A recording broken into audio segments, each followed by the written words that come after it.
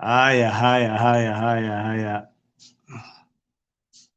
Hey, good evening, good morning, wherever you are.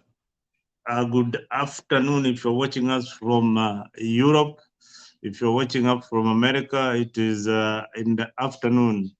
In Kenya, it is in the evening on the night of Sabasaba. Now, we want to recap what happened today in the rally. Azimio La Umoja Brigade made good of their threat, and in fact they had a very, very peaceful rally. So far, we've not heard of any serious incidences in the rally. Join me in the discussion as we recap on the declarations that happened on Sabasaba. Remember, the big question in the rally is the cost of living and opening of the server and IBC officials recruitment. Now, you can join me via the link as we discuss on the issues that transpired today. And for the first time in the history of Kisii, we had demonstrations in Kisii, which was very, very successful. We saw the demonstrators lobbing tear gas into a police station in Kisii. Surely the cost of living is really rising in Kenya, and we need to address it. But some people are saying, the Kenya Kwanza brigades are saying that the cost of living should be addressed in parliament. Again, the buck stops in parliament. After all these demonstrations, the buck will stop in parliament. Every single bill that is going to be discussed will be discussed on the floor of the House. Baba has said that they will start getting signatures for the removal of the president. I don't know whether that is within the law, but highly doubt.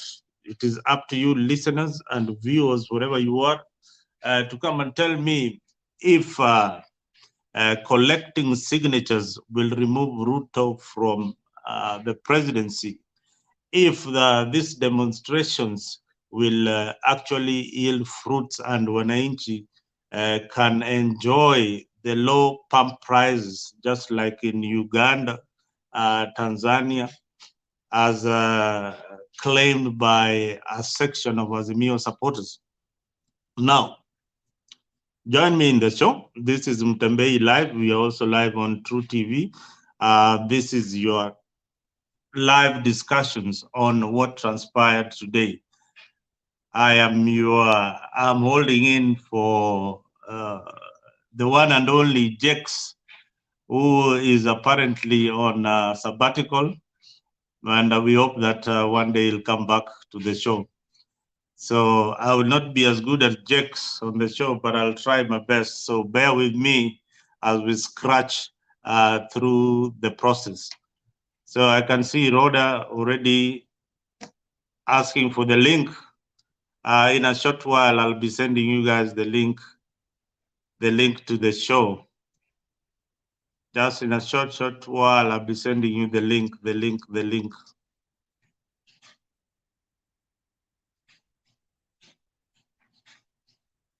Hey, Michael Odwall is asking, where did the masses get the tear gas? Well, Michael, the tear gas was lobbied, and definitely it was lobbied back. So we know what really happened. The cat and mouse games inaitwa kimbi, kama unajua ile ngoma ya kimbi. Sasa leo ni ile siku walikuwa wanakimbizana na polisi na raia. So polisi wakirusha tear gas unarudishwa mara moja. So Baba attested to that, and I think by and large we are trying to address the issue of the cost of living, and more so, we want our country to, to do things in the right manner. I believe the Azimio Brigade has got the right to picket. That is within the constitutional mandate, but that should not affect my right also to have my business running on that particular day. So I can see Abdul Malik, Abdul Aziz, live from Bondo. Karibu sana Abdul. Tunataka mchangio yako katika huu mjadala, and tell us if there was demonstrations in Bondo. Bondo, we are seeing Zakayo atashuka chini ya mti kweli? So watu wanasema Zakayo ashuke. Zakayo ashuke. And today, for the first time, again, we saw a complete media blackout. There were no live broadcasts that we normally see in these rallies. KT and the mainstream media kept off from the event. Thanks to TV stations like Mtembei, they were able to capture the event as it happened. And now we are able to share with you some of the moments during the Sabasaba rally. Unfortunately, our mainstream media didn't do the work. The fourth estate is reminded clearly that they are the fourth estates. They are the eyes of the people. They should have been there to cover the event, no matter what threat the government was giving them. They ought to have been there to cover this particular event. This particular event is very, very important to the country. So media shying away from the main event, that is not a plus to me. That is that's a failure in part of the government. So welcome to the show once again. This is in a short while I'll be sharing with you the link.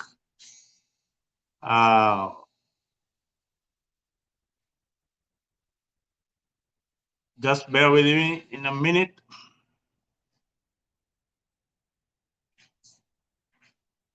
Yep. For those who want to join, now you can join me on, if you are on Mtembei debate platform, please welcome to the show. Those who are on other platforms, karibu sana kwa show. Show ni moto moto, kwa vile Jackson asema, show itakuwa moto leo kabisa, because we have got a lot to discuss, in terms of the Finance Bill 2023 that is causing a lot of ripples in Azimio, and Kenyans are really suffering. I understand that the cost of fare has gone up, the cost of commodities has really gone up, but let us look at the role of Parliament when it comes to the cost of living. What are they supposed to do? Even if Azimio don't really have the numbers, what are they supposed to do on the floor of the house? We have discussed before in this particular forum that Parliament has got the obligation to reduce the cost of living. The cost of living cuts across UDA and cuts across Kenya Alliance, cuts across Azimio. So on the floor of the House, in the Senate, we pay school fees, we pay pump prices, we pay for commodities, at least for essential commodities like unga ya ugali, things like milk. Parliament can regulate that. Parliament can really regulate that. Naona Ochuka anasema ako rada. Ochuka mwenyewe kutoka huko Nyakacha anasema yuko rada on the show. Karibu sana Ochuka. Thank you very much. Parliament can regulate the cost of living. Kibaki did it at one time. Even dictators like Moi regulated the prices of commodities in the country. We want Parliament to do their role. They can pass a law to moderate the cost of unga, the cost of rice, the cost of pump prices. But by and large, this cost will definitely be passed to you at a later stage. So no matter how much the government will do, the cost will definitely be passed on to another generation. Remember, this country has overborrowed. This country has been living on debts. This country is still in debt. So how do we pay debts at the same time reduce the pump prices? What really makes the pump prices go up? We will look at all this in this particular show. So stay locked in Mtembei TV, Mtembei YouTube channel, Mtembei Facebook page. True TV is also coming up. We need to log in and see what is happening in there. Kindly join the show. Let us have a discussion on what is happening in our country, Kenya. This is Mtembei TV, na kama kawaida Jex anasema keep it locked on this show. I hope you are all ready to come in for the big debate. So we had noticeably, we didn't see all Azimio MPs in the rally today. Maybe somebody out there can tell us why Azimio MPs or Azimio governors are not participating in this rally. Roda Waithera, hi. Yeah, karibu sana Roda. Roda Waithera, karibu sana, karibu sana. Karibu sana. Job. Welcome. Job Oloch, I can see you in the show. Welcome to Mtembei TV. This is a TV platform that we share and recap on what happened. Job, welcome to the show. How are you, my brother? Fine, thank you.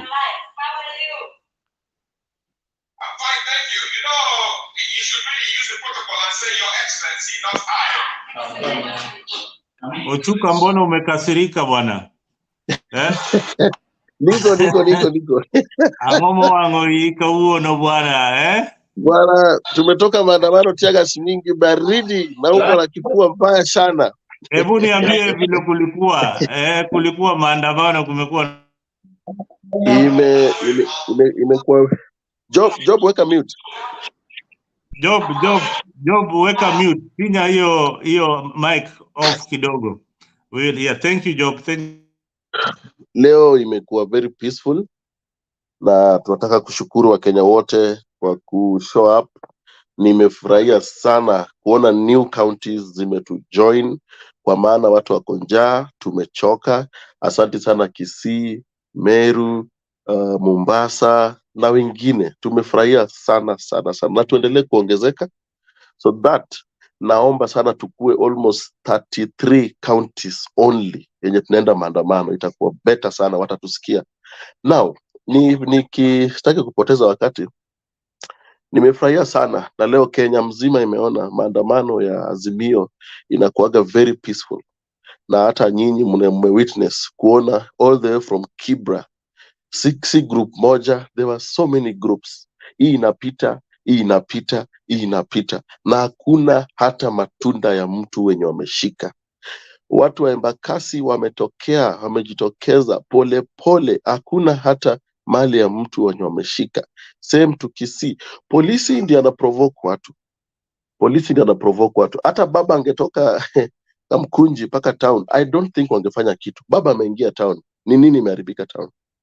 Ni nini imefanyika town yenye mtu anaweza point finger aseme watu Azimio si watu peaceful? We are a very peaceful people. We are fighting for our rights. We are fighting for other people's right. Na tunataka tushikane sisi wote mikono na tuonyeshe azimio ni kubwa. Naona umeuliza about MPs. Mimi nataka nikujibu point blank. Saa hizi sisi tuko na baba. Hata hatutaji hata senator, hata gavana hatutaji. Baba is the way. Kama ni mambo na kunegotiate, baba ndiye ataita Emilio Odhiambo, atawaita wote waende wa negotiate kwa table. Nimefurahia sana na Kalonzo, keep it up. Martha Karua, keep it up.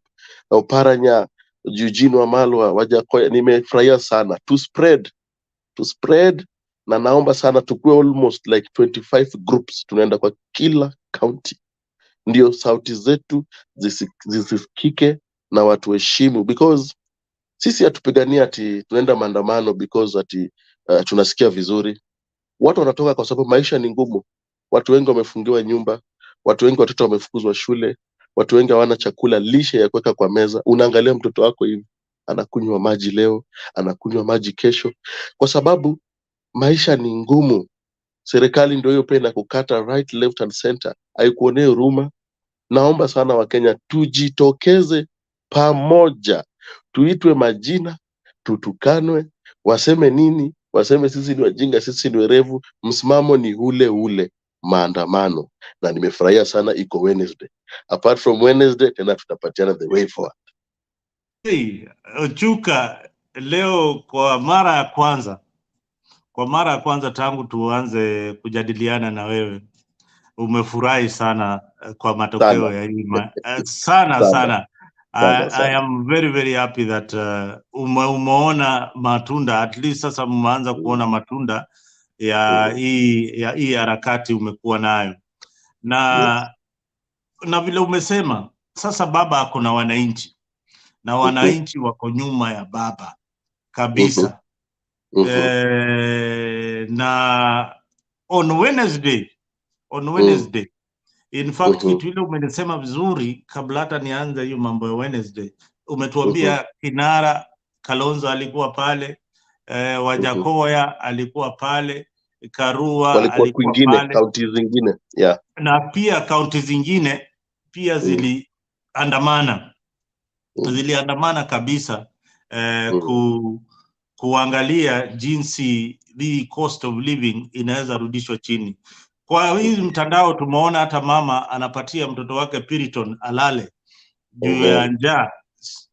Tumeona inafanyika kwa mara ya kwanza katika hii nchi. Je, Mr. Ochuka, nyinyi hamwezi enda bungeni mkajadiliana juu ya haya maswala, lakini mko na wabunge wale wanaweza enda wakajadiliana juu ya haya maswala ya bei ya vyakula.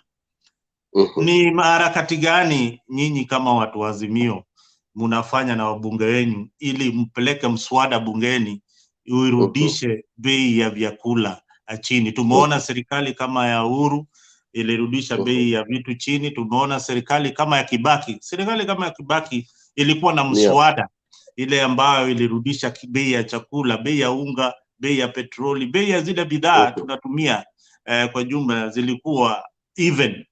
So mnafanya mna harakati gani juu on Wednesday umesema kuna maandamano? So baada hiyo maandamano ya Wednesday tena kutakuwa na ingine, mtaendelea hivi mpaka lini?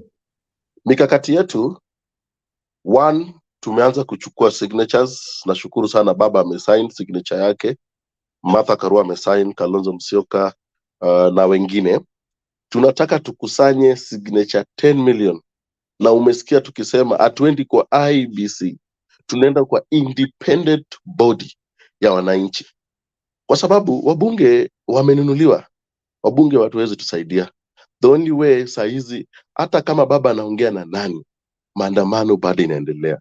Maandamano itaendelea leo, kesho. Hata kama wanaongea, maandamano inaendelea tu until Raila mwenyewe ndiye aseme tumeelewana, tumesikilizana, matakwa yetu wamesikia, hivi ndio wamefanya. Kununua MPs kwa parliament imetuonyesha hatuwezi saidika. And I want to tell all this MP, shame on you. All of them campaign telling us, nikifika kule nitawatetea, nitafanya maisha ya shule, maisha ya chakula, hospitali, security. All of them waliongea vizuri sana, and that is why they were elected. Wameingia pale ni kama wamesahau, wote wanaona pesa, wote wanaendea pesa, while sisi wenye tumewachagua wanaturuka. Alafu mtu anakuja kusema ati because MP fulani ati Jalang'o amenunuliwa, ati sisi wote sasa tunafuata Jalang'o. Jalang'o ako peke yake na bibi yake na bodyguards wake. Jalang'o yuko na wananchi kwa ground. Wananchi wanaenda pale because ameleta mafuta, ameleta unga, ako na pesa ya kupatiana. Wananchi wanakuja kutazama because wako njaa. Ukuje uongee, anaropokwa Jalang'o, anaropokwa, wananchi wakitoka wanasema ona ipunda, kwa sababu hawasikii ni kama kiongozi anatetea. Kiongozi wao Jalang'o ndiye amepitisha sheria huko, inasemekana alisusia. They knew what they are doing.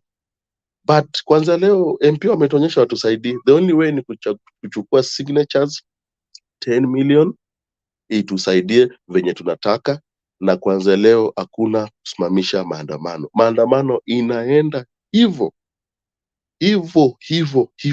mpaka baba aseme tumesielewana. Ochuka, hii signature hii signature ni hii 10 million mkiipata hata kesho ama kesho kutwa, juu baba ako na capacity ya kupata hiyo 10 million within 1 week, anaweza kuwa amepata 10 million signatures. Sasa hii 10 million signatures ni nani ata authenticate that hii 10 million sasa tumeipata? Mtazipeleka wapi? Swali tu, yani hebu tujaribu, juu mimi sielewi hii 10 million signature ni ya nini. Siri yetu mambo yote. We don't want to speak too much about letting the government know what we are doing. You know what the government did when tukianza kuandamana ya kwanza? Ruto aliona hii maandamano imekuwa moto sana. Ruto akakuja akatupanga kwa maandamano yetu ile ya kwanza. Alitupanga, akatudanganya kujeni tuongee, akapass bill, akafanya so many shady works because alitudanganya ati we are talking. Right now, we are not going to tell Ruto what we are going to do. Once we have the signatures, Baba will tell us what to do. Baba is the law banner. Baba knows what to do. Baba knows where to step. Baba knows where not to step. Mmesikia Colonel Ochuka, Baba is the law. Baba is the fifth arm of government. Is another law entity on his own. But the pertinent question is the 10 million signatures that Baba is advocating for. How are we going to collect them? We don't have an IBC that will authenticate the signatures, and that is not one of the measures of removing a president from power. We know MPs can be removed that way. We know MCAs can be removed that way, but getting the 2/3 majority in parliament is one of the ways that you can remove a sitting president from his seat. So we, just like Ochuka said, Baba knows what we don't want to spill the beans, because there's a lot for Azimio. There's so much that they're going to do to push the government to reduce the cost of living.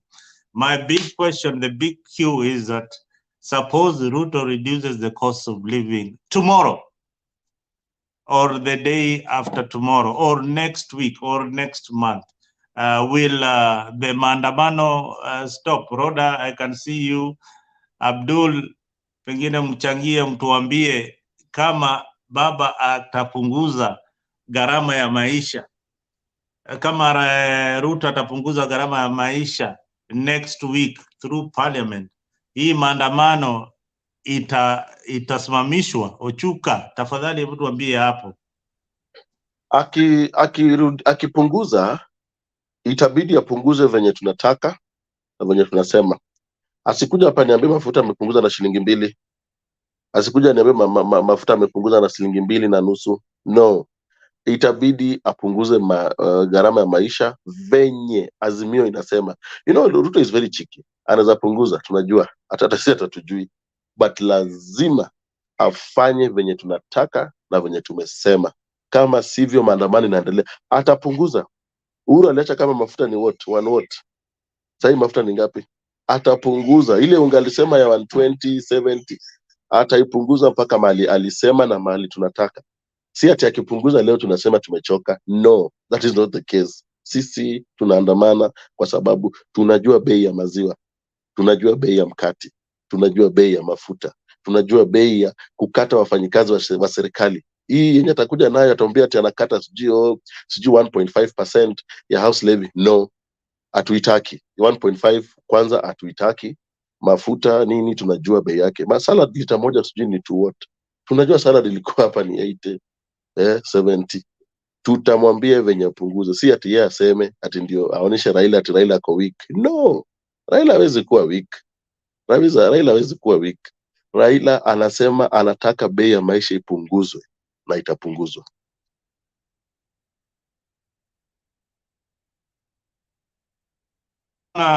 Dadangu Roda ameingia kwa show. Roda, karibu sana. Siku mingi sana na hiyo smile na maombi yako yote, na nilikuacha kama uvae miwani. Sasa siku hizi unaanza kuona vitu vizuri.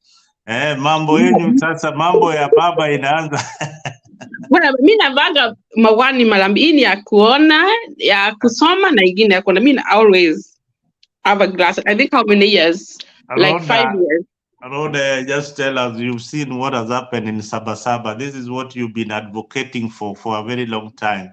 Maybe you can just tell us your opinion on this. You know, this Sabasaba, actually I was very happy because this Sabasaba, it reminds me where we come from. And can you turn the mic, please? It reminds me where we come from and where we are going, because we get Sabasaba through the multiple party. Actually, I was like 8 years, 1992. Actually, I don't have a memory. Actually, I was crying. Instead of my emotional today was, so when Baba was in the Kamukoji was speaking about, remember those who lose their life. Because I remember that memory, and I remember when Moi was a president, people, they used to celebrate Sabasaba. They used to go to Nairobi and celebrate Sabasaba. So to do demonstration today, for me, it's a big. Actually, I was very proud with the Baba, because he make us to remind us where we come from. Today it was sad story, sad day. For me, it's sad because I was feeling, my emotion was so, I don't know, I was feeling just crying. And I love Baba. I love Baba so much. Baba is a man, is a king of Africa. Wherever, I will be always respect Raila Amolo Odinga rest of my life. He's a king of Africa. He's a man love peace. He's a man believe democracy. He's a man believe multiple party. And people, they don't understand him. Raila Odinga, he's just, we don't care whether he live in Bondo, what people they say. Is a man I respect, and as a man I value. Is a man he have a heart for the forgiveness. He's a God. I don't know. He's a Christian because he have confessed himself. He's a Anglican church. So he's a man I respect. Even when for me, when Raila he called Maandamano, I was stay whole day watching online to see what is going on.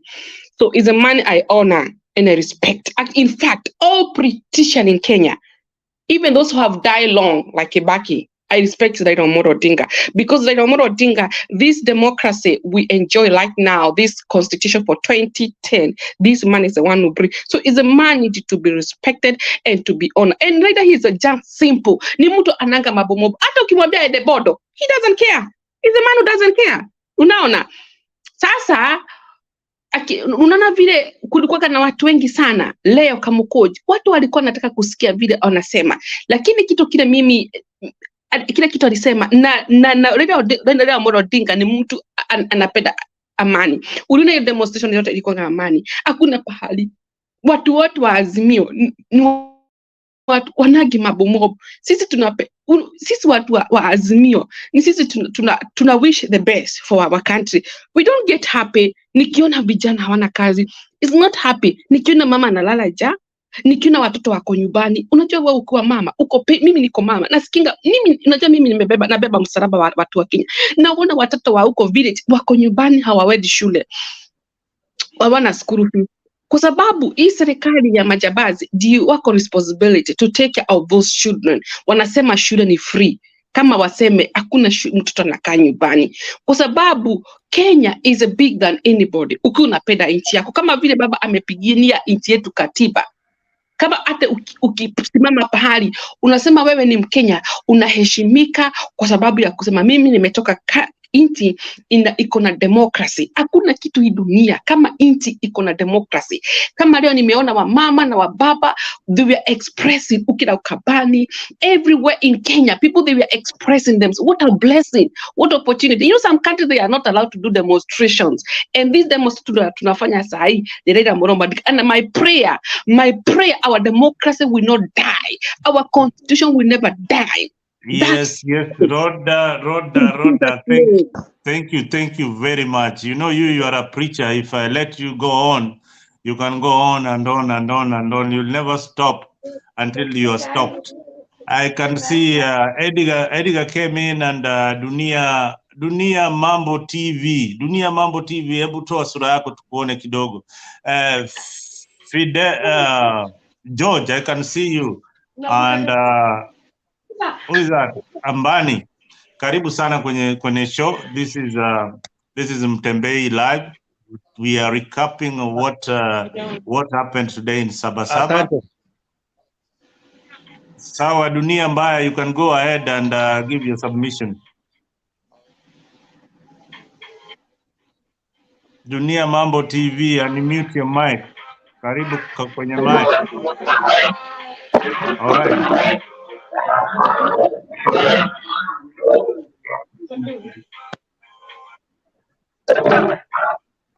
Dunia, if you are not ready, then we can have Edgar. Edgar, you can go ahead. Well, thank you so much, Mzalendo. I'm happy to see your Chuka back and my sister Rhoda. How are you, Rhoda? And Mbani, Finidi, George. Finidi, George, are you the player you used to play for Nigeria? That name sounds interesting. Anyway, Mzalendo, what happened today is actually a reminder of the past, the things that happened while we were still very young. Some of them we read in books. And we want to thank our Constitution for allowing us to express our fundamental right. However, the police tried to disrupt the peaceful demonstration that was going on everywhere. And it's quite shameful for our police officers, the people we pay using our taxes, misusing our taxes in a way that is not appropriate. I still fail to understand why a police officer should just attack a peaceful demonstrator with nothing, with no weapon. It's quite shameful for our country. You know, in civilized nations such as the US, people demonstrate even in front of the White House. You saw what happened in France. However, the police are there to actually contain those who may try to break the law while the process is ongoing. Now, back to the real issue, Zalendo, I want to say that I think Raila has done enough for this nation and he deserves respect as an elder. And the more he continues with these demonstrations, I think he's losing his respect among many people. You know, when you're doing something good, but the people that you are doing this for are not seeing this, are not appreciating this, people back at home are not seeing what Raila is doing as a worthy cause. Inashangaza sana mtu mwenye hoi, someone who struggled to put meal on the table, anasema ati peleka maandamano Kisumu. I saw someone in Murang'a shouting to a certain lady, peleka maandamano Kisumu, maandamano. As if some of us are living in different world, that price of commodities are actually cheaper compared to those ones that are in the normal markets, Kenyan markets. So you saw what happened with Raila's vehicle. You know, the government actually has lost the same way, right? The same thing Raila said, they have lost their head. Why would they attack Raila's convoy and specifically Raila's vehicle to such an extent? Mpaka sasa inachapa risasi inaharibu vioo vile walifanya the other maandamano. What is the intention? What is the intention? You know, whatever was happening today is not against the law. But in a nation where you're being barred from exercising your right, that is a banana republic.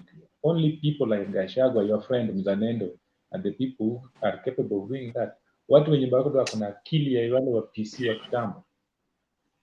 It's quite not in order. When someone is expressing his right, whether you agree with him or not, just give him time. And I want to thank Uhuru. Uhuru was so bright. Remember when Raila alienda kujiapisha? Ruto was of opinion that they stopped Raila from kujiapisha. But now Uhuru said, let him go and akule Biblia huko. But after that, he did. And then what happened later? Alirudi kwa nyumba na watu wakarudi. What if maskari wangewekwa watawanye watu? Do you know what could have happened at that time? I think we are being led by people when you want wisdom.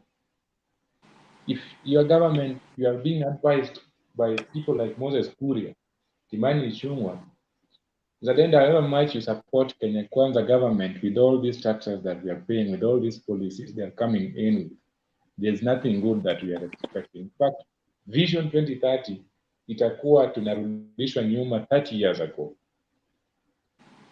30 years ago. Tell me, 9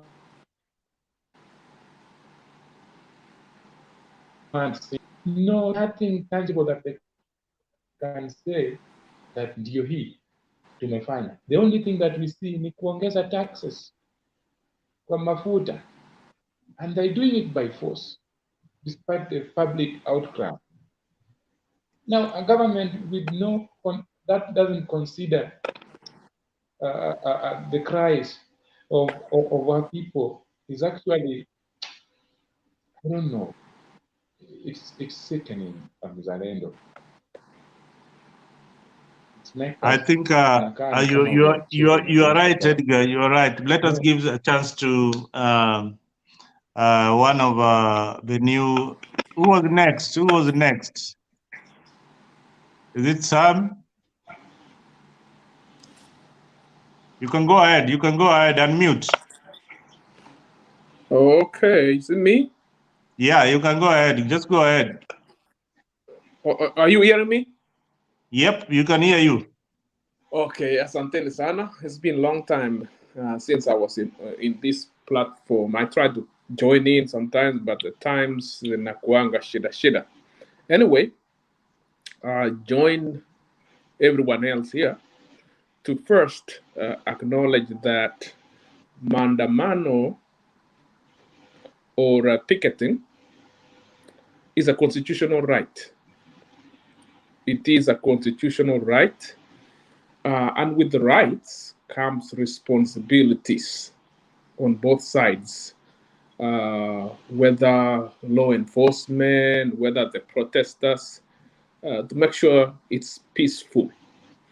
And there's no justification for a protester to destroy property, and there's no justification for police to shoot or damage the vehicles belonging to the protest leaders in any way. So if we keep it that way, our constitutional rights will be protected, and Kenya will progress democratically, which it has done. You know, it still have a long way to go.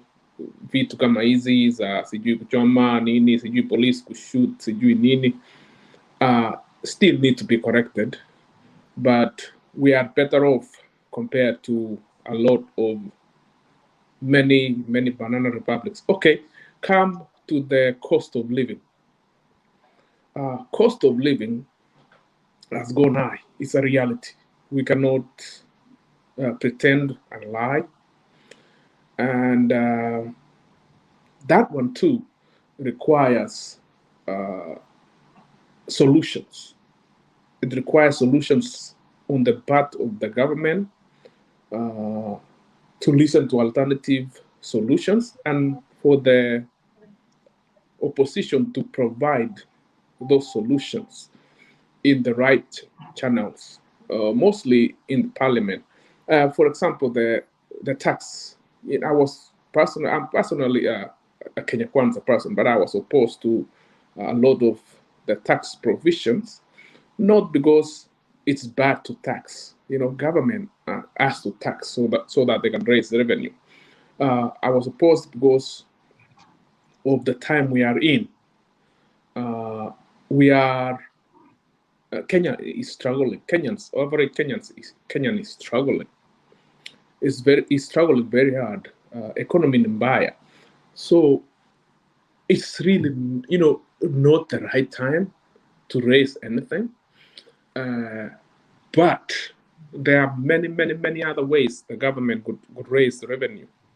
And also, you don't solve the revenue shortfall only by raising taxes. My opinion was there is a lot of wasteful spending in the government, a lot of wasteful spending. You cannot just demand the taxpayer to play an extra role while you, the executive, is not even showing us any commitment to fix the fiscal policy or the expenditure you are using. If it's okay, we agree that the government is broke, right? Let's agree that. But you cannot tell me that while you have not changed anything on the spending spree.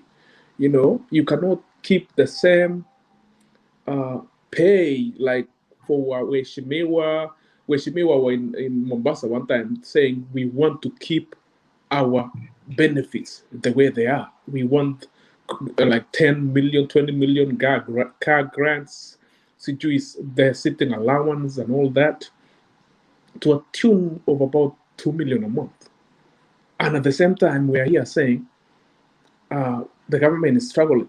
The government revenue is like maybe 2.2 trillion, but the budget is like 3 trillion. So you have a shortfall of about 800 billion. And here you want to leave like it's 1978. Like it's like Kibaki time where you just live large, you fly on helicopters everywhere and everywhere, Fiscal responsibility should be for all of us. Yes, the taxpayer, we collect enough taxes diligently.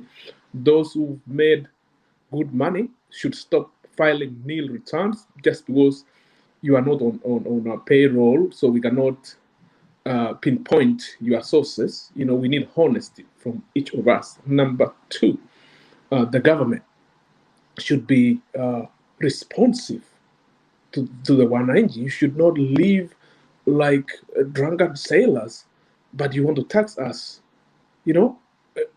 Kenyans are not refusing to pay taxes. They're not. But we are saying, okay, show on your part your responsiveness. You cannot tell me, okay, pay taxes and you're driving gas everywhere, flying helicopters everywhere. It's insensitive. I think that's what the 190 are saying. They're not saying we hate taxes. We know it's our responsibility to pay taxes, but also it's your responsibility as executive to show some restraint on wasteful spending, on the legislature to show some restraint on wasteful spending. So I'm expecting from both sides, as NEO, to demand those things in Parliament. Okay, on the cost of living.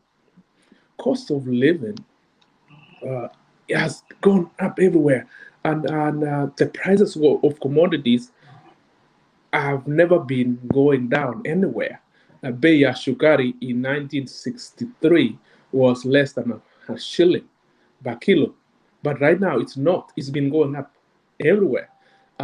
Cost of mafuta ya gari has always gone up.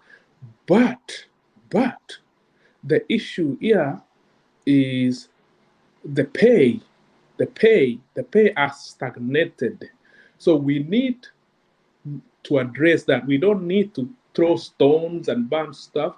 We need to sit down and say, okay, cost of living has gone high, but our pay has not caught up with the cost of living. So this is what we need to do in Parliament.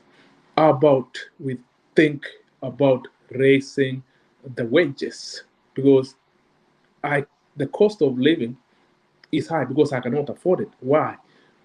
The person who was paid 28,000 per month in 2000 are still being paid that amount. The person who was being paid, even that was paid 100,000 a few years ago, that 100,000 is as good as 30,000 at the moment. So we need to address that on that level. But just going and tear gassing and demonstrations and throwing everything without actually sitting down and addressing those things on sober issues makes everything disappear into political quagmire of sijui Raila, Ruto, sijui huyu aenda nyumbani, huyu akae, sijui nini, without addressing things with conscious solutions. Thank you so much.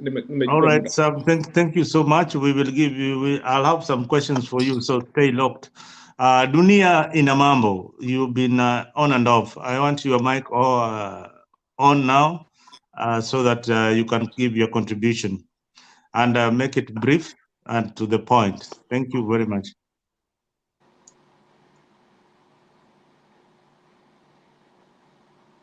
Dunia ambayo ina mambo, hatukusikii kaka. Weka mic on. Finya mic kuwe on. Baada hatukusikii, dunia ina mambo.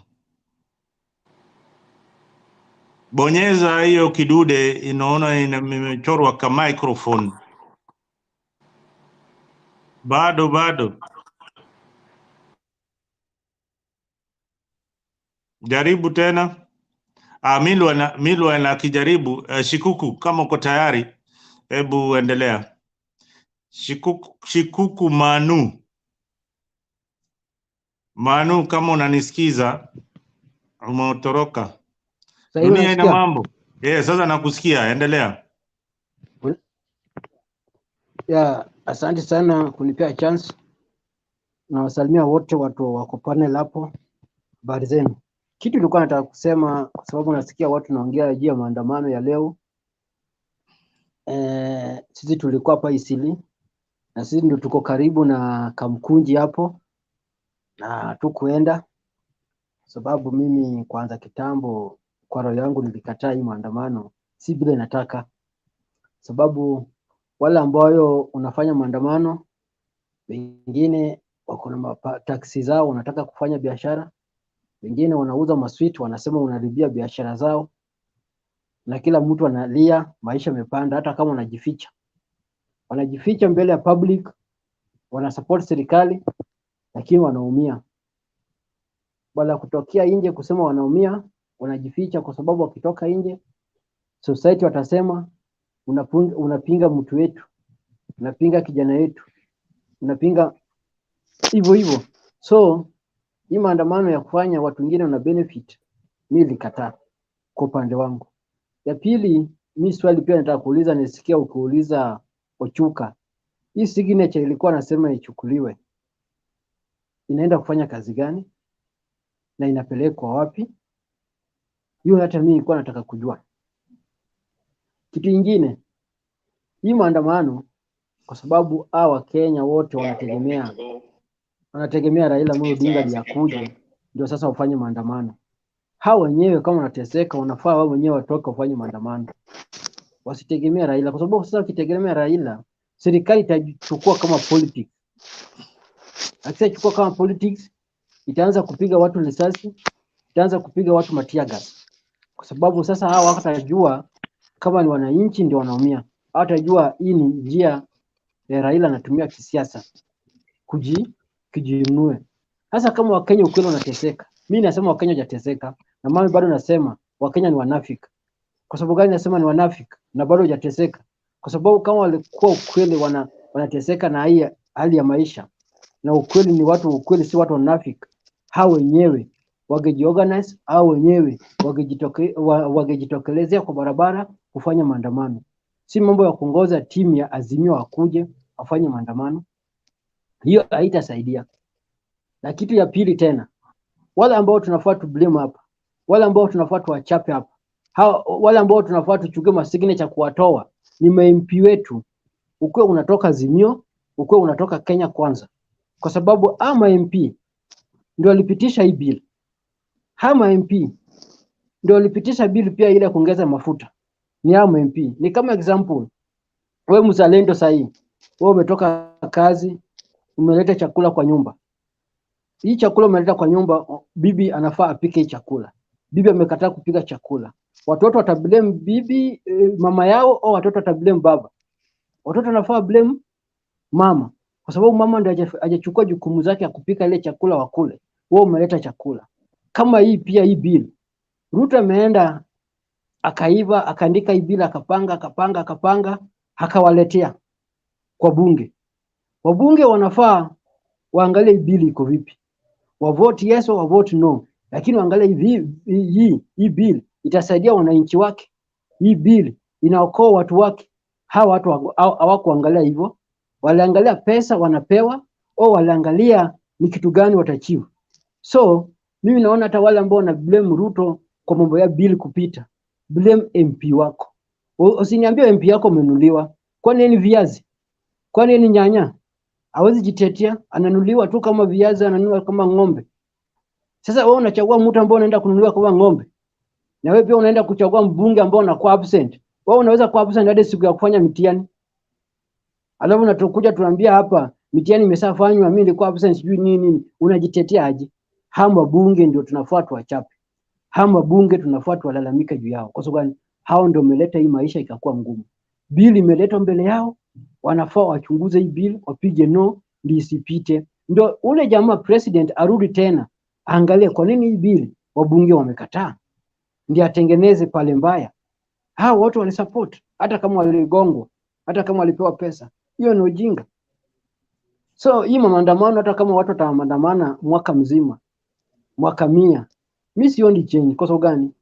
Wakenya hawako pamoja kuandamana. Hata ukiangalia la leo, kuna makaunti nyingi hawajafanya maandamano. Kuna wakaunti nyingine wamefanya tu rasharasha, inaitanga ile mvua ya rasharasha. Hakuna maandamano wamefanya. Ile kaunti ambao mimi leo nimepewa saruti kufanya maandamano ni Kisii County. Mimi Kisii County leo ndio nimesikia amefanya maandamano. Hao wengine walikuwa ni rasharasha zote, hata kata Kisumu. So Wakenya kama wako serious, watokie wafanye maandamano. Si mambo ya kungoja Raila, wala si mambo ya kungoja community moja au kungoja watu wengine afanye maandamano. Ya pili pia kitu nataka kuambia watu wengine wajue hapa. Ukiangalia sasa hivi unaona serikali bila iko. Na tangu Kenya upate uhuru tunajua tumeongozwa na watu wawili, au ongozwa na jamii wawili. Haja jamii ukiangalia wanakuwa na squad yao, ambayo kitu ikitendeka hiyo squad yao wana switch off, inakuja kwa public. Ukiangalia Rift Valley wanakuwa na squad yao, wanasemanga land reform. Kuna youth inaitanga land reform. Ukiaguza tu mambo ya land, ukiguza mambo ya serikali yao, hiyo land reform youth inasuchwanga yote na kama. Ukiangalia Central wanakuanga na youth yao ambao wanajitanga business community. Wanajulikana kama jina lingine Mungiki, hata kama inasemekana iliisha, lakini iko chini ya maji. Mimi nauliza nyinyi community zingine, uko na youth yenyu ambao wanaweza tetea kama kitu yenyu imeguzwa, ambao iko kando? Hakuna. Hao wako na hao wawili, naenda fanya research. Hao watu wako na bado wana believe tu bado wako hapo. So mimi naweza sema maandamano hata tukienda mwaka, na kama Kenya wana umoja wafanye maandamano kama ya France, hakuna mbali mimi unaenda. Na swali lingine nitakuuliza mtu na nisaidie. Kwa nini ikifika wakati wa maandamano Ruto anaenda nchi za nje? Ni nini inafanyika? Ili maandamano zote yanafanywa, yeye kazi yake ni kwenda nchi ya nje. Haya, dunia mbaya, hiyo swali utajibiwa. Umeuliza swali ngumu sana, hata mimi sijawahi jua ya kuwa ati Ruto wakati wa maandamano lazima aende nchi ya nje. I believe hapa kuna mapanelists hapa wale wako able kabisa, kina Roda hapa, we have some here, they will be able to answer that. Alex is also on the background listening. We want you to come into the studio. Hao watu wote wataweza kujibu hiyo swali. Hebu tuende mbio tuende kwa Shikuku Manu. Manu, hujaongea, then tuende kwa Kiter, then tupatie Roda, mwanadada ule yuko pale, atuambie mbili. Manu. Asante sana. Asante sana ndugu yangu na wasalimu wote wenye mko hapa live. Leo mimi nimeshuhudia maandamano yakiendelea hapa na pale. Lakini jambo ambalo na kunishangaza ni kwamba sisi wa Kenya hatujashikana wala hatujaungana kwa njia moja.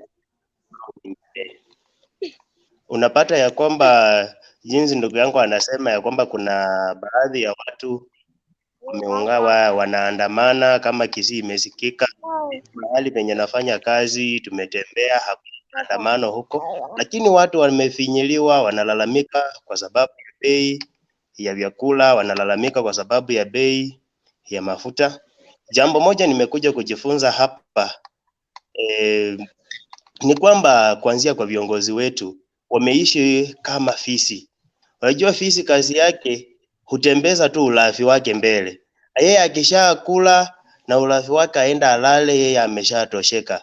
Yeye hatashughulika na wale fisi wengine. Sasa fisi wamekeuka, wamekuwa wengi kuanzia kwa wabunge wetu, serikali yote imekuwa fisi. Tukikaa hapa tukisema ya kwamba kuna mtu atakuja kutupikania, tutakuwa tunajidanganya sisi wenyewe. Ni wewe mwenyewe usimame, utafute mbinu jinsi utakavyojipikania, ndio sasa uishi maisha yako ya kesho. La sivyo kesho yako itakuwa ngumu na kesho yako haitakuwa nzuri jinsi ilivyo leo. Na vile ndugu yangu anasema ya kwamba watu wote wanajua ya kwamba rais ni ishara ya amani nchini. Sasa yeye hawezi kuwa hapa akishuhudia mambo mengine yakiwa yanaendelea kufanyika.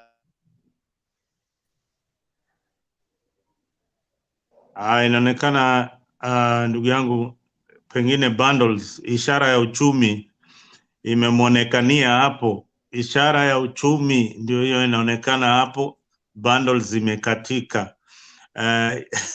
Pengine akirudi tena baadaye tutampatia nafasi. Hebu tupatie nani mwenzangu? Nani alikuwa anafuata? Chikuko ni wewe ama ni Rod? Keter, umeongea? Yes. Wewe ndio ulikuwa unafuata. Hebu Keter, hebu tuelezee mahali unatoka, kama kulikuwa na maandamano leo, na pia unaonaje matokeo ya maandamano ya leo, yani the second liberation ile limefanyika Sabasaba. Mkae kujua that kulikuwa na the first liberation ilifanyika 1990. Wengine wenye mlikuwa watoto, pengine mkasoma. Hiyo pia mimi nilipata, kama mimi ni kijana barubaru, nilikuwa pale Kamkunji na kina Shikuku na wengineo. Sisi ndio tulikuwa wale magad, wale mabodyguard wa baba hiyo wakati. Roda wewe ulikuwa mtoto wewe. Sasa sisi ndio wale sasa waliobobea. Hebu Ketere, hebu tuambie unaona. Good evening. Naitwa Keter, natoka side za Eldoret. Na ni mzuri tumekuja pamoja tuongeleshane vile kumekuwa mchana mzima na vile kunaendelea. For me, the only way citizen wanaweza keep serikali in line ni maandamano, hakunanga njia nyingine, kwa sababu tukiwajia wabunge nao watatukula watumaliza. Bunge hawakuangi side yetu, they are never us and they'll never be on our side. In short, our MPs, if we rely on them without maandamano na demonstration easy, I assure you kitu watafanya kubwa and they will unite ni time wanaongezanga mshahara. Hizo zingine ni kubishana tu, wakimaliza wanarudi kwetu. They'll do nothing for us. And I'm happy that imefika ile time yenye everybody has felt it na anasema we must keep the serikali in line, na kama ni liberation, it is us wenyewe sasa inatuuma sisi na inatuhusu. Sasa I don't want to be ikue in a side ati unajua saizi imekuwa maandamano inakuja then after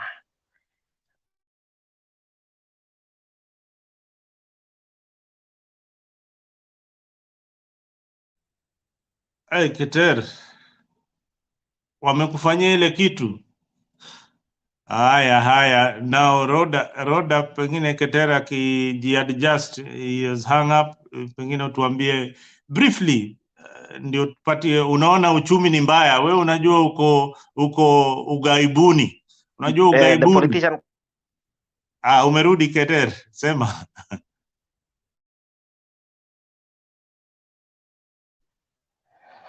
nimekuona call, sorry.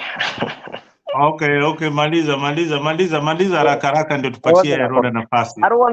I don't want this yenye inakuwa wanasiasa they guide us, then after some time they come together, tunaendelea kusava. Imekuwa a trend.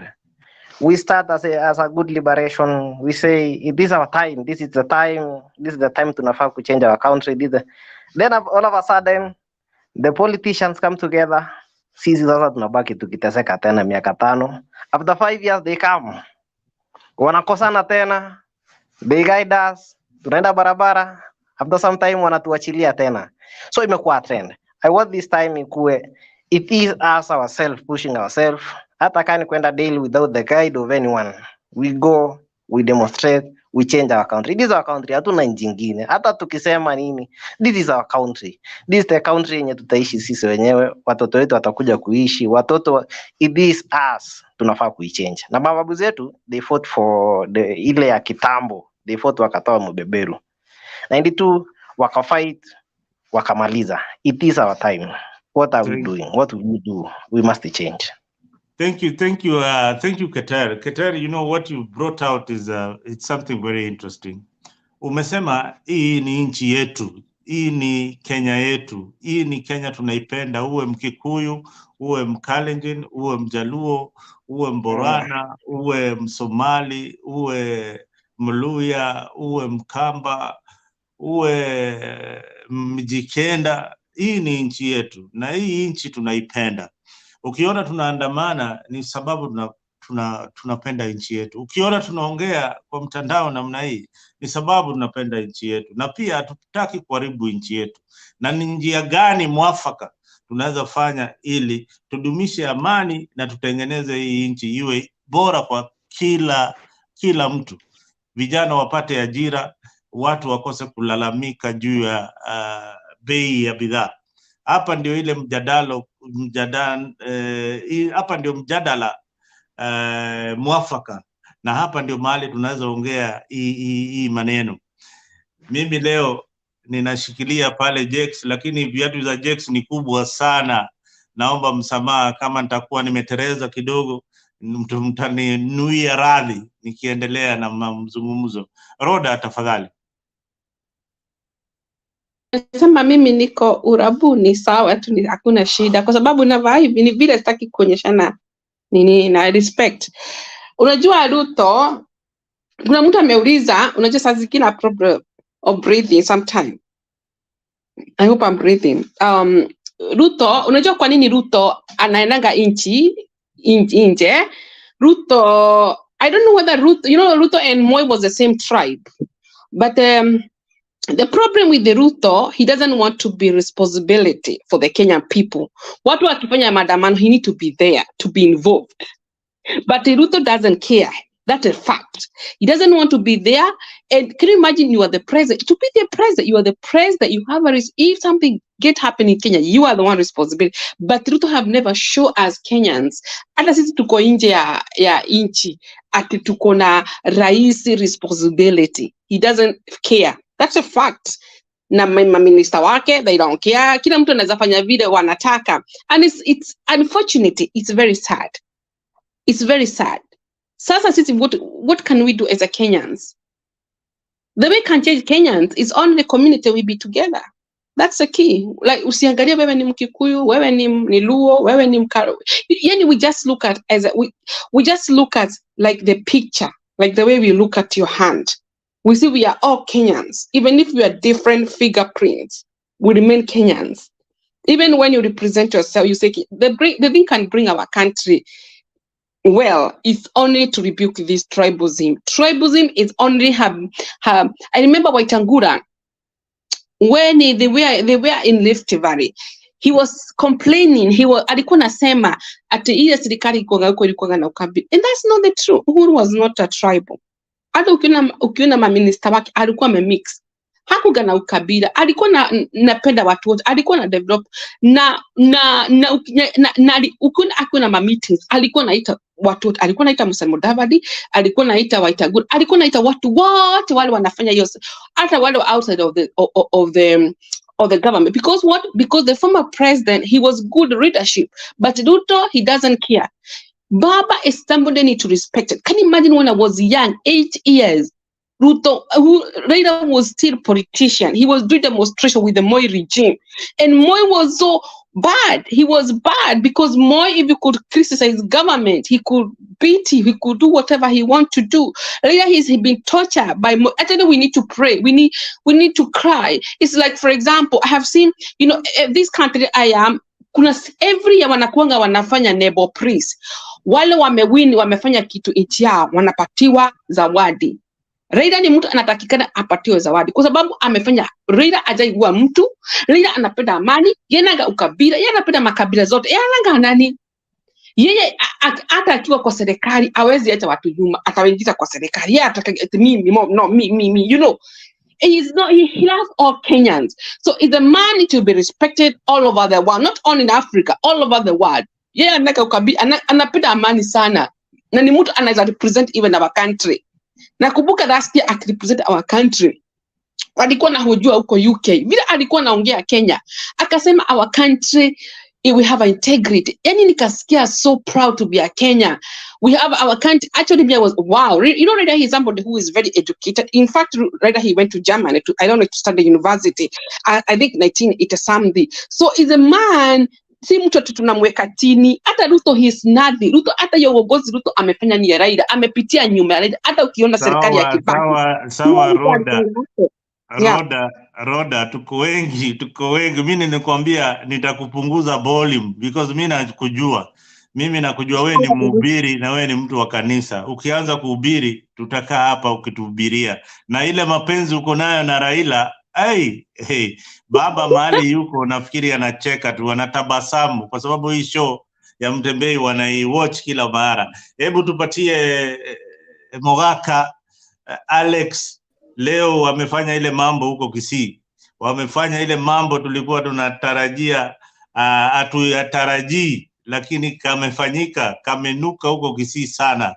Hebu atuambie, ni Simba alipanga hii maneno ama ni makakati ya Azimio ndio ilipanga hii maneno kule Kisii? So bana Alex, karibu sana kwenye show. Long time we've not seen you. You know I'm stepping in the big shoes of the big man called Jex. I hope you'll tolerate me for some time. Karibu sana. Zalendo, I'm Honorable Patmos Kiplimo. Can you welcome me first?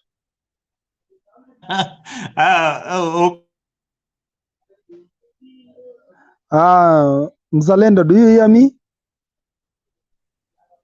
Yes, sir. Kindly, the today Sabasaba, it was clear evidence that all the politicians in ODM is full.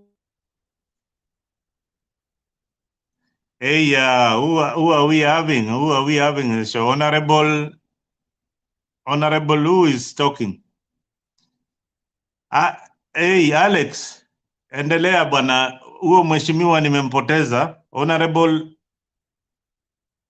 nimempoteza. I need my glasses on, man. Alex, continue.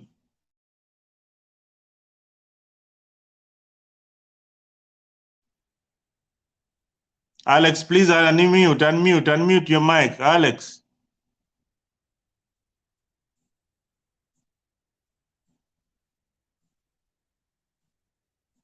Can't hear you.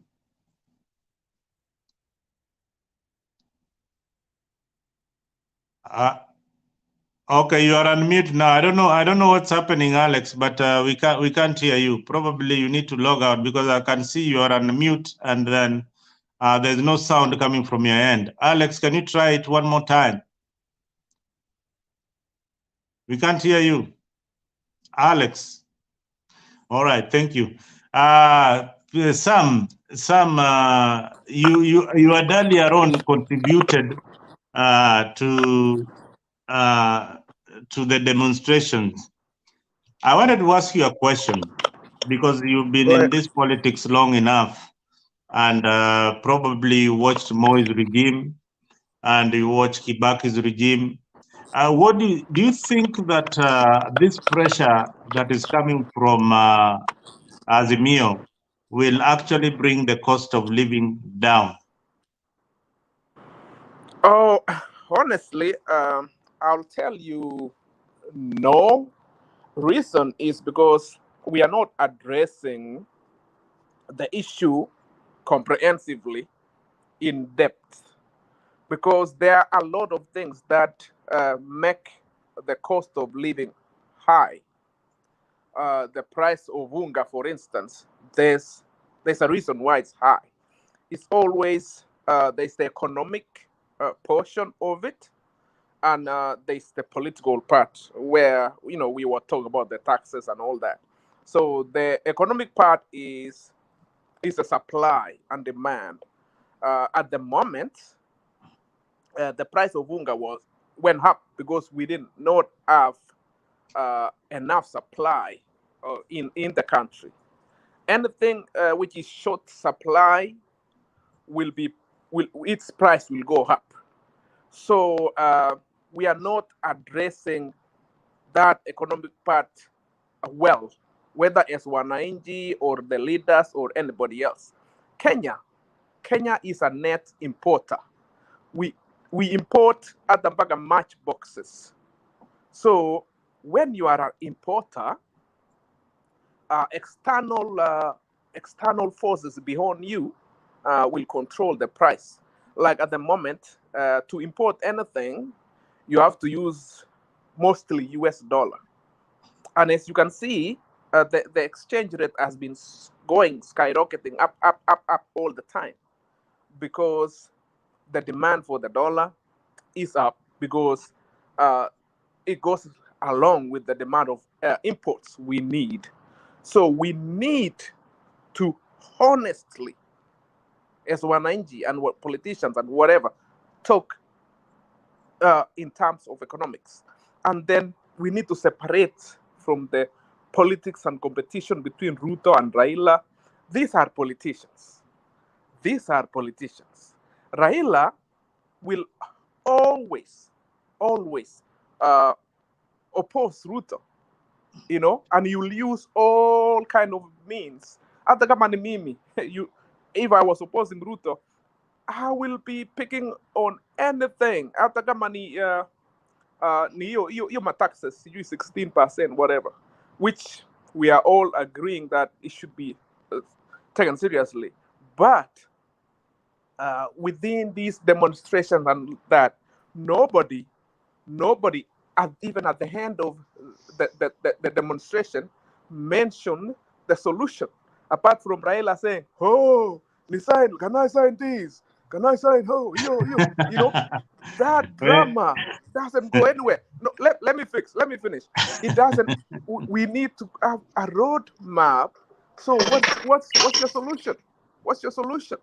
You know, because last time before the tax thing, there was a previous Maandamano, which he said he had 9 petitions, things that he will demonstrate, he will deliver them to the whatever kama ilikuwa Harambee au some whatever else. They did not deliver that. So to answer your question, demonstration doesn't fix, it doesn't increase the amount of unga kwa the shelf. So we cannot force like a seller, for example, because we have demonstrated Leo, from tomorrow you must sell your unga at 100. This guy bought they imported these things from maybe whatever for 150, and you are telling him to sell it at 100 kwa lazima. You know, it doesn't. Any other question? Anyway, Sam, I think you have tried to answer the question. I don't think I've got any further questions to you. Maybe the panelists can have something, but let me welcome Ambani to the show. Simba, welcome to the show. Karibuni sana. I don't know nani alikuja kwanza or anybody with anything burning. Kama ni Simba ama Ambani.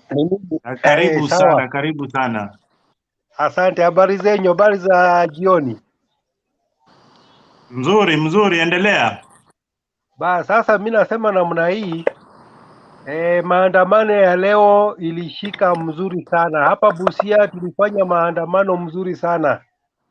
Tulipatia polisi kazi ya kutosha. Wajua ya kwamba hawawezi kutawala watu ya njaa. Watu ya njaa wako sana kuliko mtu mwenye ako na kidonda. Mtu mwenye ako na njaa anaweza fanya mambo yote ile anataka. So tuliwapatia kazi ya kutosha ili serikali ijue inatakana isikize sauti ya mwananchi. Sauti ya mwananchi sisi ndio tulioweka kule juu.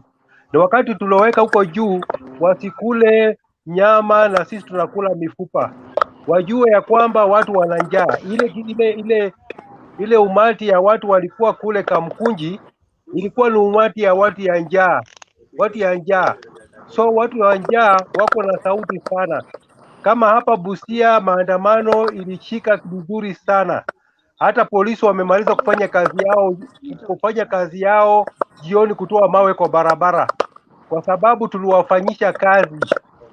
Waambie ili ni jukumu ya vibaraka yao, waambiwe ya kwamba wawezi kucheza na nguvu ya mwananchi. Mwananchi ana nguvu ya kutosha kuliko serikali. So mwananchi akiamua kufanya kitu na ako na njaa, hiyo inamaanisha serikali inatakana ichunguze mzuri, iweke watu yake kwa standard mzuri. Mwananchi akilia, serikali ijue ya kwamba mwananchi analia. Gharama ya maisha imepanda sana. So mafuta wameongeza juzi. Sasa wanataka tukae tukiangalia tukungoje ile chakula tumepanda kwa shamba. Hiyo chakula tumepanda kwa shamba iwezi kumea wakati hiyo saa hiyo itakaa kidogo. So serikali inatakana ichunguze, at least isaidie watu yake ya nchi yake ili wasifanye namna gani wasiwe na njaa. So inamaanisha ya kwamba serikali inatakana isikie sauti ya mwananchi. Na wasiposikia sauti ya mwananchi, bado baba angali na nguvu. Wasidharau baba. Baba ana watu wa kutosha. Baba ana jeshi ya kutosha. So tunangoja serikali ifanye kitu. Serikali isipofanya kitu, bado tuko kwa barabara. So napongeza watu ya Busia kutoka kufanya maandamano, kwa sababu tuliwapatia polisi muda. Polisi walikuwa wanazunguka tu town. Sisi maandamano yetu ilianza saa 8, saa 9, tumemaliza saa 10, tumemaliza saa 1. So tukapatia polisi nafasi ya kutoa mawe kwa barabara. So wajue ya kwamba mtu ya njaa ana sauti sana kuliko mtu mwenye ameshiba. Asanteni, mubarikiwe. Asante sana Ambani. Hebu kitukimbie mbio kwa Simba mbio. Tuna watu wengi sana, panel imejaa, wanataka kuzungumza, na pia unajua hali ya uchumi, bundles zinaenda kama inakatika. Tuende haraka ndio watu waweze kusikika. Pale popote huko utuambie wewe uko sehemu gani na maandamano ilifanyika mahali hapo, ama wewe pia ulienda pale Kamkunji. Hebu karibu sana bwana Simba.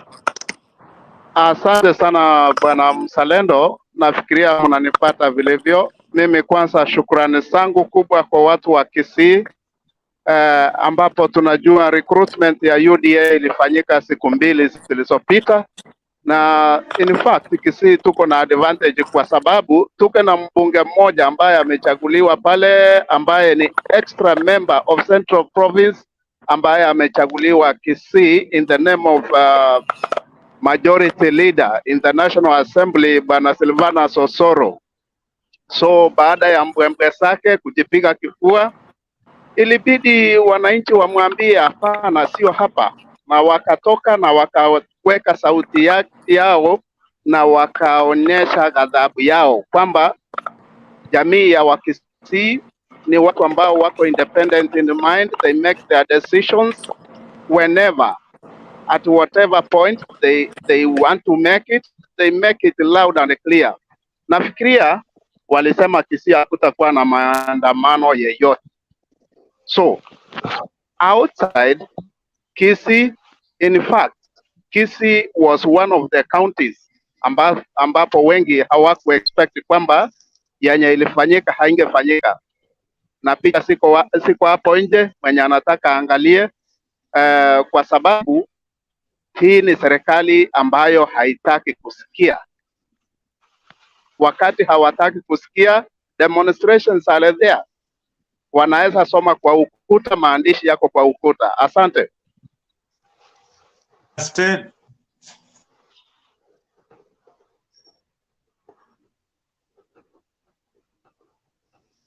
Sorry. Stella, tafadhali, hebu ongea. Unaingia na unatoka, unaingia na unatoka. Hebu tuelezee uko pande gani? Nimekuona hapa mara mingi sana. Kwanza tuanzie show na hujazungumza. Unaingia na kuchomoka. Hebu haraka kabla uchomoke. Hebu tusalimie. Na wale mic zao ziko on, tafadhali zimeni mic. Stella anazungumza. Stella, kama unanisikia, washa mic. Stella, can you hear us? Stella, say something. We don't want to be biased on this show. We want to give each and every... Let me refresh, then I come No, back. you are okay now. You can go ahead. Yeah. No, All right. I think Stella, as she's refreshing, we have Keep in the studio. Keep tafadhali, karibu sana kwenye show. Yep. Yes. I want to say something. Sam is absolutely right. He's right that his president left the country when Maandamano happened. He's right that we need to give Ruto a chance to give all those promises that he's never achieved. He's actually right. We need to hear about the electric borders. Ruto is right. He needs to give us those. He's right. I 100% think that he's right that millions of Kenyans who came to the street do not know what they're doing.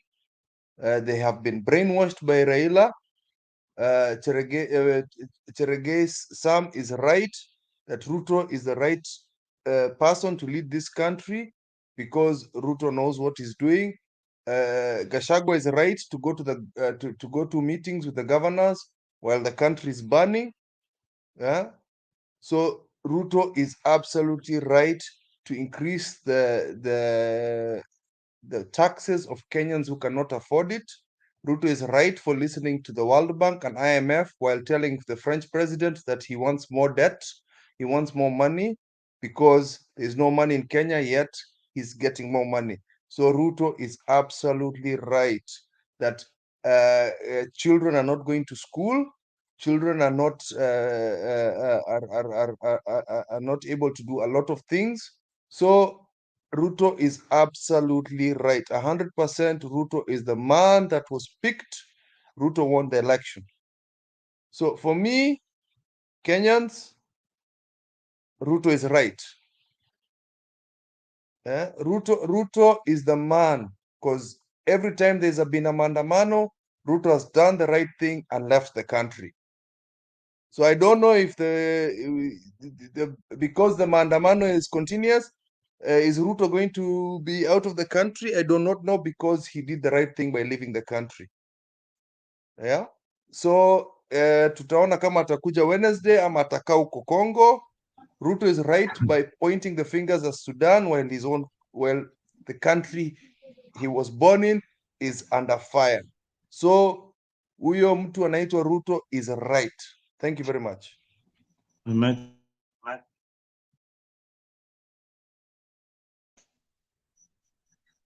Thank you, Kip, for that kind of analysis. It's very, I think it was very sarcastic, but by and large, the point is very, very clear. No, it's not. See, you want us to accept everything about Ruto, so I've accepted it. Yeah. But I also I'll never accept, call him president. Kip, That's the only I thing also I'm accept sarcastic the sarcasm in your statement. So Ruto is right, according to Kip. Ruto is right in almost everything. His followers, those who subscribe to the Kenya Kwanza ideology, they are also right. Let me have Ken Obura, who has just stepped in. I think he's stepping in the show for the first time. Welcome to Mtombei TV. This is a channel where we try not to be biased, and we try to address the issues as they come. You'll be given a forum and a platform to hear your views. Our leaders are listening out there. The important picking points, they can take them to parliament. Here, they are very, very intelligent people who know the law, people who are feeling the pinch in the economy. Please, welcome to the show, Kevin, and contribute. Okay, thank you so much. It's not my first time, actually. I started following Mutembei right at the time ilianzishwa. So I've been a participator for quite some time. Thank you. Yeah, thank you. So I want to comment about maandamano ya leo. On my side, I think the people have the right to demonstrate and to picket. And that right is also enshrined in the Constitution of the Republic of Kenya. So I also believe that it is wrong for the police officers to misuse their power to waanze kurusha tear gas while people are demonstrating peacefully. I was in Ngong Road, somewhere around Coptic Hospital. I personally saw the people from Kibra while they were heading to Kamkunji. They were very peaceful. I was at the road. They passed by. Walikuwa wamefurahi. And then kufika roundabout ya Kenyatta, polisi wakawa block. So they couldn't, hawangeweza kuendelea na hiyo barabara. So ikabidi waende na Mbagathi Road. And the police wakaanza kuwafuatafuata. And then on my side, I don't really think that's right, because if the people are peaceful and they're doing what really is their right, polisi kazi yake inafaa ikuwe inachunga watu, wana make sure that there is peace. So they actually started chaos in my side, because there's no way you can start kurushia mtu mwenye afanyi anything bad unamrushia tear gas. That was so bad. And I also want to say something about this government. Today I was watching a news in TV, and then I saw what the chief whip ya Kenya Kwanza was saying. Of course, he was actually speaking in Kisii. Sielewi Kisii, but then they translated it. He clearly stated that they used a lot of money to bribe Azimio MPs, and the style that they used, some of the MPs walipelekwa outside the country. They were funded, walilipiwa kwenda nje of the country. wengine walipewa pesa wakuwe tu just wasiende kwa parliament. If that is the government that really wants to govern this country, that is a politician, a very young politician. If we keep quiet, we as Kenyans, I'm a youth, what do you think maybe in the next 30 years tutakuwa wapi if we allow these things to continue? Hizi vitu zitakuja zikuwe mingi, Kenya itakuwa run by cartels. So it's high time we as Kenyans, we have to tell them that anybody, no matter who he is, when someone is doing wrong, we have the power to tell them this is wrong. We have the power to tell them you have to stop corruption, bribery, and such kind of things. We are the future of this nation. We are not going to tire. We are going to do what we believe. Even before God, we are doing what is right. Hakuna vile people who have been elected by the people, Kenyans, citizens, we've given them the mandate to do what is right. We have the power, we as the people. So whatever they're going to do in the parliament, they have to consult the citizens. The citizens have the power. Wakienda huko, wanapewa pesa. And then they make laws which them, bwana sasa, juzi wameongezewa mshahara. What about the citizens of the Republic of Kenya? Unga saizi ni 250. Them, they're members of parliament. Wameongezewa like 100,000 on top. Wanalipiwa fuel, wanalipiwa kila kitu. A Kenyan, especially mtu ako na diploma degree, wakiingia wanalipwa 30k. Huyu mtu hajaongezewa pesa yoyote. Hao watu watasurvive aje? It's high time we as Kenyans, we have to unite and say no to anybody who is trying to misuse us. Thank you. Thank you, Bona Kevin, for that precise and to the point analysis. That enough is enough. Enough is enough. Kenyans are ready to take whatever it takes to ensure that the government brings the prices of commodities down. Karibu sana. Dunia ina mambo, umekaa sana bila kusema kitu.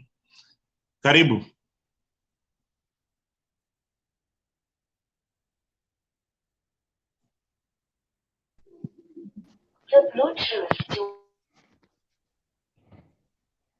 Hello. Haya, Dunia, endelea. Shukran sana. Shukran sana ndugu yangu. Mm. Kitu nilikuwa nataka kusema ambao nimefikiria sana, umefanya mzuri kunipea chance. Nilikuwa nataka kuuliza pia, kwa nini leo hizi Kenya media wajatangaza hii maneno bila wanafanyanga kama Citizen NTV? Wao ni bile aliitwa huko kwa State House, ule mkubwa ya Citizen akapewa warning. So aliwaambia asiweke maandamano kwa ma-TV zao, ma-channel zao, kwa sababu leo hatujaona media yote akitangaza. Walikuja wana quote tu kidogo, wanakata, wanaenda shughuli zao. Ni wale ambao wametupa hii kitu kwa internet, kwa YouTube, ni wale ambao wako na personal channel YouTubes. Hao ndio walikuwa wanafuatilia. Na hii ma-TV kubwa kubwa hizi ma-channel zetu ya Kenya hapa hatujaona. Sijui nini inaendelea. Wao wako pamoja na serikali, wako kwa kitanda moja na serikali, wanaficha uchi, hatuelewi. Ya kitu huyu jamaa ameongea sahihi ambao anaitwa Kevin, amesema wabunge walifanywa ile mambo, walipewa chai ndio wapitishe au ndio wakwe absent kwa bunge. Mimi hiyo yote, hata kama wamepewa chai wajapewa chai, mtu nafaa blemiwa hapo tu ni ule mbunge bado. Usiblame Ruto juu ametoa pesa. Blame mbunge wako. Kwa nini ananuliwa kama ng'ombe? Hawezi jitetea. Ng'ombe ndio anauzwa bei yoyote.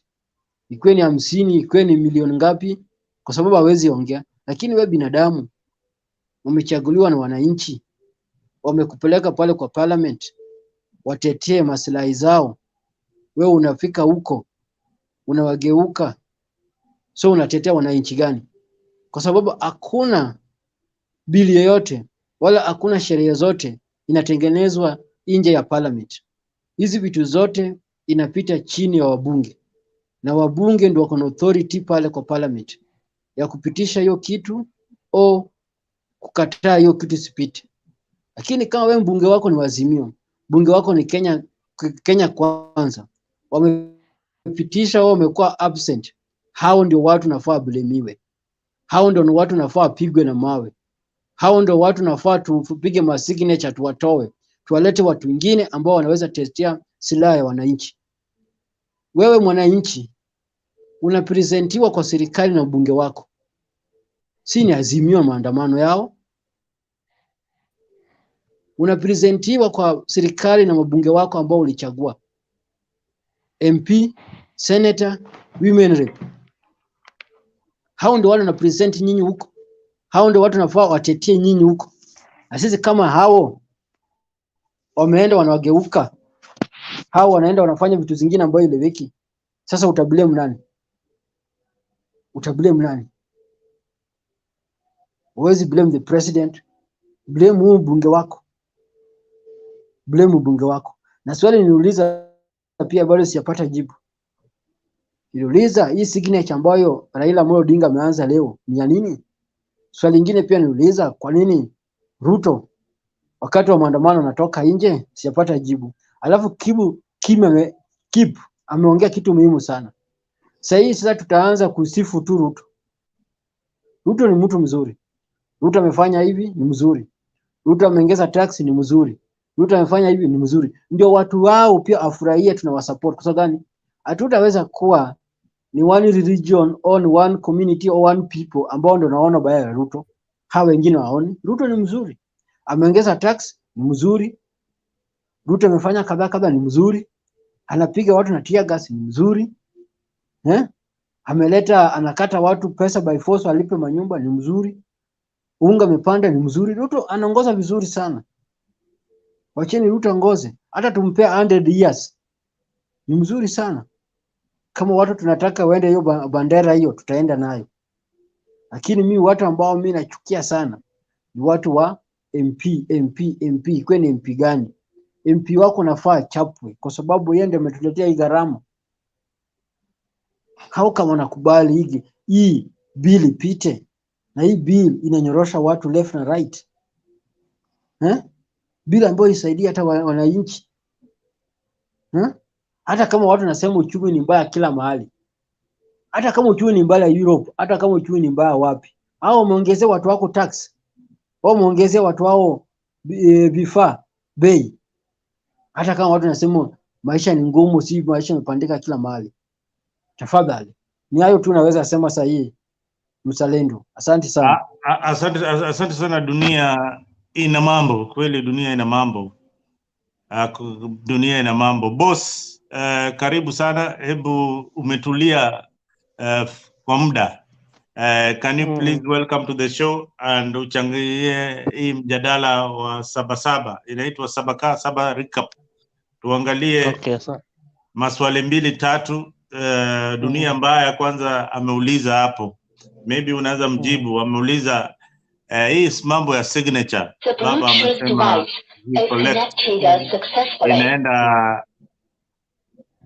inaenda wapi hii 10 million signatures? Inaenda wapi? Na hii issue ya fourth estate, kina Citizen, kina NTV, kina hizo mamedia kubwa kubwa, kina KBC, mbona walipatia hii rally total blackout? Walipatia total blackout. Walikula lungula ama ni kazi zao ndio wanalinda? Hebu karibu sana bwana boss, na utuelezee huko unatoka wapi na kama kulikuwa na maandamano huko. Asante sana mwenzangu. Mimi natoka Nyamira account. In my account hatukuwa na maandamano. But okay, my neighbor account like Kisii kulikuwa na maandamano. auto life imekuwa ngumu. Saizi unajua watu wenye wako maskini wengi kuliko matajiri. When you get somebody mwenye amekuwa chakula kwa meza ni wachache, a few, but wengi wako na njaa sana. I think kitu nilikuwa nataka kuambia serikali ya Ruto, because Ruto alikuwa na promise watu wakati wa campaign eti mambo ya uchumi, mambo ya mafuta. I remember time nani walikuwa close sana Raila na Uhuru. Ruto alikuwa na complain juu ya mafuta. Alikuwa anasema mbona Uganda mafuta iko chini na hapa Kenya mafuta iko juu. I think I remember there's a time Ruto alikuja hapa kwa kaunti yetu, alikuwa anaongea na nini wamama, vijana wenye wanafanya hii biashara ndogo ndogo. Kitu yenye aliwaambia, nikiwa president nitawasaidia, nitawatengenezea uchumi yenu itakuwa sawa. Bwana waje bwana mtu aingie bwana, amekuwa wazimu. Mwenzangu ameongea juu ya wabunge wa Limesi, like mine wangu ni kutoka Jubilee, but kupiga kura alipiga kura kesi. So sijui kama walipatiwa kitu kidogo kwa mfuko, I don't know, but yenye nilikuwa nasema life for now imekuwa ngumu. Ruto kitu angefanya, angeenda akae chini sana mafuta ikikuja 110, ikikuja 80, 90, I think life itakuwa normal. Life imekuwa very expensive. Like now, I would travel from home to Nairobi, private car, you spend around 10,000. To and fro around 15 to 19,000. Sasa si unaona life ni ngumu. So kitu nilikuwa nataka niambie serikali ya Ruto wakae na ministers kina Gachagua wakae chini, at least waangalia maslahi ya watu wako chini ndio wako na shida sana. So mambo ya KTN, Citizen ni vile I think Ruto alienda akafanya. Unajua Ruto ni mkora. Ruto unajua saa zingine utapata waliokopa mipia wakiweka nini kwa news ama wakiweka live zitafungwa. Unajua as mtu mwenye ako na state, huyo ako na nguvu, ako na power, ataweza fanya anything. Like now wajumbe ni kama Ruto alipatia kitu kidogo. So wengi wakapiga yes, wajaje no. Lakini kitu nilikuwa nataka kuambia Raila, hizi mambo ya signature, I don't think kama stand mbali. I think mambo ya signature hakuna mahali zitaenda. So even Raila angetafuta kina Ruto na kina Musalia Mudavadi wakae chini, at least ongee about poor people, ongee hao watu wa chini, ongee about mafuta, ongee about mambo ya ugali, mahindi. You see, sana mafuta. Unajua petroli ikikuja chini, hii ingine inakuja automatic kama suka. Like now suka I think iko 240. But mafuta ikikuja 110, 105, sukari itakuja hata 50, 80. You see? So kitu yenye Ruto angeangazia sana ni mafuta ya ghali kuja chini, hiyo ingine itakuja automatic. Sawa. Nilisikia hapo awali ya kuwa Bwana Opiyo Wandayi was arrested. Kuna senator I think ni wa Kilifi ama ni sehemu gani ya huko Pwani pia alikuwa amewekwa ndani. Mkiwa hapo kwa mtandao ama wale wako comment, tuambieni kama they have been released because they were arrested. Maybe I think after the demonstration or before the demonstration, I'm not very sure. but somebody can tell us whether they have been released unconditionally by the police. Another thing, issue ya fourth estate, hii ndio mafikira yangu, that hizi vyombo vya habari zinategemea, ni vyombo vya habari za watu binafsi, ni biashara ya mtu. So akisema atagemea pande ya serikali, then bila shaka mtawaona pale wakikava hizo event, kwa sababu wanategemea ile advertisement, ile na revenue ile inatoka kwa serikali.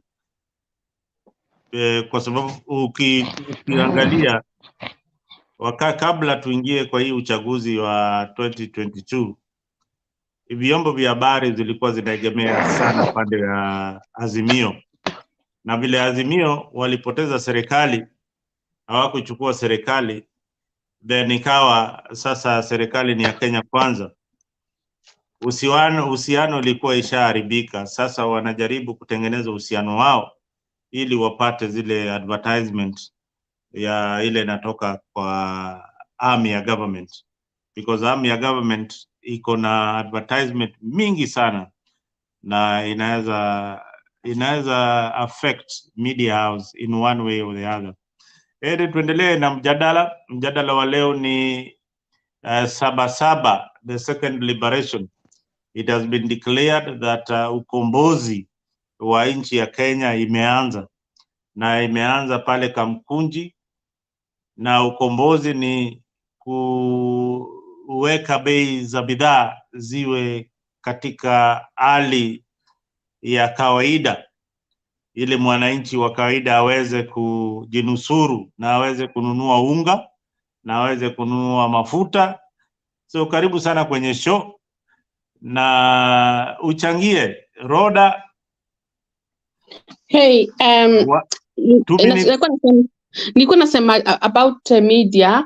Last time tukifanya maandamano Azimio walikuwa natuonyesha live, lakini leo kuna unajua watu wanafikiri ati sent watu akufanya maandamano kama kuna governor hata ameshikwa huko, sijui ni Laikipia wapi huko ameshikwa. Polisi walikuwa hata mwanaume mmoja akaingizwa, mwanawake Mkikuyu, na tuko tumeonyeshwa, unaona, na si vizuri kwa sababu TV they need to tell what is going on. So mimi saa hii, mimi nikiwa Roda, mama Roda, mimi I think Kenya we have long to go when to the democracy yetu. Ruto anataka kuwa demokrasi yetu kama vile Moi alikuwa anafanya. Unajua kama Moi alikuwa ukikataa kumsupport anafunga kituo chako. Alikuwa na nini, especially huyo alikuwa kama Mkikuyu Masharia mwenye citizen ni alikuwa na nani, na ujue KTN ni ya Moi. Unaona sasa, it's so sad. Two people, one community, they have been put in our country not to move forward. Hiyo kitu inakuanga inaniua sana. Saa zingine mimi nakuanga na anxiety nikifikiria hizo that tribe, because it's Karajini tribe, they don't have been destroy our country. It's hurt me. Hiyo kitu inakuwa inani hurt. Nasikia saa zingine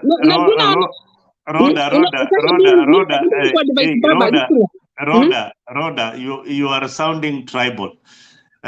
Ukisema si Wakalenjin wote, just excuse, sikia tu kidogo, subiri tu kidogo, sio Kalenjin wote wanaegemea pande ya Ruto, sio Kalenjin wote wana support Dr. William Samoei Ruto. Kuna wale wa Kalenjin wengine wako na pande ya Azimio, wale wana support baba. So ukisema wholesale, na sio Wakikuyu wote wana support bana Raila Odinga, na sio ni hivyo tu, na hiyo ndio dynamics ya siasa. There is something called freedom, freedom of association, freedom of assembly, and that is in the constitution, and it is their constitutional right to support whichever government they please, or whichever person unapenda kusupport. Kama wewe una support Raila Odinga, sema wewe una support Raila Odinga, lakini useme Wakalenjin wametuletea shida katika hii nchi. Retract your statement, please, Bwana Roda, Miss Okay, Roda. okay. I have actually I have a friend called Sabeti, and she's Karijin. Of course, she's very kind. Actually, very warm in heart. Actually, in fact, you cannot imagine. Sasa, Ruto doesn't respect Kenyans. Ruto hates us. Ruto hates our children. Ruto hates our old people. Nikisema hivyo ni makabila zote. All Kenyans, kwa sababu kabila ni Mungu aliumba, Lion of Judah. Mungu ile language unaongea ni yeye alikuumba, na we need to be thankful for your language. Nashukuru Mungu kwa sababu alikuumba ukiwa Mkarejini, ukiwa Mkikuyu, ukiwa Muruo, whatever the language you speak. Lakini huyu jamaa, I still have a bitterness of Ruto. He doesn't respect somebody. Unajua mtu ule respect katiba yenu anachukia watoto. Kwa nini watu wa television wasiwe na freedom? Ya, kwa nini rais yule alikuanga hapo alikuwa anatupatia freedom? Alikuwa mjinga Uhuru kutupatia freedom. Kwani yeye ni mchizi? Ni vile yeye anajua freedom inapatianga watu amani. Without freedom, unajua mimi nakaa nchi kwa sababu iko na free. Sometimes people, yani too much freedom. Unaona, kwa nini Kenya yetu isiwe na freedom na television? Hata kiwa watu wanafanya demonstration, kwa nini wanafunga? Kwa nini wanafunga CBD? Kwa nini watu wa kutoka Makamukoji waende wana march waenda CBD? Unaona, alafu Ruto akina huko nchi ya Faraja akadanganyana akasema ati the power belong to Kenyans. Ati nini? Kwa nini anaongea huko vizuri anadanganyana? Lakini huyo Ruto is a dictator, that's a fact. He's a dictator kwa sababu anaweka Kenya blackmail. Na huyo mtu anatakikana atolewe hapo. Huyo wa Kenya wanatakikana mimi ni Mkikuyu mkabila, mimi napigania Mkenya. Mimi ningekuwa hiyo Kenya leo, mimi ningekaa kwa mkokoteni. Nibebo na mkokoteni Nairobi nikipandania that revolution. Haki ningekuwa hapo, Ruto angeniona. I don't care anifanye nini. Mimi siogopangi Ruto. Mimi dunia hii hakuna mtu naogopanga. Mimi naogopanga Mungu. Nobody, even my own mother. She cannot do anything. She have to respect herself. I respect her. Unaona, hii mtu sichezee, hiyo si ya kuchezewa na mtu hivyo anaongea asubuhi ati mtu anafanya video ati station za TV. Hata nikiwa ni babangu ako president hiyo kiti, aheshimi katiba, mimi namruka. I believe freedom. Angekuwa life. I believe freedom. Na hiyo that is what I'm again. I'm fighting for my country for freedom. Ukitaka kuninini, I used to post everything in TikTok. Nikisema Ruto must go and you must respect our democracy. All right. On that note, Rhoda, thank you very much for your expression. Let's have Julius Kagoya. Julius Kagoya, karibu na utuelezee mahali huko, kama ulienda Kamkunji, pia utuambie ulienda Kamkunji, ulipigwa tear gas, pia utuambie ulikimbia kimbi na polisi, pia utuambie kama ulikimbia kimbi na utuambie hii nchi inaelekea wapi na kuna suluhisho or is there any light? Karibu sana Julius.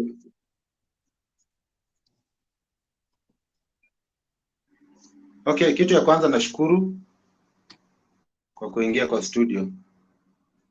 Mimi kitu anaweza sema, mwananchi anaumia, na mwananchi vile anaumia analia, na kudhihirisha analia kwamba anaumia na maisha ni maandamano, na maandamano inakubalika. So I wonder hawa watu wanajaribu kuzuia mwananchi ya express mambo yake kulingana na maisha yanapitia. So you find that Mr. President Ruto, yeye penye anakaa huwa anajiuliza anaungwa mkono na wananchi wa Kenya. Na hata kama ni hivyo tuseme amekaa kule ndani au ni advisors wake, alafu hata mke wake Rachel Ruto hawezi mpatia advice ya mwambie mzee wangu, watu naona huku chini wanalia, jaribu kurekebisha. Kila mtu analia, watu wanaumia.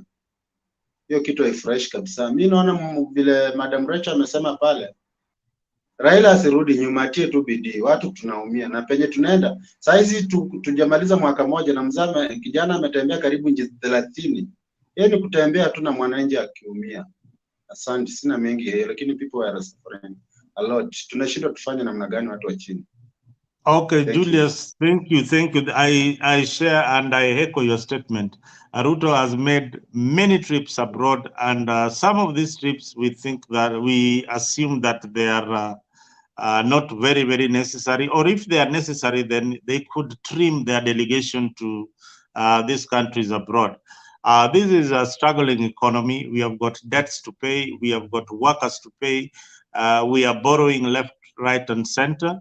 We don't have any natural resources. We depend on our taxes. Then the government should be trimmed. On that note, we will go back to the issue of the High Court. The High Court declaring the assistant cabinet secretaries as illegal. That was a good move. And is it a step towards the right direction? Meshak, karibu sana. Welcome to the show, and give us your view and tell us where you are listening from. If you are in Nairobi, if you are abroad, if you are in the Middle East, karibu sana kwenye hii show. This is the only show that keeps you locked with the current affairs and happenings in the country. Karibu sana Meshak. Asante sana. Mi niko upande wa Kwale County na nimeona sana mambo ambayo imefanyika leo, na kulingana na hii serikali vile jinsi inavyoenda, tunaona ya kwamba hakuna kitu itafanyika na hakuna mabadiliko yoyote itafanyika kwa hii nchi. Cause ukitazama vitu ambayo promise zile ambao wamepromise, mara ya kwanza walikuja wakulima watapewa fertilizer. Hiyo fertilizer ilienda wapi? Ama watu wanapandanga mara moja kwa mwaka. Kule Rift Valley watu wao ndio wanasema wanalima. Kule Rift Valley wakati fertilizer ililetwa, ikasemekana ya kwamba wale ambao wako na shamba kuanzia eka 10 kwenda juu ndio utapata fertilizer. What about wale wananchi wa chini ambao wako na eka 1, eka 2? Wale ambao wako na eka 1, eka 2, ati upeleke title deed, unapewa fertilizer kama loan. Hiyo ni serikali gani? Hiyo sio serikali ya kusaidia wananchi. Tazama ile factory ambayo iko huko Brook ambao ingesaidia wananchi. Hiyo factory ule muhindi walimkanyagia. Kuna factory ingine ambayo iko James Finlay. James Finlay ni kampuni ambayo ilikuwa imeajiri wafanyakazi wengi Kenya nzima. Iko na estate nyingi sana. Zile estates wamepanda majani chai, wamepanda Finlay flowers, wanapanda mti kama zile za kuproduce mbao, blue gums. Hizo kampuni ziliingizwa mashini, wanasiasa wakaingia ndani, wanajifanya wanatetea watu, hakuna chochote walisaidia watu. Hiyo kampuni imesambaratika, wameongeza mashini pale, mashini za ndio zinachuna majani chai. Angalia vile inji saa hii inaenda. Kila pali, ukiangalia Mombasa, line ya port, ukiangalia hiyo SGR imejengwa paka Nairobi. Kuna watu walihamishwa kwa masamba zao wakapelekwa nje huko, wakaambiwa watalipwa, wengine walilipwa pesa nusu, zingine ziliangulia patupu. Barabara hiyo ya reli wakafence, hakuna kitu walisaidia watu. Watu wamebaki wakilia pale nje kafu, hakuna maji. Sasa unapata ya kwamba hii serikali hakuna, wananchi wameshachoka nayo. Na ukisikia mali mwananchi amechoka. Saa hii ilikuwa ikitambo ati mrengo fulani ama chama fulani ama kabila fulani ndio ni kama hawataki serikali, lakini hebu tazama sasa inaenda ni inji nzima. Itafika mali sasa wananchi ni maadui na serikali, na hapo ndio unasikianga inakwanga mwisho, kwa sababu mwananchi akishachoka hakuna kitu mwananchi atajali. Watu wataenda barabarani, watu watazusa, Na ile kitu ambayo tumeona leo na polisi wamefanya na wananchi, ile jinsi ya kupiga kama gari ya Raila tear gas, wafuasi na wananchi ambao wanateseka wakiona hii, wanasikia ni kama kuna roho nyingine, kuna ile uchungu ambayo inaingia ndani yao, na unapata watu wanakasirika, wanafika mwisho. Si ati wananchi hawana uwezo, wananchi wako na uwezo. Hata hizo barabara ambayo hizo magari za polisi zinakimbilia, hizo barabara wananchi wako na uwezo ya kuzuia na kuchimba hata visima. Hizo inafika mali nyingi, inafika mali inji, inabaki kwa mkono wa wananchi. Hizo farasi wanakimbiza nao watu town. Hizo farasi wananchi wakiamua, wako wengi hata kusinda farasi. Farasi ni 5. Farasi ni 5 na wananchi ni mamilioni. Farasi itakimbilia wapi? Imefika mali warudi chini, wasijifanye hao ndio vichwa. Wale walikuwa vichwa ngumu walienda, wengine wako sahi wanapumzika makaburini, wameacha mali zao ambao walinyakulia wananchi, zinaliwa na nzige, zinaliwa na nzige. Wasijifanye ati ya kwamba sasa watu wako juu, watu sisi ndio tuko na uwezo. Sijui mwananchi hawezi sema hivi. Mwananchi anasema, mwananchi ako na uwezo ya kusema. Wananchi wakizusia inji nzima, watu wakatae kutoa tax, watakula wapi? Wataenda kuuza chakula wananchi ndio wapate pesa ya kurani nchi.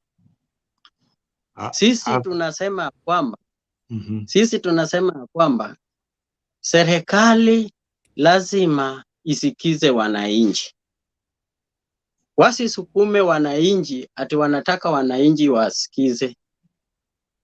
Wakati maisha imepanda, inaumiza kila mtu, na wakati inaumiza kila mtu, hao wasifikiria ya kwamba haiwezi kuwafikia. Inji nyingi saa hii ukiangalia zile inji ambazo zimepata mapinduzi kutokana na hali ya serikali, Kenya saa hii ni inji ambayo inakwanga na utulivu, lakini mali imeonekana kuanzia tu leo. Nafikiria serikali wana chance ya kufikiria mara mbili. Wasikaa kama wale wengine ambao wana control, wanaongea maneno ambayo mwananchi akisikia anaongeza hasira mara 10. Kesho wakitangaza maandamano, hata wale ambao waendi maandamano watastuka tu wamefika, kwa sababu hata kuna wale ambao hawajafika.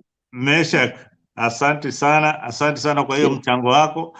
Umeleta maswala yani yenye dhamana sana, na hiyo maswala yako tutayaangazia kabisa. Tuangalie ni maserikali gani yaliangamia juu ya wananchi, na tuangalie pia ni wanasiasa ndio wanataka kuongea na serikali ama ni wananchi wanataka kuongea na serikali. Lazima ujue kutofautisha. Zile nchi ambao zilienda chini ni mwananchi wa kawaida ndiye alianza ile kitu inaitwa revolution, but sio wanasiasa. Ilikuwa ni wananchi wa kawaida wameanza revolution, lakini ilhali ya Kenya tunaona wanasiasa ndio wako kwa mrengo wa mbele, au ndio tunaongojea watu wapatie direction, ilhali wananchi hawajachukua mwongozo katika hii movement ama katika hii ukombozi wa pili. Kama unaingia kwenye show hii, ni Mtembei TV, tunashirikiana na True Talk TV pia pale kwenye YouTube, that is the baby Mtembei TV ile tunaanzisha sai. We will be talking about what is happening in our country. Madam Stella, you've been on and off. Naona unahisi baridi mahali huko, ama ni kukasirika, umekasirika. Hebu changamka kidogo, ukunywe kawaida, uongee, utuelezee ni nini na utuambie ni mahali gani huko na unaonaje hii mjadala. Hi guys, Rhoda, Kevin, Meshak, how are you? Fine, Stella. So, I'm in Nairobi. I'm at Gong Road. So today ilikuwa siku ya maandamano. I was there by heart, but I couldn't go. And I can say I'm being patriotic. So the only thing which I'm getting disturbed is some of the Azimio guys, not all of them attended the maandamano, which kind of I got disappointed. So na kitu yenye nilikuwa imenikasirisha is why the maandamano was very peaceful kuanzia asubuhi.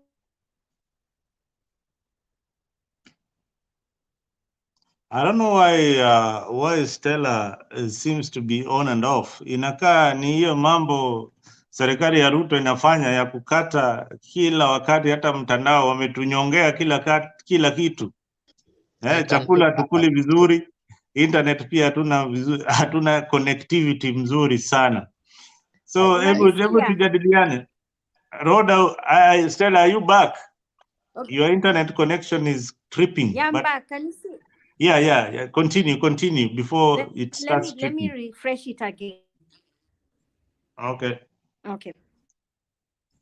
As Stella is refreshing our internet, we have people on the background. Nyagaka Ben, we don't know why you are still on the back. Can you hear me? Yes, you can go ahead. Again, you are off, Stella. I can proceed. Yeah, you can proceed, Kevin. Okay, fine. Thank you. So, nimesikia yale mambo ambayo dadangu Rhoda ameyazungumzia. Kwa upande yangu naweza sema kati ya yale zingine amesema, zingine ni ukweli, because truth be told, in Kenya most people are Christians and then Muslims and then the Hindus. There's several religion groups, and I'm a Christian. Our president is a Christian. Christianity teaches us that if someone is a true believer in Christ, then they really have to respect God. They have to be truthful. They have to respect the creatures of God, and they must not always lie. But of course, we are human beings. At times we mess, at times we sin. It's okay. But what if you keep on sinning? It's not right before God. I'm not trying to judge anybody. I'm not holy in any manner. But I'm saying it is wrong to use the name of God to try lie to the people of God. It is wrong to lie for a multitude or a crowd of people. It is wrong kwenda kusimama mbele ya watu na kusema ya kwamba I'll do this, I'll do this, I'll do this. And then when you're given that opportunity, you do the opposite. To an extent that unaenda kwa platform unasema that I'll do what I want. There's nothing you can do. Remember, you've been, the power you have, it's a power that you've been given by the people. And the people have that power. They can take it back when they feel that you're not doing the right thing. I did some history, and from my history, I learned that the best dictators that we ever had in the world, the likes of Hitler and the rest, they had a strategy, their political strategy. When they're not at home, they will give speeches that if someone is not a member of the country that the person is coming from, they will always clap and say, wow, these people are blessed. God has blessed them. They have the best speaker. They have the best thinker. They have the best president. Wow. But deep down, if they try to make a mistake of going to that country, they will be surprised. They will find people crying. Our leader is a liar. He keeps on telling us things, but he can't even actualize. He keep on.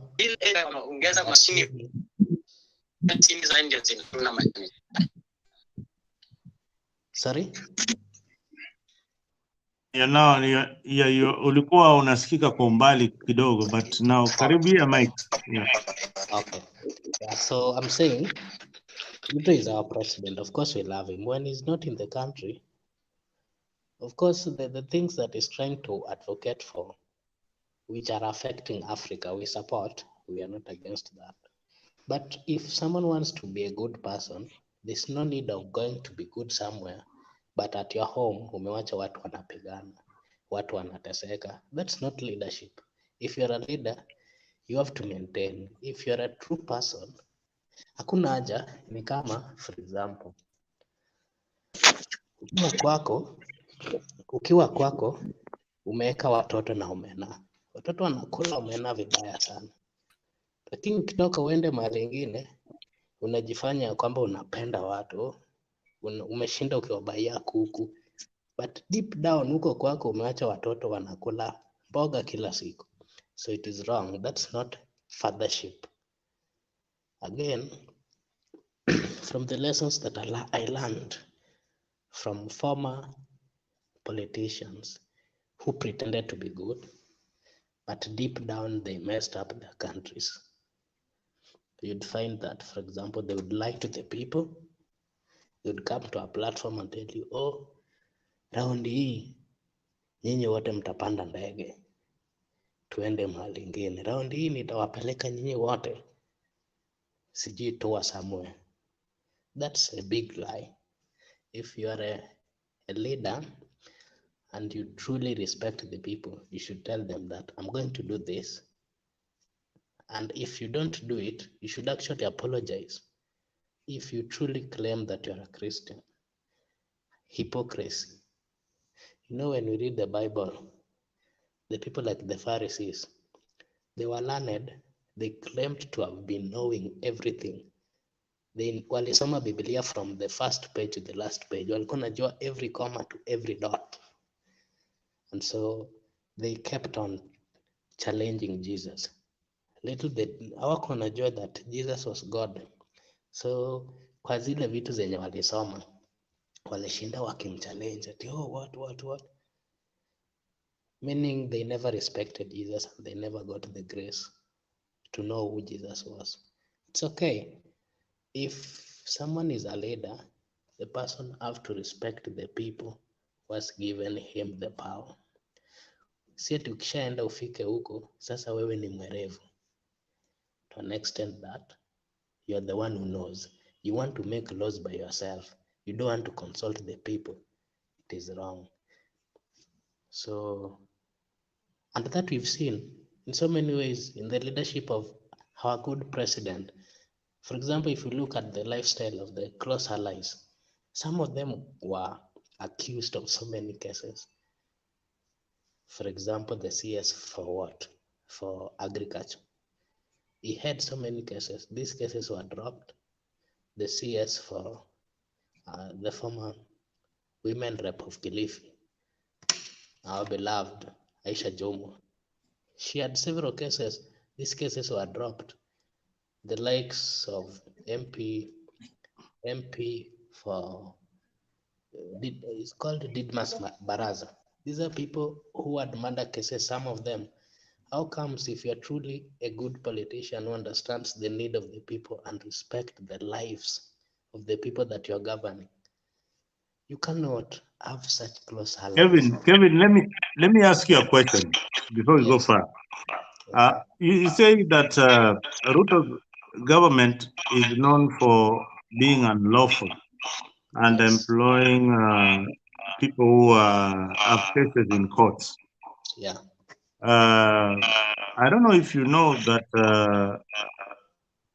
to what extent it can the chapter of integrity be implemented, and do you think that somebody has got the right to appeal in court or to appear in court, or if there is a case going on in court, it should be conclusive? We've heard that some of these cases were politically instigated.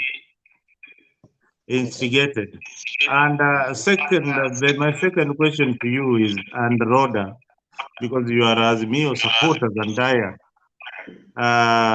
Baba recently, just a few days ago in Homa Bay, broke the law by appointing the clan elder called Care in Luo language, and the High Court had stopped the function, but he still went ahead and appointed that guy.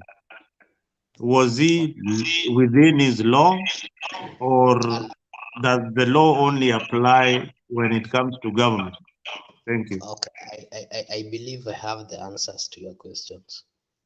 First, about the integrity. Chapter 6 of the Constitution dictates very well that integrity, for anybody to be appointed in a public office, integrity must be maintained and it must be on a higher level.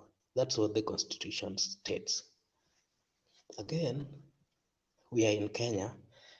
In Kenya, for example, the reason I was speaking about this specific cabinet minister, you know, if you are a leader, then you should lead by example.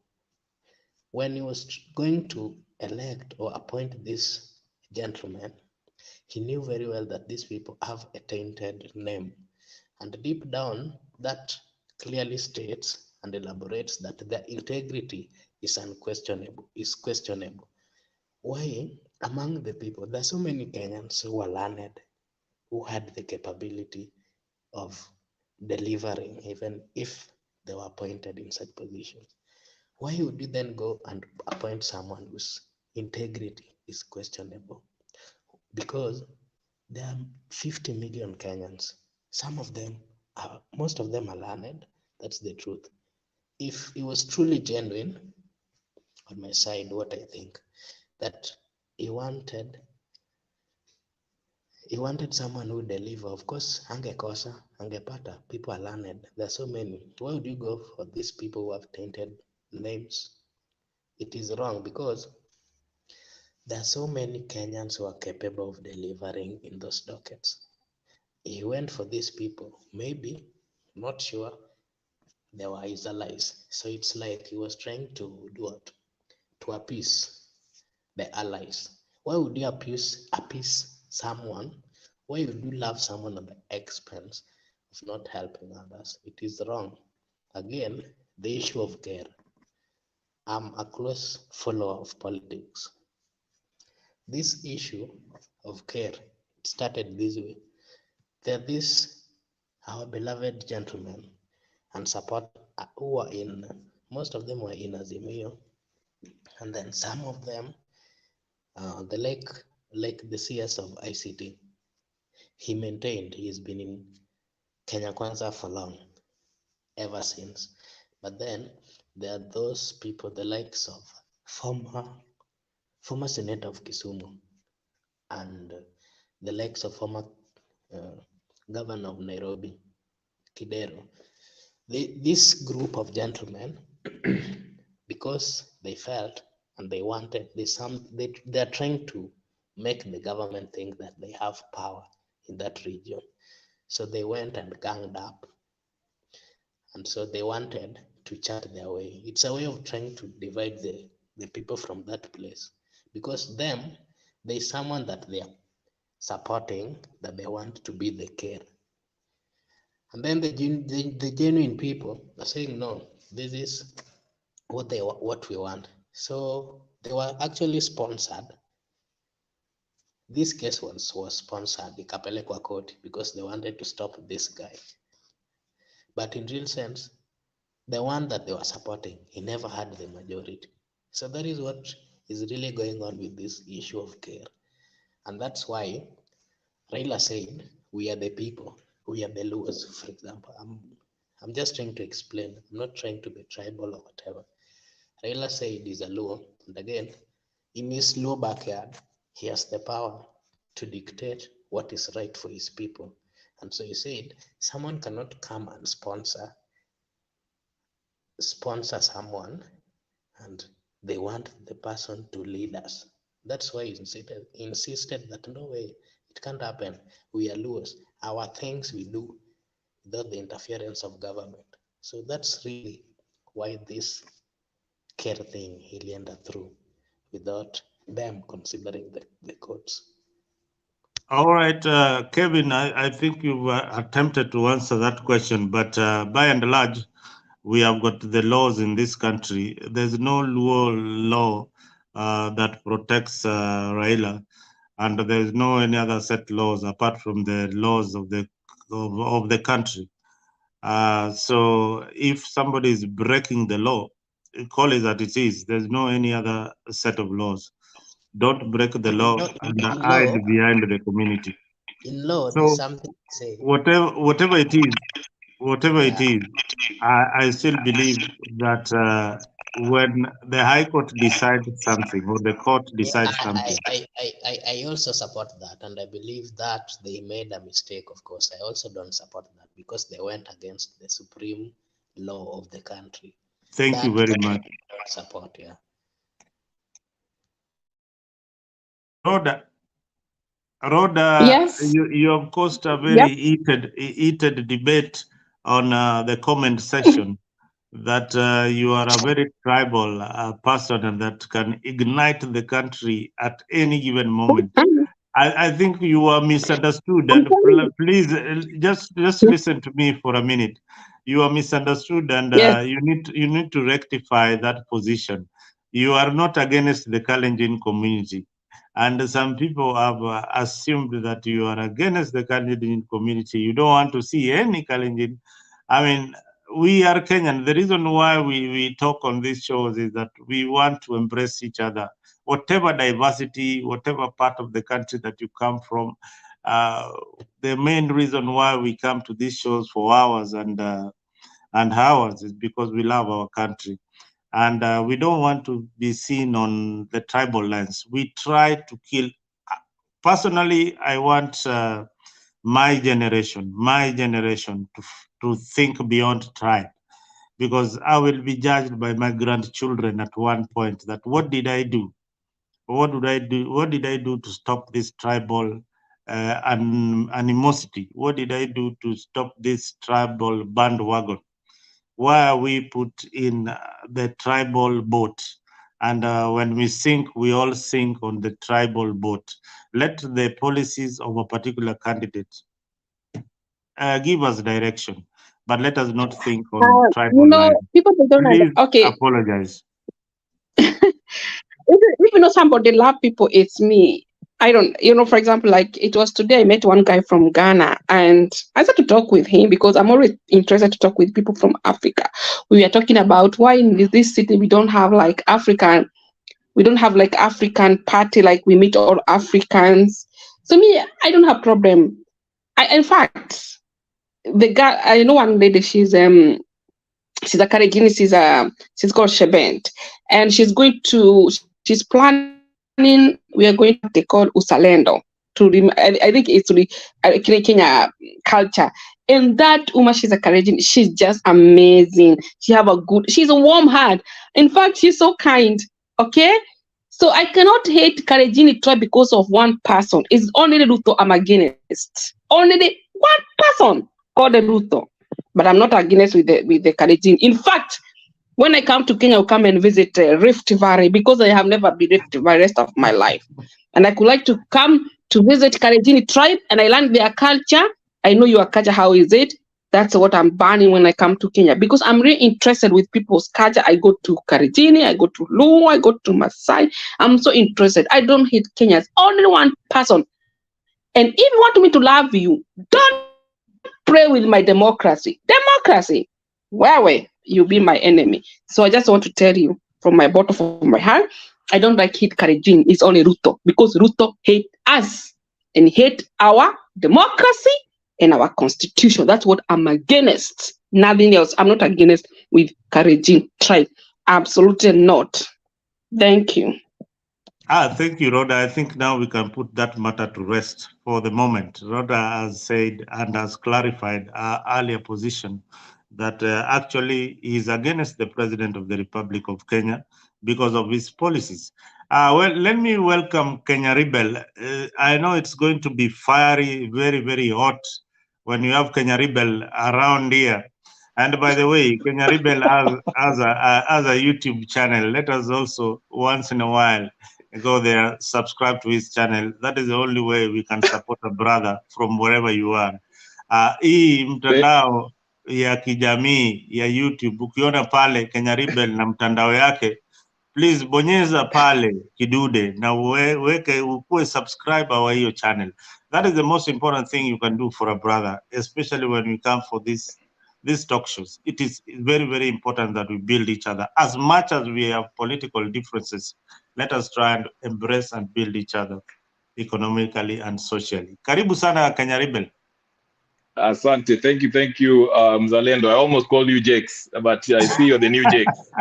I'm not Jakes. That's the shoes of Jakes. I cannot fit in the shoes of Jakes, man. I'm just trying. It will grow. Usijali kidogo kidogo tu. To Rhoda, I want to tell you, Chamge.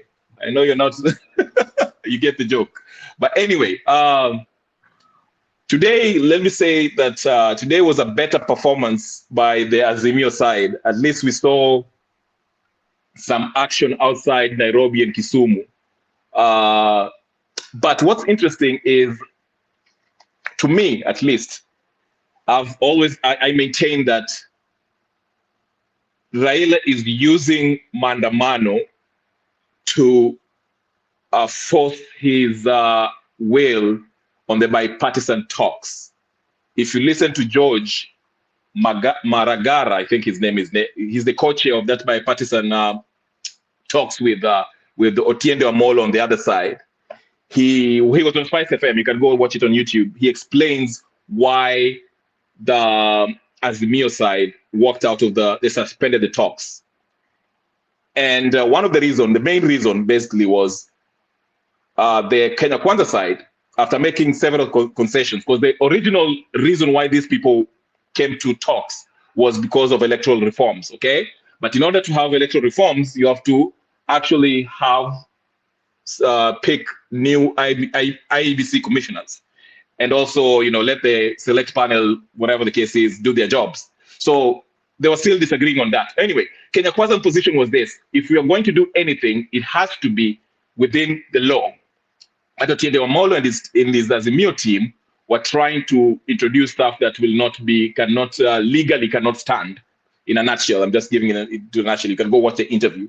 So basically, when they did not agree, because in order for them to agree, both sides have to sign on the resolution and send it to IBC or to the parliament, I guess, which they didn't get to that point, okay? So when that failed, the Azimio side, they said, okay, we are going to the streets because you guys hamtaki kusikia mambo yetu, our proposals and whatever, we're going back to the streets. And here we're in the streets. Now, let me take you back. How was this bipartisan talks formed? It was formed after the first Maandamano when Raila was threatening, hey, we shall have the mother of all Maandamanos. And I guess the Kenya Kwanza guys got spooked or scared, whatever the case is, and they were forced to actually agree to this. Now, next, let's go to that Mau Mau lady. Was it Deda Kimathi's wife who passed away in the funeral? When Ruto mentioned that, if it means giving Raila or creating a position of the official opposition for Raila Odinga for us to have peace, I can make that happen because I know this Mzee. And 2 days after that, in fact, the same day, I think they went to the same game, and even Gor Mahia AFC versus Edinio AFC game together. Which means that if you look at it, Raila is after a position, okay? So when these talks failed, he's using this Maandamano. Now, what's interesting, to get to my point what's interesting about today is this. Dennis Itumbi actually tweeted something about how these Azimio folks will conduct their Maandamano today, okay? And if you look at Rigathi Gachagwa's tweets in the morning, his first tweet of the day today, he posted a picture of him and Cheruiyot. Aaron Cheruiyot. Hold on for a second. Yes, yes, because we continue holding on for Kenya Rebel. We are on Tembei TV. We are also live on True Talk TV. Those are the True Talk channels where you can come in, your views. If you've got anything that you'd like us to talk about, we will sometimes divert into a bit into social life. We'll bring panelists around for the show to talk about different things. Kenya Rebel, go ahead. Yes, like I was saying. So what happened is every time we have a Maandamano, Rigathi Gachagua always posts a picture of himself up in the morning, ready with his walkie-talkie, and with some people following him around, ready for the day, for the day. But today, his first picture of the day was him and Aaron Cheriot in a farm, in a coffee farm somewhere, pointing at things. I don't know what they were doing. Maybe they were having their own moment of bromance. But which suggests to me that I think, in my opinion, that Kenya Kwanza decided, Ruto government, let me just say that, the administration, Ruto administration decided that today they won't go as hard as they usually do, maybe because of the historical significance of the day, Sabasaba. Okay, Sabasaba has always been looked at the day that Kenya, liberates itself from one-party system. So on Raila's side, now we can see why he brought Maina Njenga and his Mungiki folks. We can see Nairobi was a little bit filled up. It wasn't just Kibera and whatever. There was a bunch of people. And even if you listen to Maina Njenga's speech, you could hear him, speaking Kikuyu. So just to use the people from Jacaranda ground, the way they usually say that Kikuyus don't join in the Maandamano. Today they came and joined in, thanks to Maina Njenga. Okay? Now, what's impressive about today, Raila Odinga also used his lieutenants, Martha Karua, to go to, was it Kirinyaga or somewhere? Kalonzo Musyoka in his Machakos. Wajakoya and the other guy, I forgot his name. They went somewhere in Busia or whatever to conduct their own Maandamano, to spread it out to seem like it's a countrywide thing. Even Mombasa, there was something happening. So the perception, I think it's if you were to ask me, was it successful? The turnout was successful. But did they achieve their goals? Let's wait and see, because as I see it, in the next few days, Ruto's move, it's Ruto's move now. What he'll do, if he concedes, if he agrees to Azimio's demands, then we can say that actually this Maandamano made Ruto do this. But if he doesn't, if he remains intransigent, then we'll say that this Maandamano was just a good exercise. It's a catharsis where people went out there, wakatoa steam zao, wakatupa mawe, wakarudi nyumbani, but there was nothing happened. So whether this was successful, wait and see. I would say it's success as far as to the Azimio side, as far as turnout and the perception out there. Because if you look at the television screens, you may think Kenya is in anarchy. Okay, it's looking like France right now, but the reality is it was just another Maandamano, slightly better than the usual, but it's not as, there was no passion as it was in 2007 or 2017. But kudos to Raila for the, well, I don't have all the reports. I haven't had anybody died or anything. I know a few people arrested and a few roughed up people, but I haven't had anybody die. There was I don't know how many lootings happened, but so far it was largely peaceful. So that's a good thing. So a little victory for Raila. But as far as the objective, I don't know if he really has achieved his objective. That's my take on the whole thing. Kenya Rebel, thank you very much for that comprehensive analysis of the whole situation. I also have a similar feeling that today's Maandamano was very, very organized. They at least changed a few things that they at least got something right, because the Maandamano was normally viewed as a Luo affair, or viewed as a slum kind of affair, people from the slums coming into the Maandamano.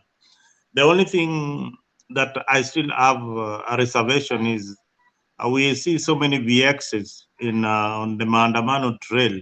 So these cars on the Maandamano trail, I wish the Maandamano could not have cars coming in. The people should walk to whatever venue that the Maandamano or the rally is going to happen.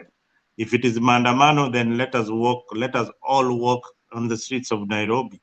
I think they need to borrow something from South Africa, where they have this Maandamano. We don't see so many cars being chased around in their demonstration. So it makes our Maandamano very gisty, very colorful, very expensive, to say the least, because we have cars that are rather demonstrating and running up and down during the demonstration. But by and large, the objective was achieved. Comparing it to 1991, when Section 2A was repealed, it is nothing close to whatever we had in 1990 and 1991.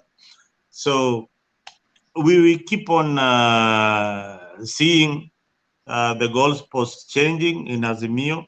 They have said they are going to have the demonstration on Wednesday. But let me ask you one thing, Kenya Rebel. Nobody answered this question. I am seeing a situation whereby these Maandamanos, are they really geared towards helping the Mwananchi, or it is geared toward Azimio having a negotiating point with the government? That's exactly what I was trying to say. That's exactly what I was trying to say. The Maandamano is a leverage that Raila always uses to get what he wants when he negotiates with the government of the day. Remember 2017, he had the people with him before the handshake. And actually they were planning on walking and going to White House, well, not White House, State House, okay? But that was the plan apparently after the swearing in. But of course, Uhuru had to pull some strings and get Raila, and they sat down and they had that handshake. Now, that's why I went back to that. I mentioned Mr. George Maragara, I think his name is, the co-chair of the bipartisan talks. Okay? Now, he mentioned this. The talks, the bipartisan talks, the initial objective of the talks was to deal with electoral reforms. Okay? What happened? Can we reform this IBC? That was the main thing. Then it started changing to the cost of living. Then now we're being told it's the finance bill now. Actually, Azimio has joined the petition, Nani's petition. What's his name? Okiya Omtata. Right. So you can see they're trying to win some support, from gain some points with the Wananchi, okay? But like I say, this is what Raila is basically telling them. He's telling the Kenya Kwanza side, you either agree to my terms or I'll go to the streets and make life hell for you. So what do you want to do? But he's using this Maandamano. Now you see, because remember, it was about electoral reforms. But now the Maandamano is about cost of living, finance bill, and everything else. We are not even mentioning anything about electoral reforms. Okay? So that's why I say, yes, it is Maandamano, and the people who are cheering on, they're cheering on because they feel like maybe Ruto is not doing enough. But who is really gaining? Who is fighting for Unini? Raila is actually using the people to fight his battle. Okay, because like I say, they can't win in the parliament, and I don't know why. Because if you look at the Kenya Kwanza side, they're mostly the main aim right now. Their game plan is to get as many people to defect from Azimio as possible. You see, Mr. Uzito Soro and the other guy who are going across the nation, getting all the people who are defecting. Okay, people are defecting every day, actually. Okay, but Raila now, his last hope is this Maandamano to him has to work in order to get Ruto to the table. That's why I'm saying right now it will be interesting to see what the Kenya Kwanza side will do. And one other thing I wanted to say, this Maandamano also was largely successful because I think, like I say, the government knew what was going to happen. They knew about this strategy. Because if you look at Itumbi's tweets, he actually spells it out how they were going to do it with different people going to different parts of the country. Okay, But as I say, that's why I mentioned Gachagua's pictures in the morning. I think they made a last minute decision to say, you know what, we are not going to go hard on them, maybe because of the historical significance of the day, or just because of historically, because if there's chaos, guess who is going to gain out of this chaos? If there's chaos, let's say if there are people killed, properties damaged and all that, who gains? It's the Azimio side, because now the people will start saying, the Herman Manyoras of this world will come in and start saying, hey, these people should sit down. This country is going to the dogs. They need to come sit down so we can have peace. And that's what they want. Chaos favors the Azimio side. I don't know if I've answered your question. Yeah, I think you've answered the question, and that is many people on the comment section were rather, speculating or trying to figure out. That is what has been the talk in social media. But today we brought it out so clearly that maybe this is Raila's negotiating point and not the people's negotiating point. My next question would be, how many bills has Azimio brought in the floor of parliament that addresses the cost of living?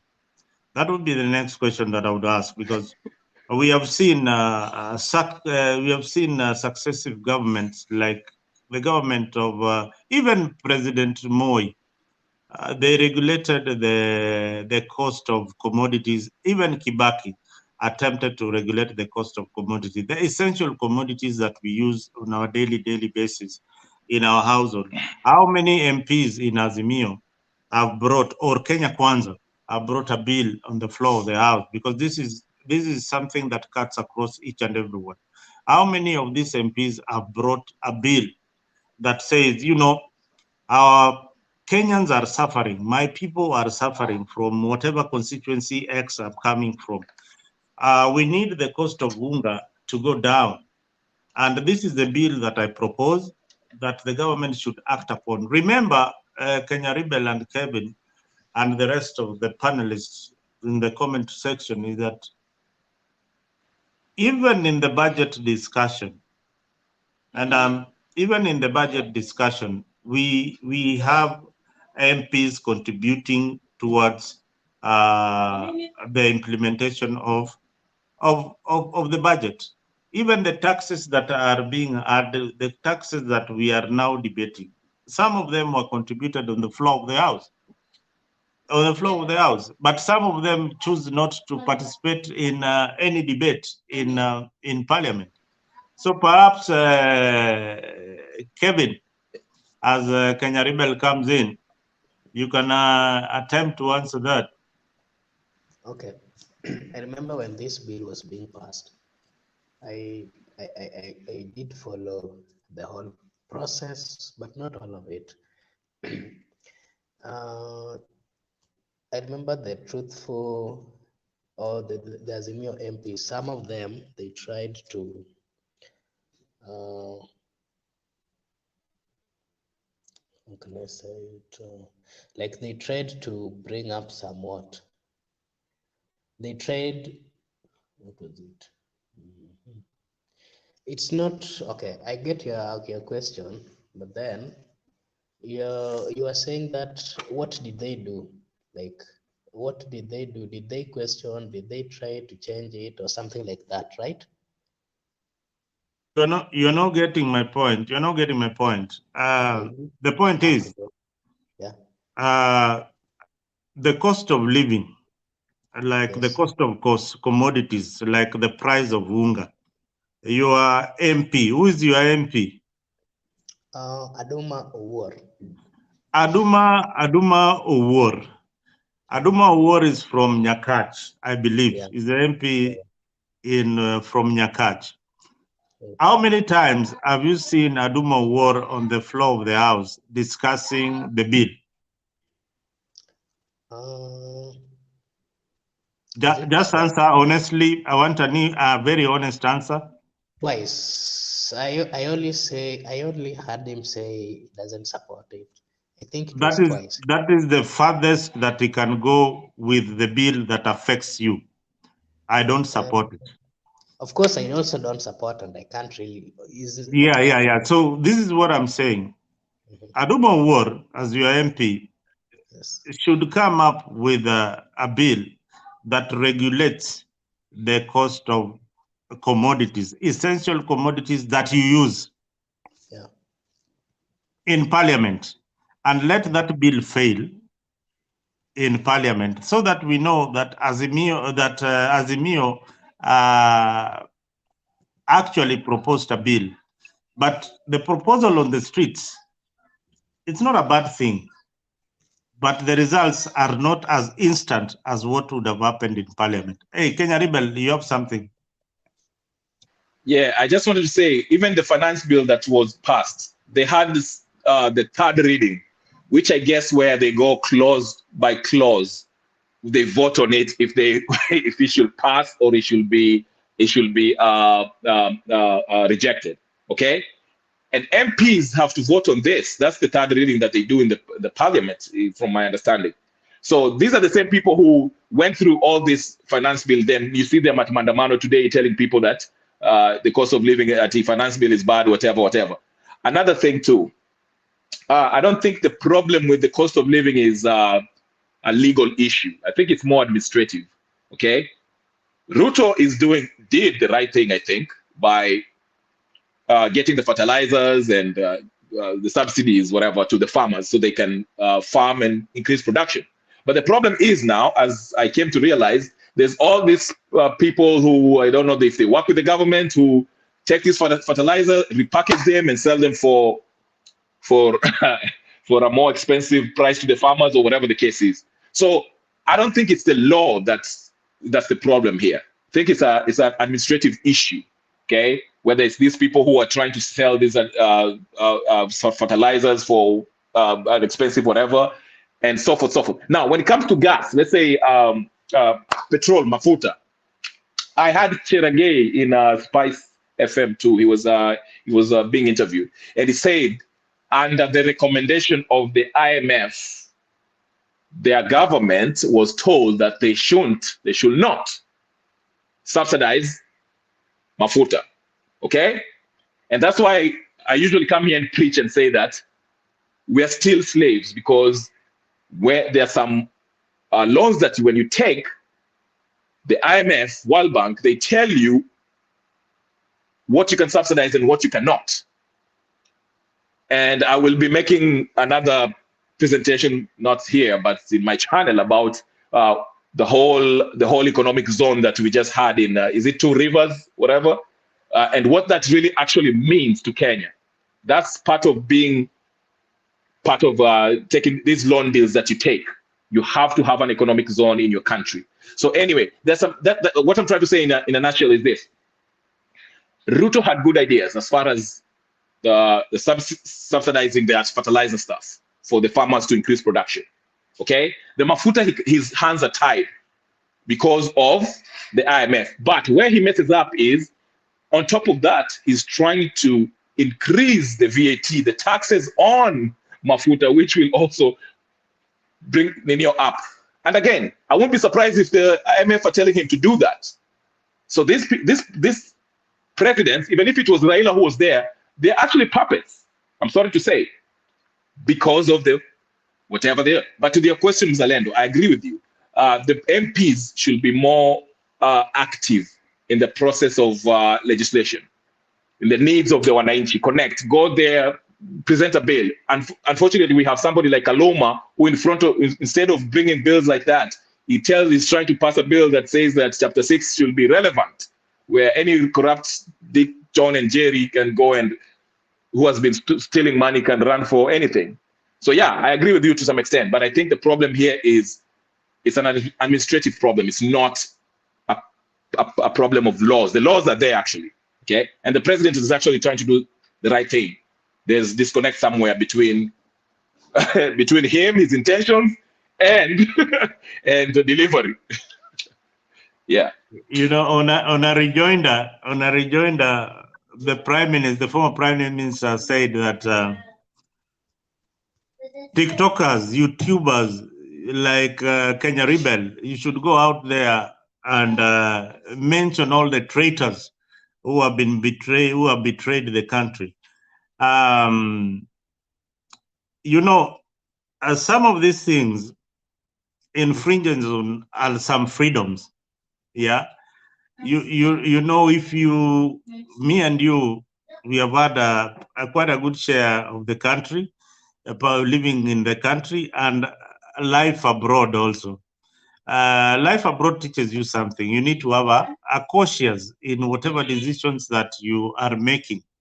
So that is something very, very important. But now, our Raila has advised all his supporters to withdraw from paying taxes. How will that work, Kenya Rebel? It will work the same way he's telling people to carpool and start walking. I mean, when you suggest something like that, first of all, I think 80% of the people who went to Maandamano, they usually walk or they use the public transportation. So I don't know who he's referring to. Raila is, like I say, the whole Maandamano thing is not about something that they can actually do to affect the government. It's more of let's get out to the streets in mass and show Ruto that, hey, listen, we can cause chaos and we can make your life miserable. So listen to our demands. We as the Azimio coalition, listen to our demands. That's what he's saying. It's not about Wananchi actually needs this. Because even if Raila was the president, the prices of unga will still be high. The prices of Vinino will still be high. Okay? Because he said Kenya Rebel, yes. on that note, before I just forget, yeah. And Kevin, can you please, guys, tell me what brings up the price of maize? Mimi naishi kule Ushago, nimekuwa na mahindi yangu, ile mvua ni ile ya kawaida, pengine imechelewa, imefanya nini, nimeenda nikapanda mahindi. Nimepanda mahindi, Kevin. Nimepanda mahindi, Kevin. Tafadhali, can you explain to me why you, Kevin, from Nyakach, you have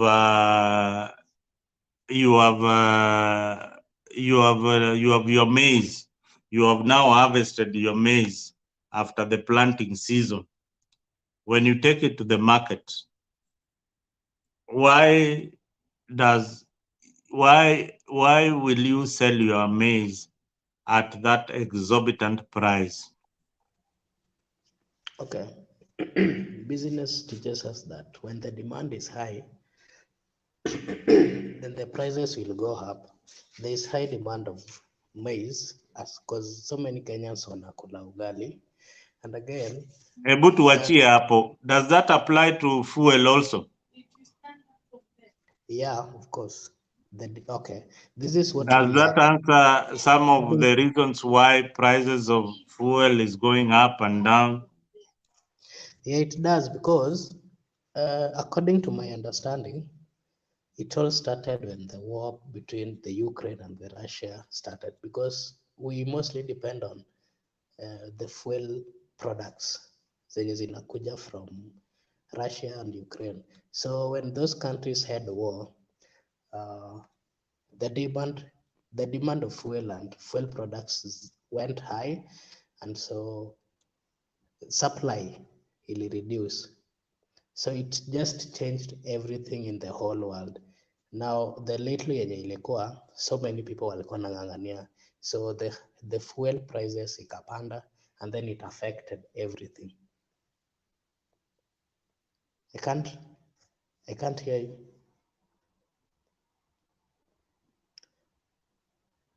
Are you speaking? I can't hear you. You've muted. Just go ahead. Just go ahead. I was just interacting with somebody outside. Just go ahead, Kevin. Yeah, so that is why the price of fuel went high, because there was too high demand, and then the supply was reduced, and the little which was there, the people who are now selling, they had to make the price go high, and so watu walikuwa nang'ang'ania. That's why the price of fuel went up, And again, it affected the price of everything because every company, almost every production company depends on fuel and the fuel products. And again, the issue of unga, the global warming and everything, the climate almost in the whole world was somehow affected, and there was a lot of famine in so many countries, and that really interfered with the cycle of rainy seasons and the rest. So most countries never harvested enough maize, and especially the country that always, Kenya depends on some countries to import their maize, and those countries were also affected. So that really also affected the supply of maize.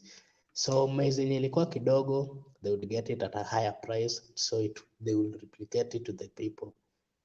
That would probably explain why it went up. And again, the fertilizers mostly zinatoka Ukraine, and when Ukraine had war, supply ilikuwa kidogo, and it also affected that.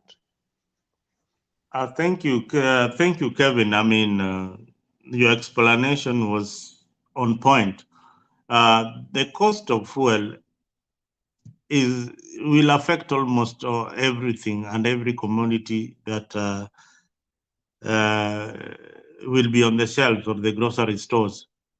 Now, when there is war in Ukraine, or when there is turmoil in any of these oil producing countries, then the oil marketers, they look for alternative routes. And alternative route means a longer route that brings the commodity, the price of the commodity, it goes high.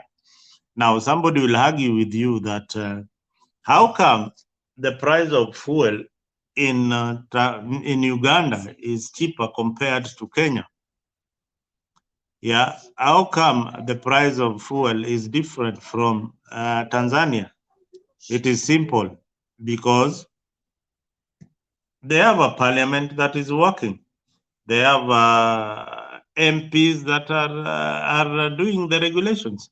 They have a government that is looking for alternatives to bring the commodity, the price of the commodity down. Is Ruto's government addressing the crisis in the fuel sector? I think it is doing something also. It is doing something, but it is doing something that is long term.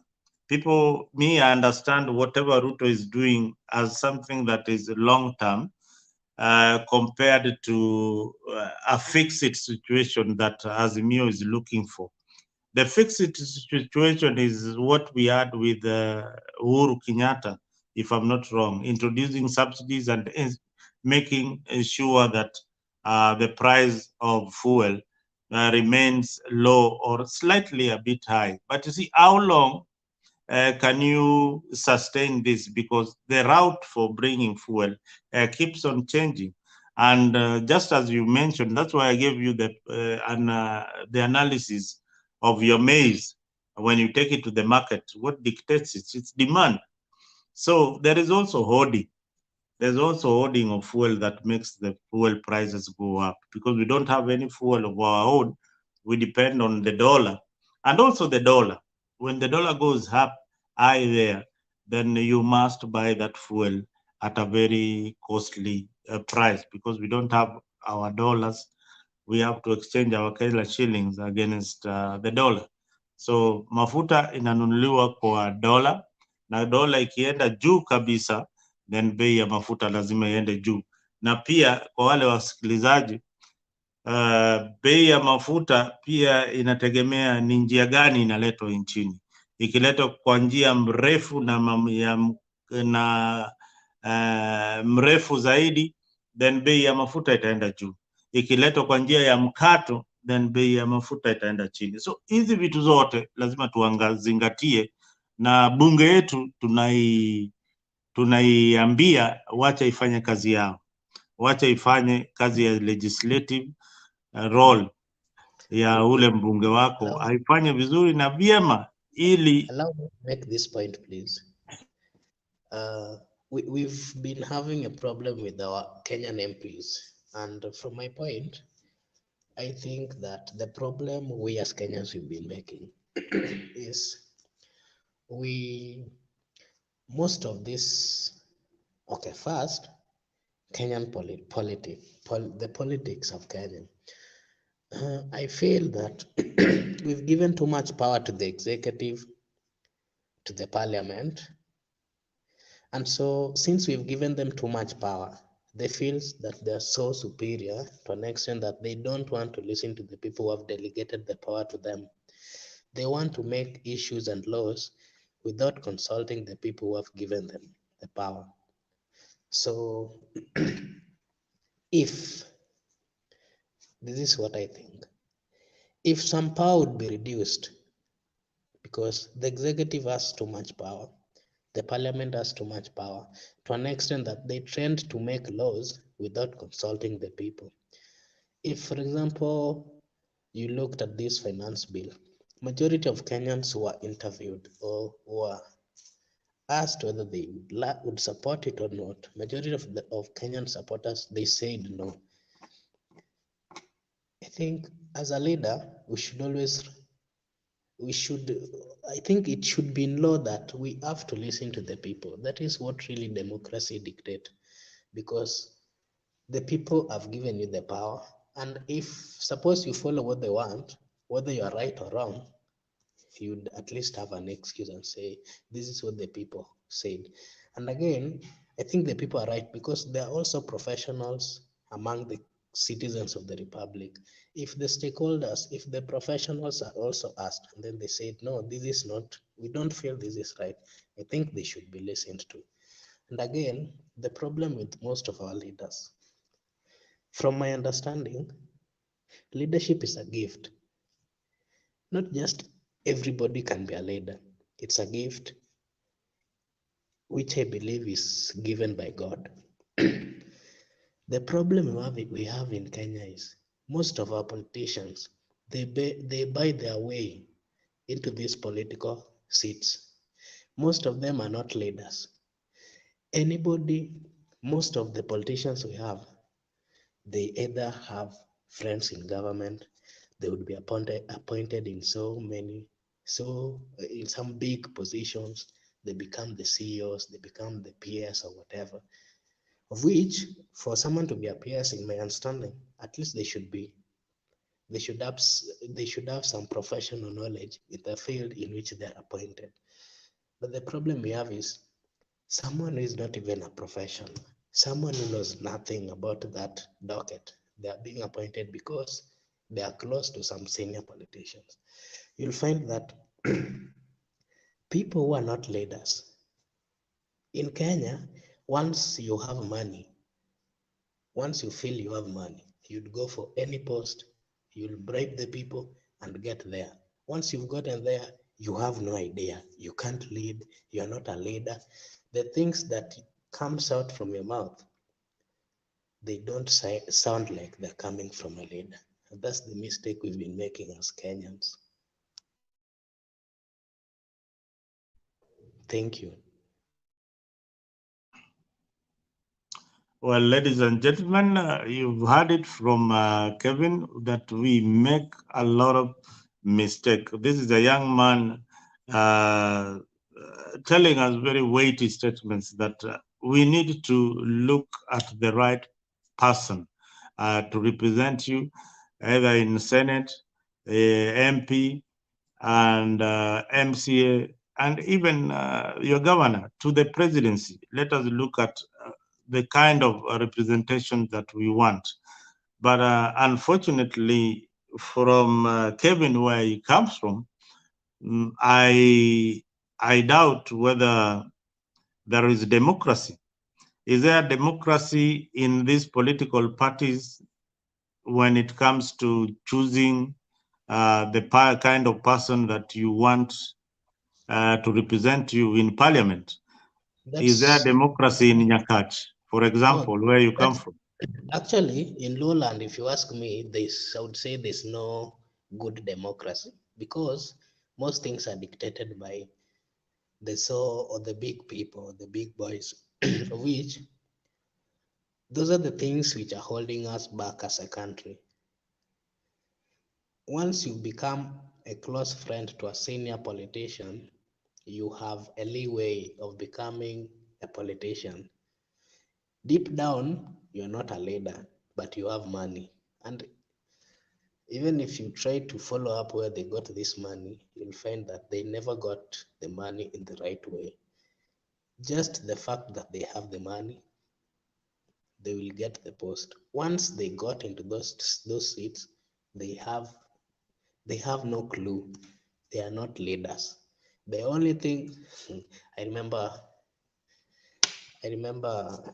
that was this time this governor was elected. I respect him and I like him.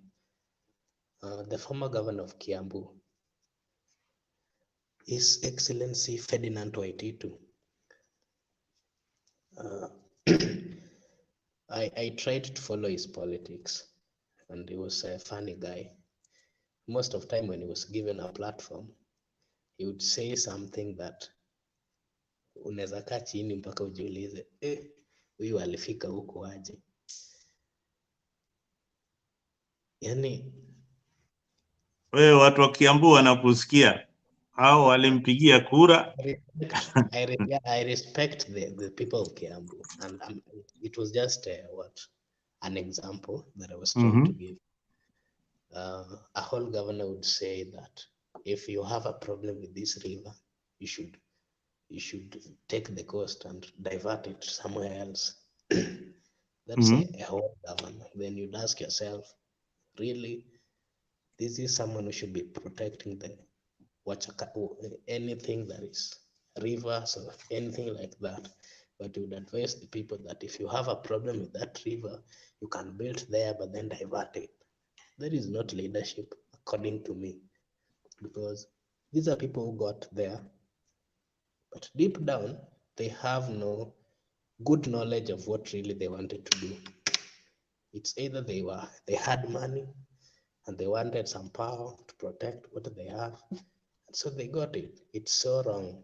Kenyans should wake up and look keenly on the people they are electing. They should not be told by people who have money, who are rich or whatever.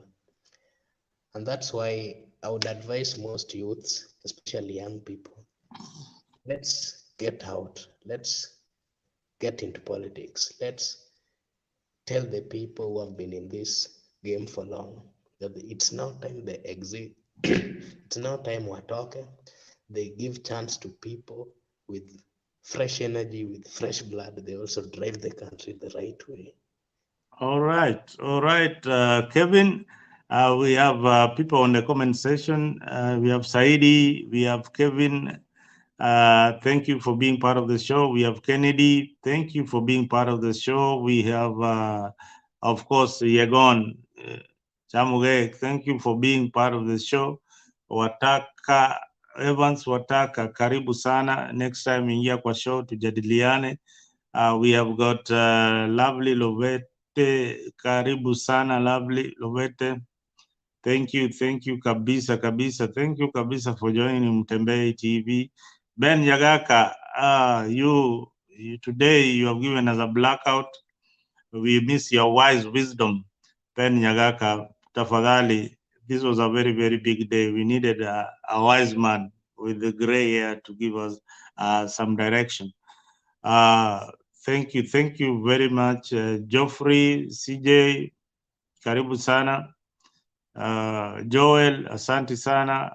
Mesha, kuna wengi ndazidi kuwasoma jina zenyu wale wamekuwa nasi katika show. You know, without those comments we cannot have any direction on the conversation. Some of the things that you say in the comment section are very, very important to us, but next time make it an habit also to join the show. Don't be shy, don't stay on the background too much. Come to the panel, gets used to the discussion, and we discuss the way forward for our country. This young man, Kevin Obura is very, very impressive. This is the young people that are the future leaders of Kenya. Kevin, maybe if I can ask you a very personal question, how many times have you voted for example? Twice. You have voted twice. So you are probably in your mid 20s. Yeah. Oh, that is very, very impressive. You are the age mate of my daughter. So that is so impressive. You have voted twice. You are participating in the national agenda.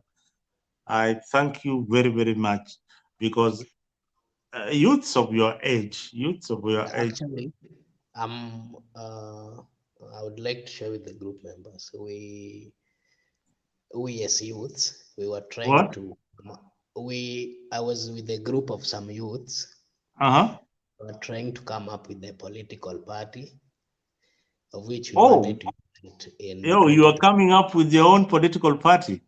Yeah, we did. We reached at the registry. Uh-huh. We never had the money to finish the full registration so that we would be given the certificates. So what is the name of your political party? DRA. Can you? I mean, I want to give you. This is a national platform.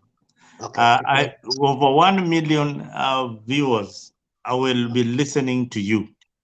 Okay. I want you to be very, very articulate, and tell us about your political party. What is your vision and your shortcomings? First, be very, very brief and to the point, and the challenges that you are having, so that somebody out there who is a philanthropist and feels like helping Kevin Obura, who is a young man aged 25, has already come up with his own political party. This is so impressive. Some of us, we are heading towards our sunset years. We have not even thought about forming a political party, other than just making noise on social media. So somebody up there, this young man has challenged his other group of youths who are probably thinking of following politicians. Then we have a youth who has got his own political party. Maybe you, Kevin, briefly tell us about your political party. Okay, so we started this in 2020. I met with with some friends of mine. Some of them were university students, and then we had a discussion around in Gara. We had a meeting, and then we decided to come up with a political party, and we gave it the name Democratic Renunciants, meaning New Birth Alliance, DRA. So it was in 2020. We had the first meetings. We came up with the constitution of the party. We tried recruiting members all over the country. We had people from Mount Kenya, people from Masai Land, from Kisii. People are from all over. So we started the process of registration. We went through all the processes, and we got a letter from the Register of Political Party that the name was approved, the color was approved, the constitution was approved. And so we were told to pay some amount of money. We paid the first amount, the second, and now the last, where we were now supposed to become a fully political party, which would then give would sponsor someone to go for a seat. No, we should then give you the registration certificate. Yes. So up on Rulikwama, we never had the money. And so how much are you looking? How much did you pay, and how much are you looking at right now? We collected around 100, and that's what we paid. and we were told that we were supposed to had, was it 150? I'm not very sure unless I'll confirm with the treasurer. Yeah, please do confirm with your treasurer of your political. What is the name of the political party once again? DRA, Oh, Democratic Nations Alliance. Democratic Anxious Alliance. This is a new political party Yeah. that is being formed by this young man. I think that is a step towards the right direction. We want Yeah, young so people to if participate in politics, and you have heard his story. His shortcomings is Kevin Obura. Kevin Obura, I believe there is somebody out there who would want to get in touch with you. Do you have a website for your political party, or how can somebody get in touch with you in case they want to share some information or to support you or to join the political party? I mean, this is the right forum for you. Okay, thank you. I would give my number so that I'll give them the full information about it. All right. I don't advocate for people giving their numbers on air, but maybe if you have a Facebook page, if you have a what is your Facebook page? Please spell it loud. Kevin Makobura. Mm-hmm. Yeah, so Kevin is Kevin. Mm-hmm. Then Makobura is Mcobura. All right. Kwa wale watazamaji wetu wale wanatusikiza, ukiwa ng'ambo, ukiwa pale Middle East, ukiwa pale nchini Kenya, ukiwa mahali yoyote, unaweza support huyu kijana ambaye anaanzisha ile political party yake inaitwa DPP or DRPP. It's DRA, Democratic Renaissance Alliance. Oh, Democratic Relations. That is a French name, eh? Renaissance means new birth or new. Democratic New Birth Party. That's a new party that is coming up. It is a party for young people. It has got its agenda, and maybe if Mutembei TV would allow you one of these fine days, we will give you a whole show to tell us more about your political party and the goals and what your political party would have done to this finance bill 2023. But so far, I believe your political party does not support the finance bill 2023. We don't. Yes, Mr. Kevin, yeah? We don't support it. It's against the Constitution of the Republic of Kenya.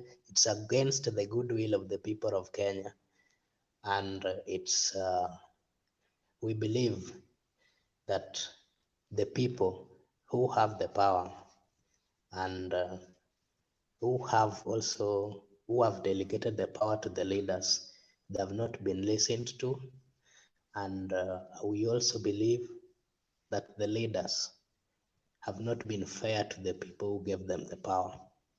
So it's high time the young people of the nation of Kenya, we come up, we stand up and say no to an oppressive government, a government who doesn't care about the people, and especially to the youths.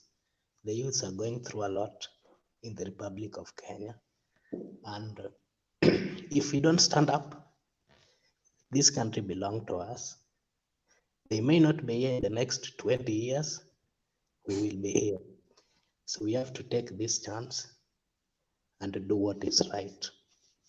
Yeah. Thank you. This is my appeal to Aduma War. This is a member of,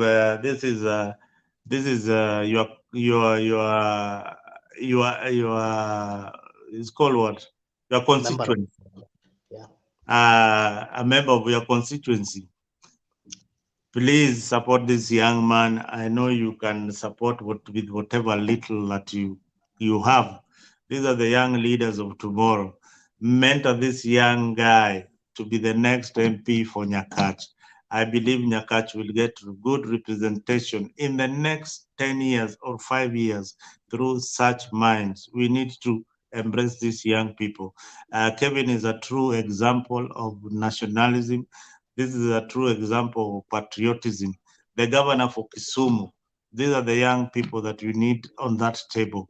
When you are allocating resources for the young people, these are the young people that you need to motivate.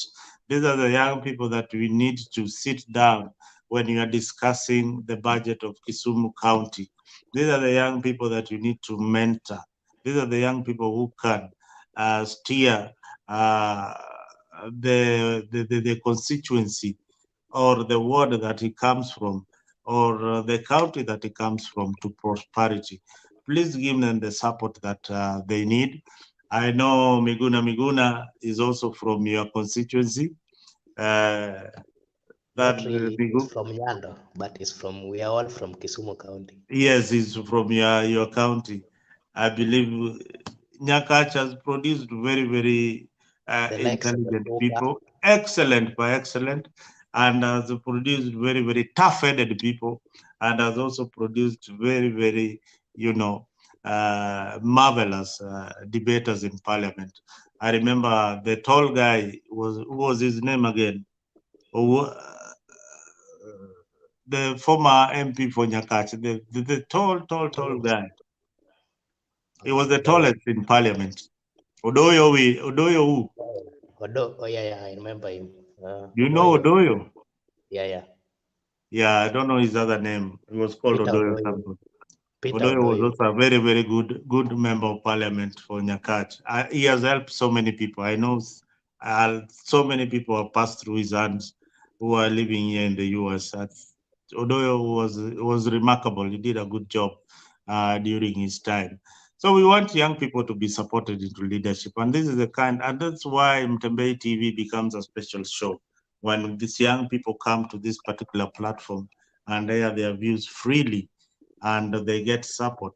We want to see Kevin in parliament, and we will do a little that we can as Mtembei TV, as True Talk TV, to give you the kind of support that you might need. But thank you very much. Thank you very much for your time, Mr. Kevin, and for airing that important vision that you have, forming your own political party. That is a plus, and it's a challenge to many young people who are probably lost in drugs, lost in alcohol, and lost in so many other things. That there are people out there who are young, who are your age. They are not in sports, but they are in politics, and they want a niche on the political table. So this is a good forum. This is a good start for you and your organizers, for you and your members. I want to congratulate you. My personal congratulations to you and your team. This is something that not very many young people can do. Congratulations once again. Mumesikia wadau, kuna kijana ako na chama yake na yuko na miaka 25. Tafadhali, ako na shida ya hela, hata shilingi 2, shilingi 5, shilingi 10 inaweza msaidia wafike ile lengo yao. Tukiona huyu kijana amefika pale bungeni, tutashukuru Mola kwa yale ameyatenda. So thank you very much. We have done 3 hours 22 minutes. Here in the US it is 6 minutes to 6. I said I will end this show at exactly 3:30 because of the time. I also need to take a break and nikunywe ile tamba la maji kidogo, ndio baadaye tunaweza regea kwa show kama tuko na watu wale wa diaspora wale wanataka kuingia kwa show. But it has been a good experience with you guys. You kept me going. I thought that I will not manage 3 hours. Jakes, wherever you are, asante sana for giving us an opportunity once again, but we miss you so much. Hii viatu we couldn't fit in, but nimejaribu ile mimi naweza na tukasukuma show. Now we are at 3 hours and 23 minutes. I will end the show at 3:30 exactly. Maybe Kevin, lastly, if you want to say one or two things before we wind up the show. Okay. I want to talk to Kenyans, and I also want to talk to the leadership of the Republic of Kenya. First, I would like to talk to the leadership of the country of Kenya. They've been given this opportunity with God to lead the people. This opportunity is not given to everyone. When you are given an opportunity to lead, then you have to lead knowing very well that you are leading a group of people. You have to be there for them. You have to listen to them. You have to do things which, suppose maybe you are not in that position. If someone was doing to you, you'll feel bad. So you have to feel the people. You have to know that they're also human beings, and whatever your law or whatever decision you're making, it must be a decision which respects the people. And again, now I want to speak to Kenyans.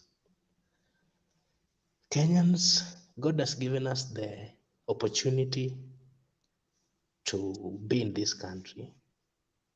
And Kenya, among the countries in Africa, Kenya is one of the best countries. Kenya has people who are learned. Kenya has a very beautiful land. We have like almost everything. So we have to protect these things. We have to be truthful. We have to be people who are genuine to ourselves and to the people around us. We have to do things which are right. When we are going for elections, let us not look at how much someone has, but let us look how truthful that person is. And we also look at the capability of that person. That would really help. If we get bribed every now and then we send people in parliament, people who have bribed us, the only thing they will do is they will try to recover their money and to loot more, and that is so wrong. So we have the power to say no to people who are not doing the right thing, and saying no, we can do it in the ballot. Let's make the right decisions. Thank you so much. Well, I can't even add a full stop or a comma to whatever you have said, Kevin. I mean, you've been quite inspirational. Ladies and gentlemen, we come to a close of this wonderful show. I believe we have tried our best to keep you guys locked and informed about what is happening in the country. If you are in the diaspora, please log in to the show. We discuss diaspora politics and how we can contribute to our country. Ladies and gentlemen, sasa nimefika ile tamati ama kipindi cha lala salama ama tunafunga virago sasa, mimi na Kevin. We are the only two men standing. There are other people who have been on the show before. Nawashukuru sana. I can't mention all of you by name, but tomorrow, same time, keep locked on Mtembei TV. Keep locked on True Talk TV 24. That is my channel. I keep running it on the side. We are trying to build it. Subscribe onto these channels. I think subscription doesn't cost you much. We need to help these channels grow so that they can employ more panelists, more moderators, and we grow into a bigger media platform. You saw today the mainstream media was gave us a total blackout, and we have to rely now on our YouTube channels. So our YouTube channels, asante sana. Somebody is coming into the show right now. Wacha nimuongeze aseme Sam, Sema. Sam, where are you? You are almost closing the show. Give us your remarks now that you've come in. Niko, waja niende pali iko light kidogo. Hapa outside hapa. Yeah. If you have got something to say, it's never too late. We are just about to wind up. Just come on in and usalimie watu wale wako huko kwa. One second. Okay, Niko, light hapa iko light kidogo. Yeah. You're now in a very good position. Yes. So what I was going to say is I was here earlier and I like the discussion. What I was just going to tell Kenyans and our Kenyans, is let's be realistic. Let's be sober when we are talking about economic challenges, and then let's try to avoid mixing it with the political acrobatics, which we know. Wanasiasa, they will compete with each other, and they will not be honest on either side. Each side wants to outdo the other one, and they will always piggyback on whatever is going on, whatever challenge you are facing. At the moment, as I said earlier, I'm Kenya Kwanza, but of course, even us in Kenya Kwanza, when we were campaigning to take power, we used the same challenges to get us where we are. So the shoe is on the other side, and Azimio, they're using it to their advantage. Our challenges did not start today and did not start last year, did not start 2 years ago. It's been building. It's been a long time coming.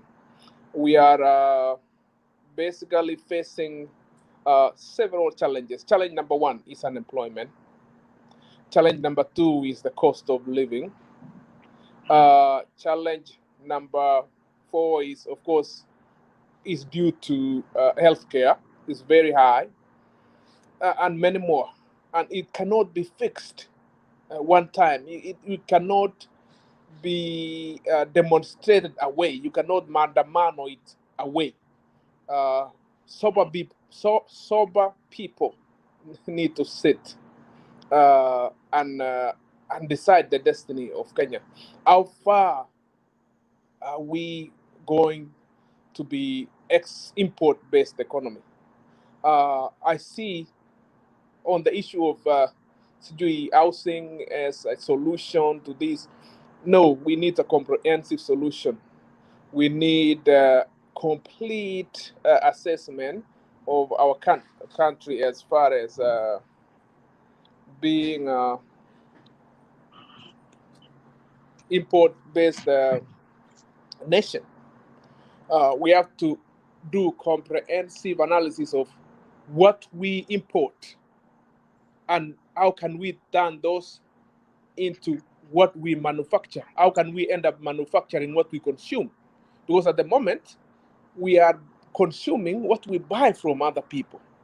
And what do we expect from that? You expect us, we are creating employment for other countries.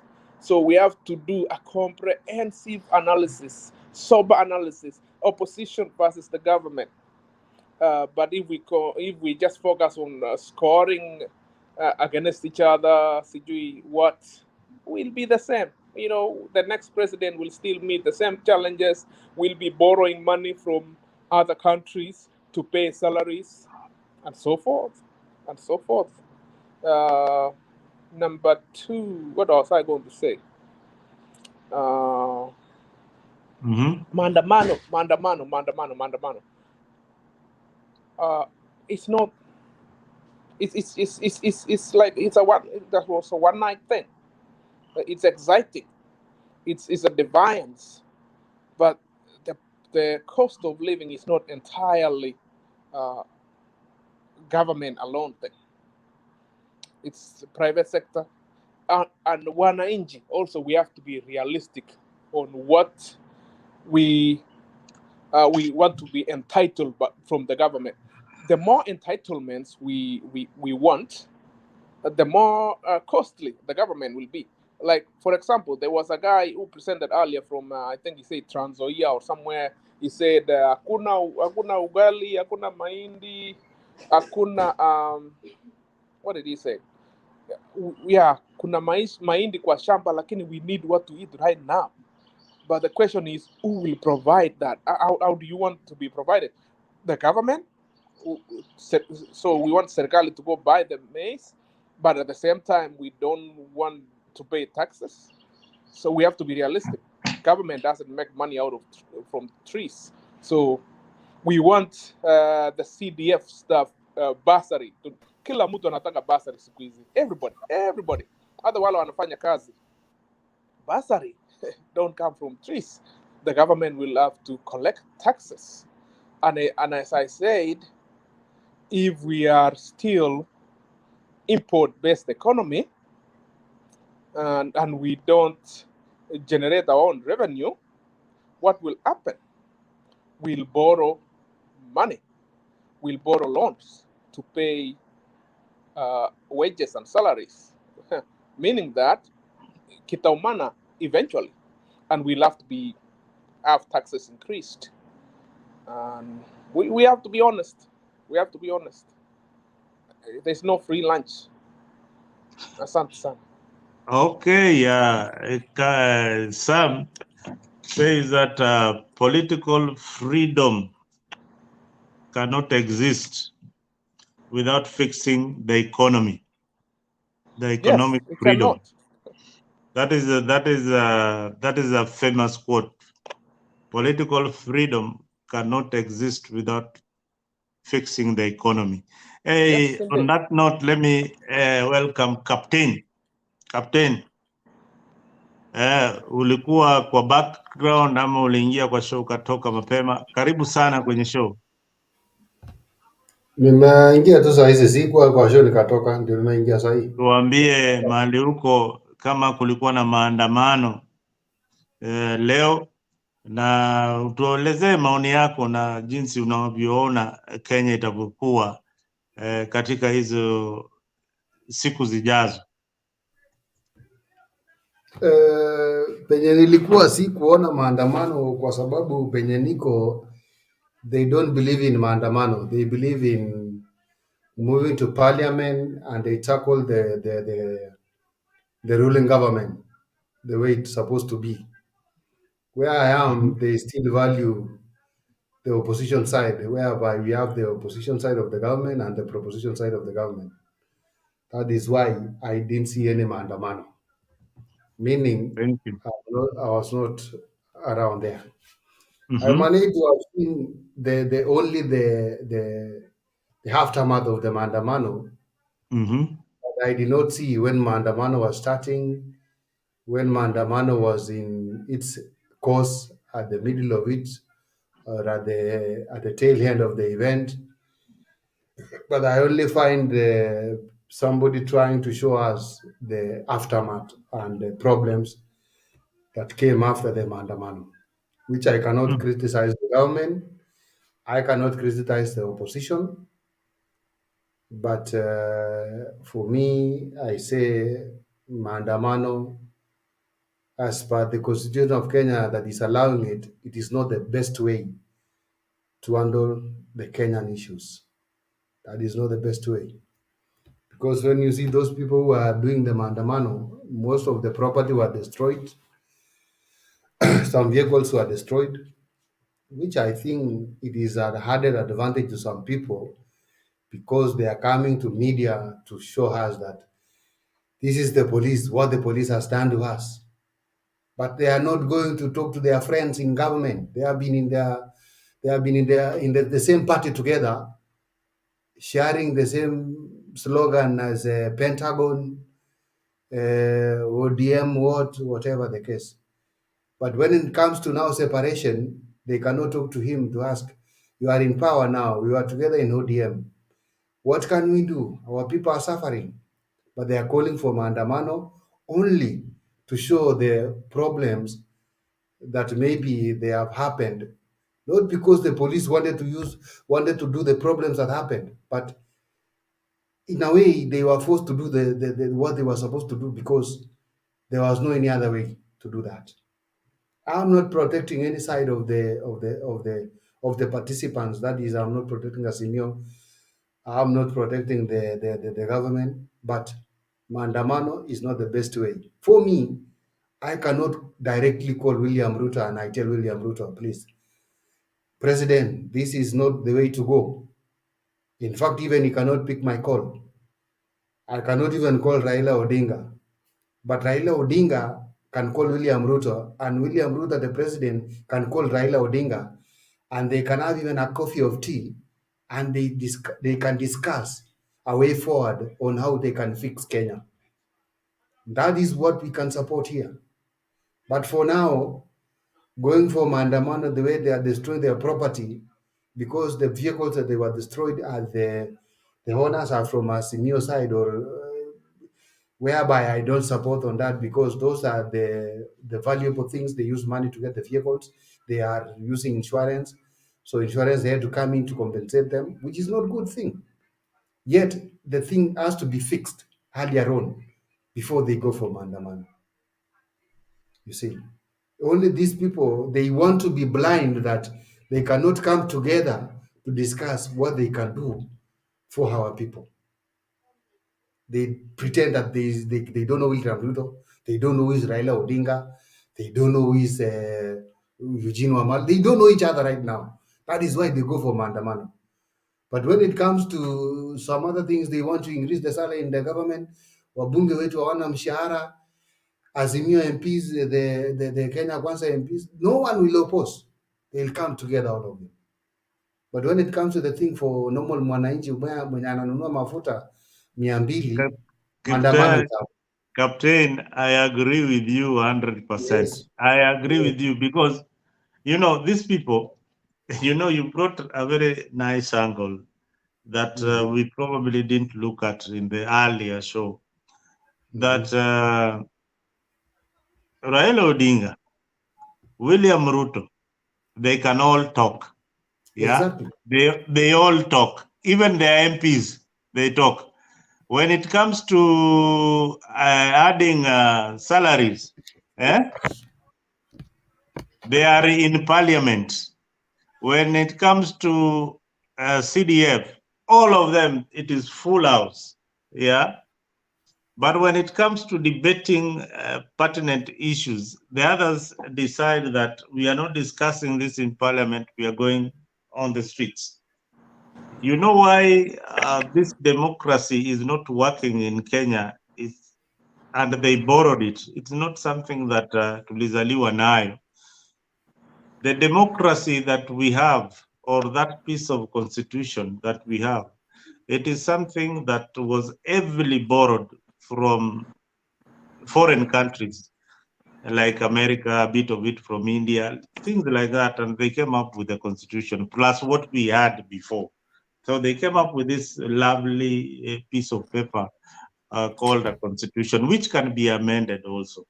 But now, in the countries that they borrowed this constitution, they also have opposition.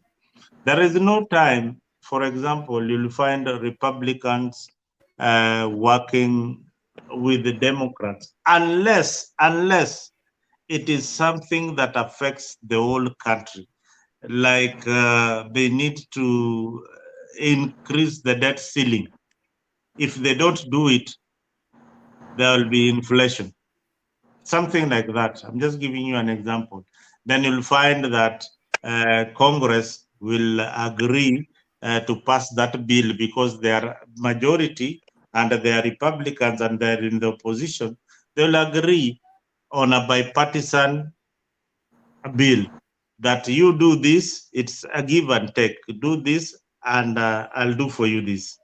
So we have not reached at that point in our politics. But with this kind of discussion, I strongly believe, other than the principal looking for positions, let them come and sit together and say, hey, we as Azimio, this is the proposal that we have on the reduction of power, and it will not hurt the country's economy. This is the proposal that we have for our people, so that the fuel prices can go down and it will not hurt the economy. This is what I have for debts. The debts that the country have, this is how we are going to pay them as a country. So if you pass this bill, then we need you to work with us in this direction, or we need you to give us this position so that we agree with you with your position. So we avoid going to the streets and coming up with a formula to work with the government. I think we are yet to reach there, but for the sake of discussion, let Sam say something about it. Real quick. You said the democracy. You tend to put the blame on the constitution, which was borrowed. I'll defer. The constitution is not the problem per se. It's what we call political bad manners. You cannot legislate morality, for instance. Like, you can write everything. You can write everything, but when some politician want to create their own facts, their own version of the truth, like you can call a tree cypress, but if a politician wants to call it a mango, and then they want to argue with you that it's a mango according to them, and you have it's irreducible minimum for you to talk to me, so long as you are agree that this cypress tree is a mango, and if not, I'll go to the streets, or for instance, the 50 CAS, which was rejected by the court. It's obvious that not even constitutionally or whatever. It's obvious it's costly, and their functions are redundant. We have PS, we have the CS, but you will still find a politician arguing for it. Just explaining that, okay, they are needed, kuna kazi mingi. Yes, kazi mingi wapi, where you get the 4 CS in one office. Kwani kazi, Anyway, so it's not the constitution, it's the politics. It's political bad manners. Like, for example, I don't want that to take us back. Like, when we agree as sane human beings that this is the IEBC, this is the one that will conduct elections, and their results are binding. But when we get the outcome we don't like, we go to political bad manners. We discover a Kamago or something, and then most of us, wananchi, actually believe it. Not consciously. It's because we have mortgaged our independent thinking to a politician, whether it's Ruto or Raila. Kama Raila anasema leo Ruto ni mweupe kama pamba, we switch, tunaimba yeye, and the kesho kama akisema yeye ni shetani, tunaruka. Like in 2017, was it 2017? Uhuru was a thief, aliiba kura ya Raila. But by May 2018, because of handshake wamekubaliana, then ni mweupe kama pamba, he never stole. Hiyo story ilikuwa story, but the consequences have been felt. Kuna watu wamekongwa mawe na nini due to protest. Kuna watoto wamekufa na baby bendo. But now for convenience, and we are gullible as wananchi. We are, we mortgage our thinking.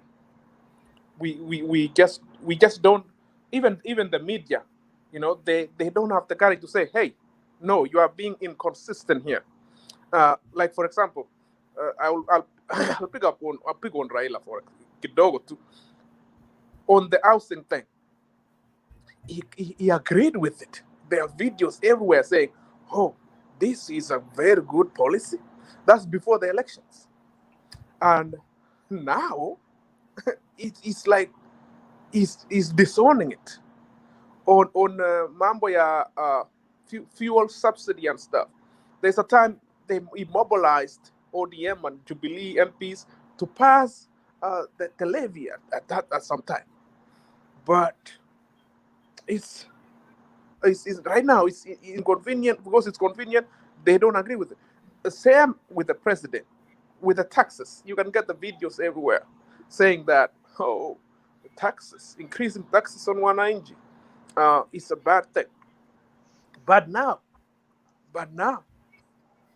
it's and the videos not even 4 months old, or even not even 6 months old. They are two different people. It's political bad manners. You nailed it. You nailed it. You nailed it, Sam.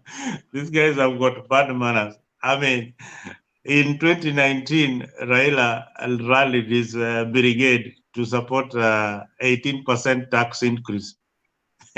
Yeah, it is only Ruto, it's only Uhuru who reduced it to 8%. Yeah, returned it to the same bill to Parliament and told them, no. Let's make it 8 because we have COVID and all these other things. Let us make it just 8 because of the pandemic. Then on the issue of housing, Raila is known for the housing in Kibra. Then he was the minister, and he started this wonderful project that is in Kibra. And that was informed by data and the need for houses then. Yeah. So the need for housing has really increased. And if you look at Kalonzo's manifesto, you look at Azimio's manifesto, then you look at UDA's manifesto, all the presidential candidates that were on the ballot, even Wajakoya, had got something on housing. How they were going to implement it, God knows. But seemingly they have this selective amnesia, we call it, They can spin around like spin doctors, give you 360 and say, I never meant it was the housing. I never participated in this. I never said this. This is the nature of our politics. And Sam, you brought it very, very clearly that it is just bad manners. How do we stop the bad manners in politics? How do we stop the bad manners in our Kenyan politics? That is the big thing. Zalendo, I have not finished anyway, but what I wanted to say is that in politics, our politics in Kenya right now, we want to believe that if you do not win election, let your people believe that your votes has been stolen. That is why you are not being announced to be the president of the Republic of Kenya. If we continue this way and agree to tell wananchi that whenever there is an election in Kenya after every 5 years, let's not agree that we have not won. Let's go to the streets.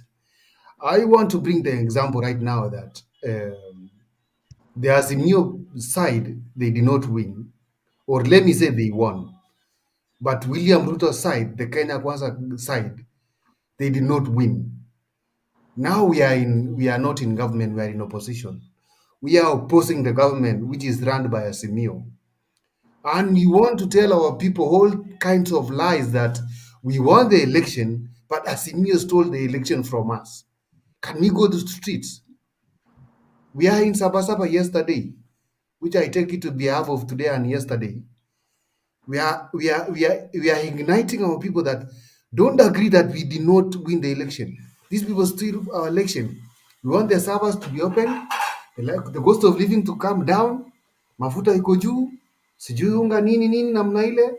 But in reality, where we are heading to, is somebody want to get into government in a different way, where are we heading to now? Because hata kama Raila ameshinda, alafu pande ya Kenya Kwanza wa advise watu wao kwamba tulishinda lakini tuliibiwa.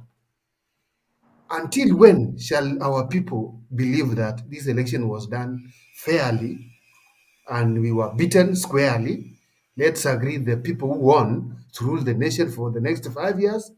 We campaign. If we win, yes. If we don't win, the government that will win will support it. Are we not seeing that we are heading to a wrong direction? Because each and every time, 5 years fighting, 5 years fighting. Say that we bring the wrong people in the government to increase the cost of living, like the way right now it's happening, in a way that I cannot explain, but you understand what I mean. Kevin Obura, you are a new party holder right now. I still have questions about you, about opening the offices in the whole 47 counties of Kenya, about registering your party in your political parties. I just want maybe J. Raisi. By the way, Mzalendo, this guy is called J. Raisi. In Kalenjin, that name is J. Raisi. Who? It is very difficult for you. Sam J. Raisi. Sam J. Cherasi. Raisi. No, J. Raisi. I would rather stick Just to call Sam. Sam. Yeah, You know, stick to Sam. Captain, Yeah. I believe your generation and mine. I don't want us to stick to this tribal talk all the time. No. For us, No, we I want just to wanted, in fact, we J. want to Raisi be is this a very good guy. Captain. We want to be this generation that makes things change. All right, we want to be a generation that looks at you with what you can offer, not with the region that you come from. That is why I was ending by giving you the name of J. Raisi. But as it is. we And respect to answer what I was diversity. asking, We respect just a minute, diversity Mr. and Lendo. culture. All right. Just a minute. Yes. And then you Allow me answer to what come I up was with asking. Captain. And I come to Gavin Obura to give us now what are the Yes. visions of this new party Okay. he's holding now. Yes, Captain. First, allow me to. I want to contradict some of the statement that you made. First, I want to also tell you that I'm not a supporter of Raila. I have my own mind. I have I my didn't own say that. belief. No, I'm just letting you know about this. I'm not saying you said. I'm saying I have my own mind. I have my own thinking. We have a party that we are trying to come up with. So we are independent people. I'm also independent. But this is my belief about this Maandamano. I heard you say that you don't really believe in this Maandamano and it shouldn't, like there was no need of it. This is my point. I currently stay in Nairobi, somewhere on Gong Road. Raise your voice a little bit. I don't hear it. Okay, sorry. Mr. Captain, I'm saying I currently stay along Gong Road, somewhere around Coptic Hospital. And yesterday, the day before yesterday, I went to Kibra in the evening around 7 p.m. And then I'd gone to pick something. And then around the shop, I saw a woman. She had gone to buy some vegetables. And then this woman, she was buying a vegetable of 10 shillings. 10 shillings. Besides this woman, she was with 2 kids. And she looked like she's expecting. So I would say he had like 2 kids, plus the one she was carrying, plus na yeye. Then I asked myself, Captain, usipotee, hebu jaribu kumaintain. Then I asked myself, this woman, she's buying skuma wiki of 10 shillings. How is she going to survive with this?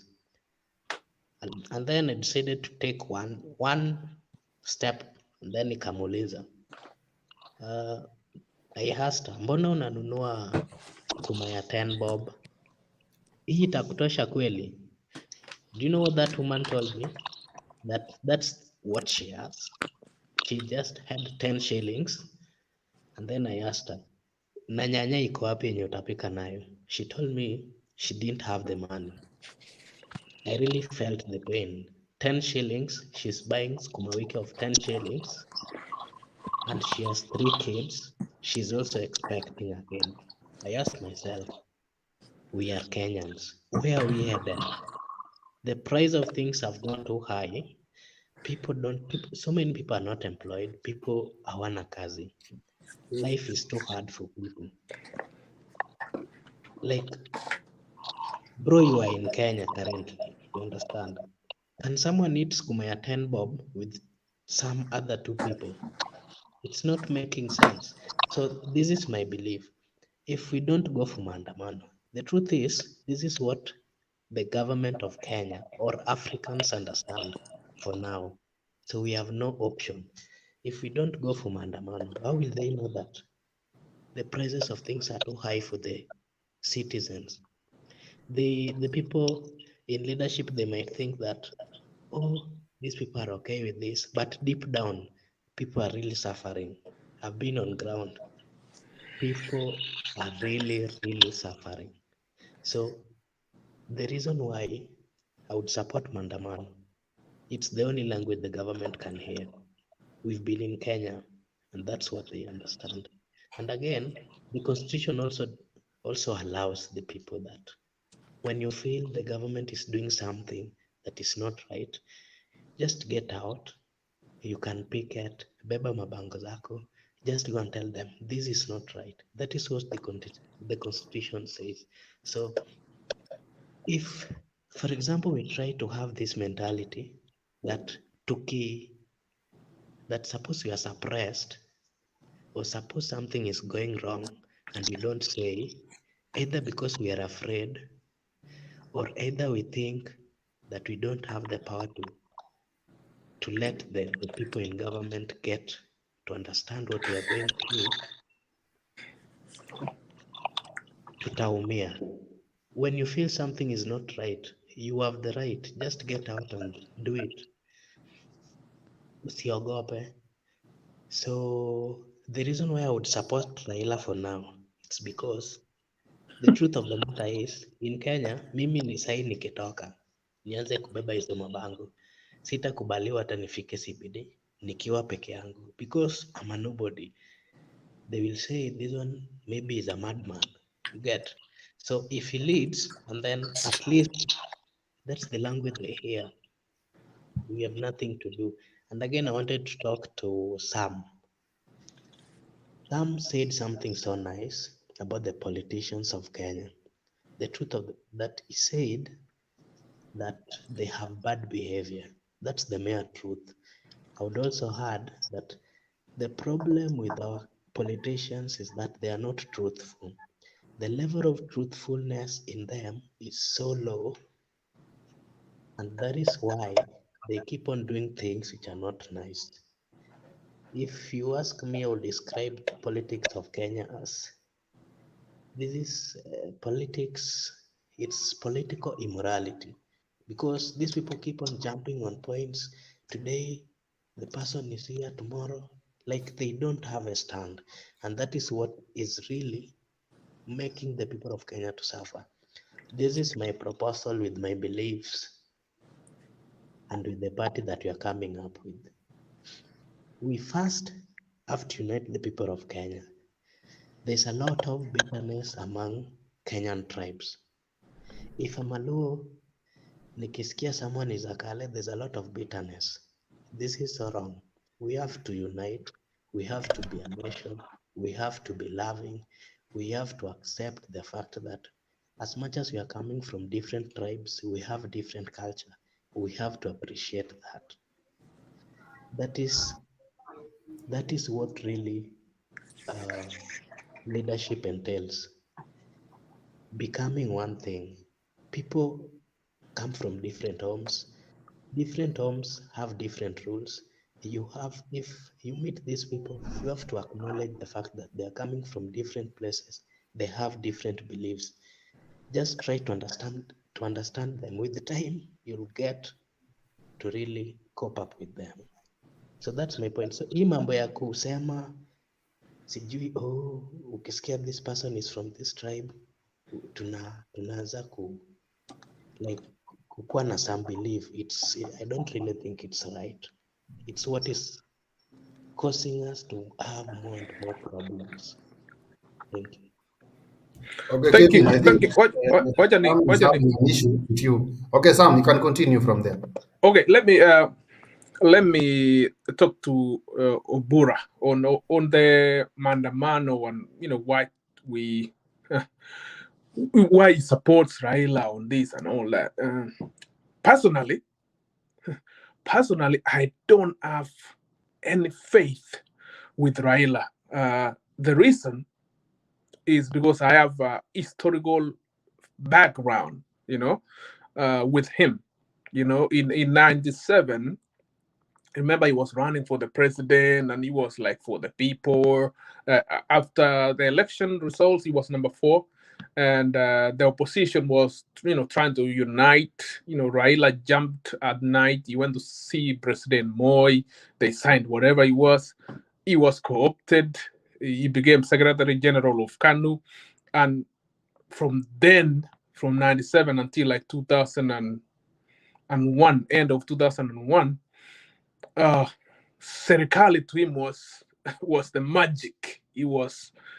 KANU was Baba na Mama. The evil KANU for him was Baba na Mama. So around 2001, when Moi was retiring, he was trying to choose whoever is going to take over from him. So Raila was expecting maybe to be one of them. And when he was passed, he jumped. He went back to his old self. He became Raila, the agitator of the rights, and he met Kibaki, who was already on his way to State House. He jumped in, he said, Kibaki Tosha. And they got together with Kibaki kidogo 2005. Wakakosana kidogo. Raila Kibaki became a devil, according to him. Until 2007, when an elections was held, he was very bad. Whatever outcome came, I still believe he won. And hell broke loose. And it was only cured. The murder, the mayhem, the burning, and all that was cured when Raila was given Nusumkati. So it became the coalition government, which was the magical whatever, until 2013, when it was time to him he was also going to inherit Kibaki, but when it didn't happen, it became another competition, him versus Ruto at that time. He lost. He went to Supreme Court. They ruled the way they ruled. To him was, they didn't rule his way. Mutunga Court didn't rule his way, so they were the devils and whatever. And in 2017, the court ruled in his favor. They were gods, because they annulled the elections and instructed a repeat. When a repeat was called, he did not participate. He cordoned, he closed out Luo Nyanza completely. Even the IEBC could not even go there on the second run. And kidogo 2017 came.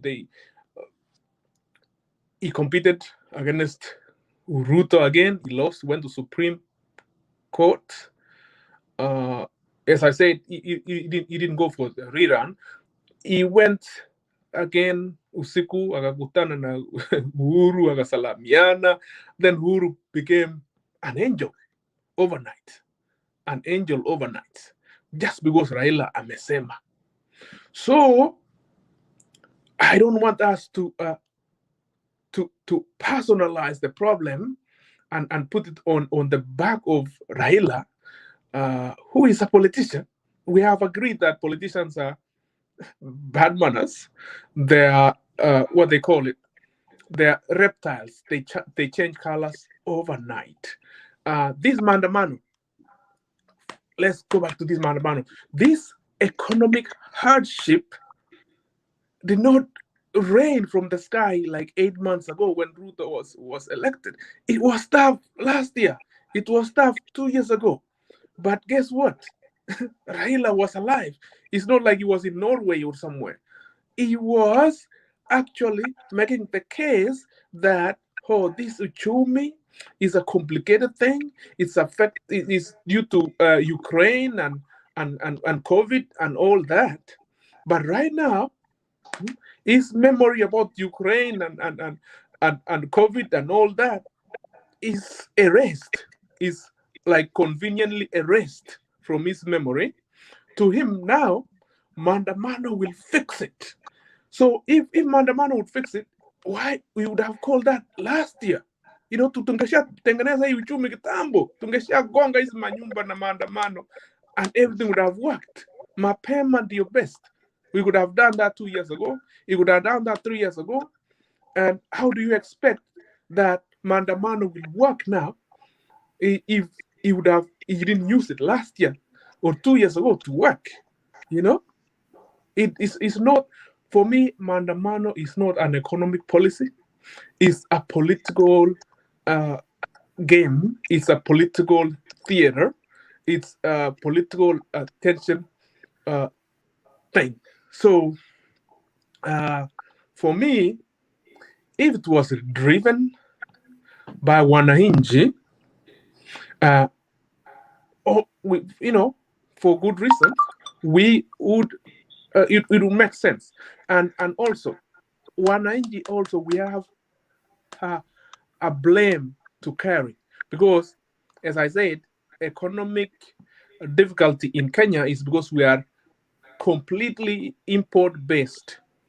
Even the other day, I think somebody was trying to address the issue of China shop. Wananchi actually protested to keep it, you know, basically like Chinese coming to dump everything. So we cannot manufacture anything. We cannot even make a handkerchief because our people are addicted to mitumba. Mitumba are used clothes from other countries. So yeah, they're cheap. You know, it's tough to argue with somebody that, you know, mitumba is bad, because at this time, they're cheap and you can afford them. But in the long run, it's choking our ability to create a garment manufacturing industry. It's closed Bata shop. It closed all those. It closed Kikomi. It closed Eldoret. There was a manufacturing, what they call Raymond. It closed that. Yeah. So But the problem is not wananchi. The problem are the politicians. They looted everything and left nothing. So the wananchi have no option but no. I'm saying we wananchi also, we have a very, very deep mentality and our love for a foreign made anything. Like utasikia at the whole so and so ako na sweater from Sweden, you know. Na tunapigia makofi. It is a status symbol. It's a status, it's a mental thing. Tunasema, you can see, oh, Raila's or Ruto's clothes is imported from France. So his shoe comes from Ukraine, and that one is supposed to be like, who? Yeah, mwanaume, you know. But like, okay, JYC, I want to interject too. Just a request. Go ahead. Yeah, we are three of us here, and I want us to have a proper discussion for a grown-up people. Let's not like we are arguing in a way.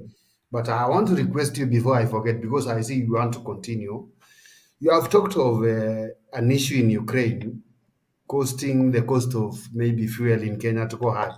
Is that the case? I said that was the explanation by the Uhuru Raila regime. Okay, that's okay. That's okay. Now, I used to watch news from all the walks of life. Like the other day, I watched the news from Tanzania, They reduced the price of fuel, and there was somebody there, I think from the energy controlling somebody from Tanzania, that the cost of production or the cost of bringing fuel to Africa from the international market has reduced, whereby the fuel that they are selling right now on July was for June, and on June the cost of fuel was down when they were buying from the market, and they reduced the cost of fuel by 100 TS Tanzania shilling. If I'm not wrong.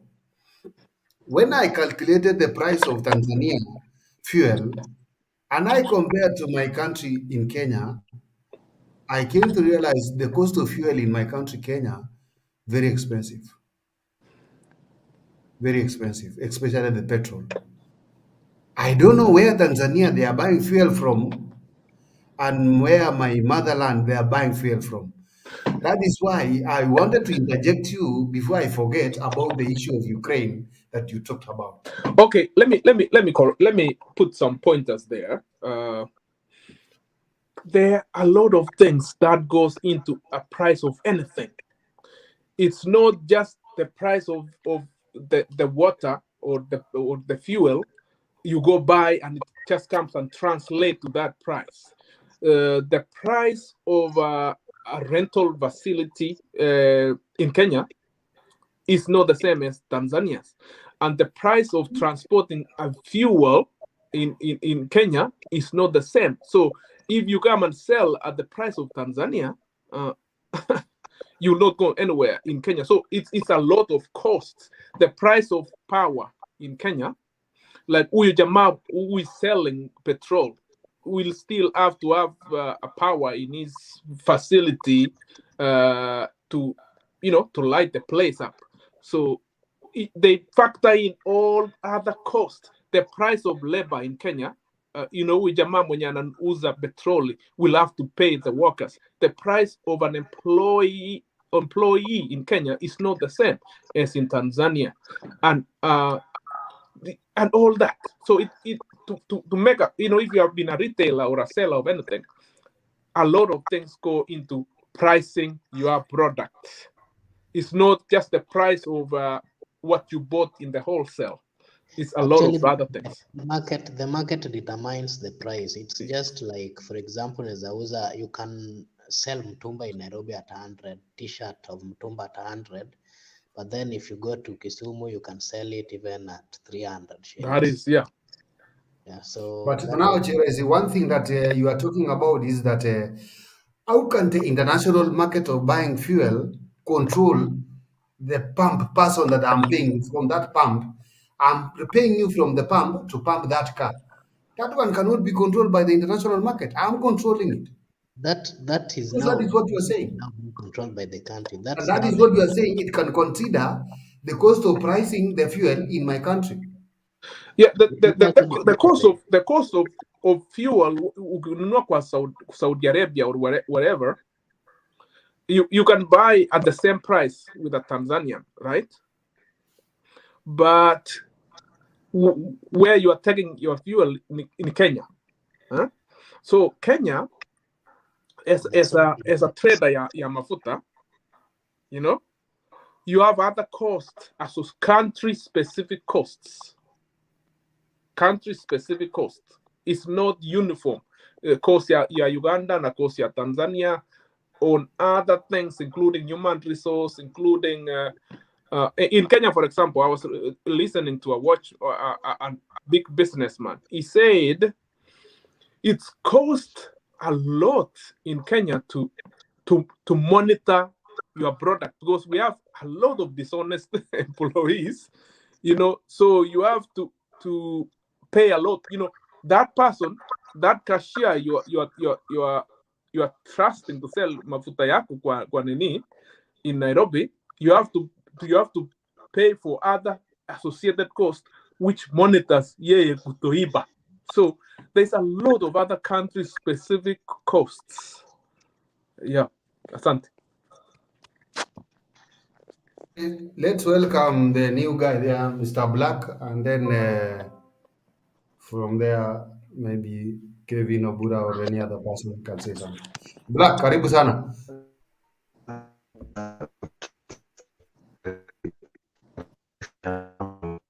Plug is not clear.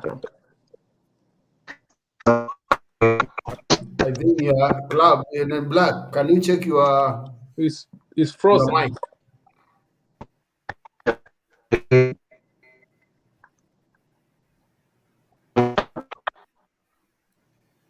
Mr. Black, I think you have to log out and log in again.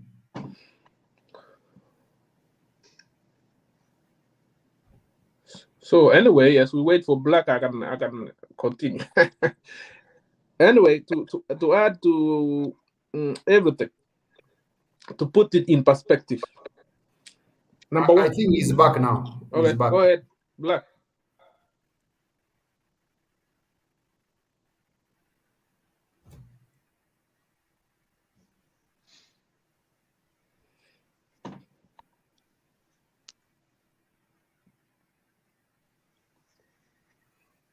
Kevin Obura, I don't know if you have anything to say about the cost of fuel in Kenya as compared to other East African countries. Okay, from my understanding, I would say the landing cost, okay, the buying cost may be same, but then the landing cost may be different. But then someone would argue that maybe fuel from Uganda would pass from Kenya, and you may find that fuel in Uganda is cheaper than fuel in Kenya. This now also depends with the government, related costs, kama taxes, sijui nini.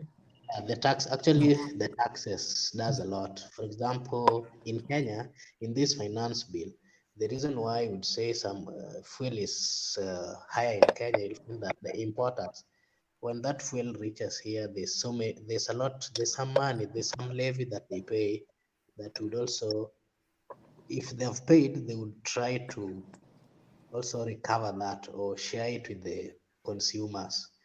That's why you'll find that fuel in Kenya is a bit expensive because there's so many levies that they pay. And that really dictates the amount in which it's sold in the Republic of Kenya. And now let me ask you, Obura, one question, because you are bringing in another topic that maybe it can take another day. Now, after there was this subsidy for fuel and subsidy for food like unga and all whatever. In the next around 2 months, we'll be harvesting maize. Where will the subsidy that they are subsidized fertilizer go? Can they use that subsidy to subsidize something else to reduce the cost of living for our people, apart from food?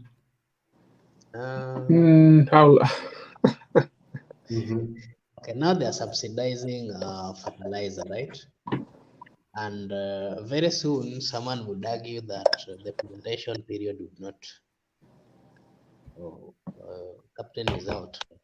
Someone would argue that we are soon the period of plantation where we are past that period. And then it would now depend with the government in power if they maybe want to take that money to divert, if they want to divert it to any other sector. But I don't really think they will because they have clearly stated that they want to do more on agriculture. So it could be they will maintain it. I'm not very sure. Okay, Black. Okay, Black.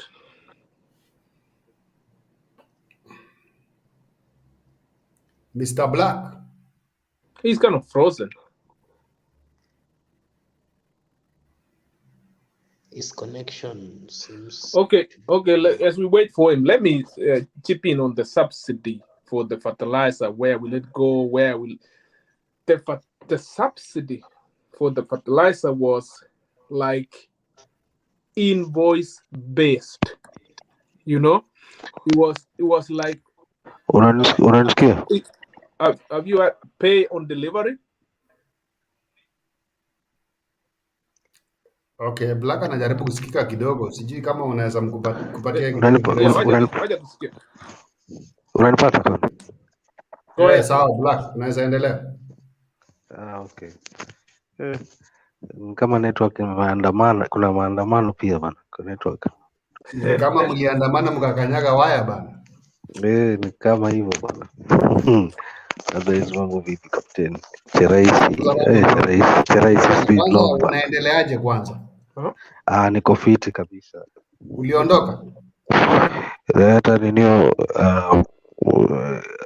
surgery ile nilifanyiwa niko fiti sahii, uzi ilitolewa. I'm doing fine. So uko nyumbani ama bado uko hosi? No, niko home as you can see. Hiyo sawa basi. Ugua pole, quick recovery. Let's continue with the show. Pick up from where you have catched up. Yes. Yeah, I hope uko fiti. It's been great when I was following up, and Kevin Obura, by the way, before I forget, nice to meet you here. Thank you. About the issue for the fuel, all of you are right, zote mmesema, but as well the other thing we should look at is the source of where TZ gets its oil from. Now, it is worth noting that they also do import some fuel from Russia.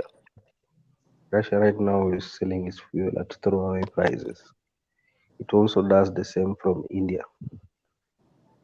India buys a lot of fuel from Russia. So whatever India sells is from Russia. So you see, at the end of the day, the oil is cheaper having purchased from those areas. So by the time it's coming back to landing in their nation, the cost is cheaper from the fact that they bought it cheaper, and also in matters to do with levies and taxes, they're far much more controlled there in TZ as compared to Kenya, which has so many taxation levies on our fuel, which makes our cost far much more higher, and that's what makes us have a big problem. And as to whether we can make things better, yes, we can, and our government can make things better. Because I think there was some time back walipokuwa wakiongelea mambo ya stima, right? And the Senate committee came about with a report from KenGen saying that KenGen can provide us with cheap electricity. But up until now, I don't know whatever happened to it, because KenGen says they can provide for us electricity at 5 shillings and 80 cents per unit, whereas we are purchasing part of electricity from the independent power producers, that is IPP, at 25 shillings. You see, that's five times more. You see, so if we can buy our electricity 100% from KenGen, it will mean we will save the cost of electricity 5 times less, to 5 times cheaper, right? Because how is the math? Why do I say that? Because if currently 60-70% of the electricity being supplied to KPLC is from KenGen, and they're selling it at 5 shillings and 80 cents, right? And 30 to 40% is being supplied by IPPs at 25 shillings, right? Now, why do we have to still keep purchasing this 30 to 40% of electricity from these IPPs where they're selling to us five times more? Why don't we just purchase, we increase the percentage of the electricity that we get from KenGen, that is only 5 shillings. What KenGen watuuzie tu stima yote 100% kwa shilingi 5, right? Tuachane na hizi IPPs, ama hizi IPPs wapunguze bei yao ya stima to match the price of KenGen, right? So kuna kamchezo hapa ambayo inaendelea na sijaya understand ni nini, because from the Senate Committee on Energy, when they came up with that report, up until now, I've never gotten to understand why this thing has never been implemented, because the KenGen, is it a chairman or CEO, can't say something, cannot remember his name. Alipokuwa anahojiwa na Senate Committee on Energy, he said that Kenyan are capable of providing 100% of electricity. So if they are capable of that, then we don't need the independent power producers, right, to sell for us the electricity expensive. If the cost of electricity can go down, don't you think that the rest of other things will also go down? Sivyo? So it's just a matter of goodwill. Right now, these are things that our parliamentarians can bring up to light, but they are not doing that. So hizo ndo vitu discussions ambazo tunafaa tukuwe nazo. Once we can sort that one thing, electricity, that's it. All the other things will be sorted. Hata kama mambo ya fuel ya steam ya fuel itaenda juu kidogo, haita affect as much, because if already the cost of electricity would have come down close to 5 times less. Hata mafuta ikiongezeka kidogo, ikiwa tu constant tu venye ilivyo sahii, bado steam cost of living itakuwa iko chini sana, cost of production itapungua by far, because kila kiwanda kinahitaji stima kuoperate, isn't it? So I think that's the angle that we need to approach this thing from. Thank you. So mzale nani Mr. Black na JRC, mimi hapo na Kenneth Wangura, unajua sisi tuko peke yetu, tunajicontrol sisi wenyewe. Tuwe na discussion mzuri. Naona JRC anainua mkono, anataka kuongelesha Black, which is okay. Okay, JRC. Okay, Mr. Black brought something very important on the Kenyan independent power suppliers. I'll be a little bit more skeptical on the Senate hearing and all that. They don't always match with reality. They always it's extension of politics. Kenya Power, as we speak, it's almost natural. You know, mtoto mwenye anazaliwa Kenya anafikiria it's natural for power to be rationed at 8 p.m. Mtoto thinks it's natural like that. Reason is there's no enough power in Kenya. They just don't ration for fun. So Kenyan Aksema, we can supply 100%. There was a reason why Kenya Power bought extra from independent, whatever they call it. Yes, they sell it for more. No corporation will want to buy anything more than, but for the price of more than they should. The reason was there was, even until now, there's no enough power for Kenya as we speak. Rural electrification keep going around. They call it RERA, whatever, connecting every household and everything. But the power ni bado ni ile, you know, ile ya geothermal, like sijui Naivasha, ile ya sijui dam ya maji sijui somewhere, you know, it's not close to enough. It's not. Kenyan and all that, if you check with reality, it doesn't match up. We need more supply of electricity in Kenya. And what they need to be speaking, the Senate committee, is what new ways we should generate electricity in Kenya. Consider nuclear energy, which has been brought before, but it's slow coming. Mambo ya sijui hydro dam and all that is a cake and will not sustain the needs of Kenya going forward. Asante sana. JRC, I have a question about what you have said, that the government buying electricity from maybe different individuals. Because when I grew up as a young man, I only found, what was the name? Telecom, if I'm not wrong, Telecom. Even we used to go to a booth somewhere, we bought some things, we run, we put in the mosquito. You understand? Yeah, And Mteja. it was controlled by the government. Later on, something by the name, I think it was Kensel. Kensel came in. And then later on, Safaricom came, where now it is the controller of the market of communication in Kenya, overtaking to the Tuxel or to Telecom Kenya, which was the real monopoly. Then now my question is this: which criteria was used to allow communication in Kenya to be expanded to private people like Safaricom and all whatever that cannot be used to expand to energy production for it to be the government to be run it privately the way they were running to telecom or to telecom by themselves.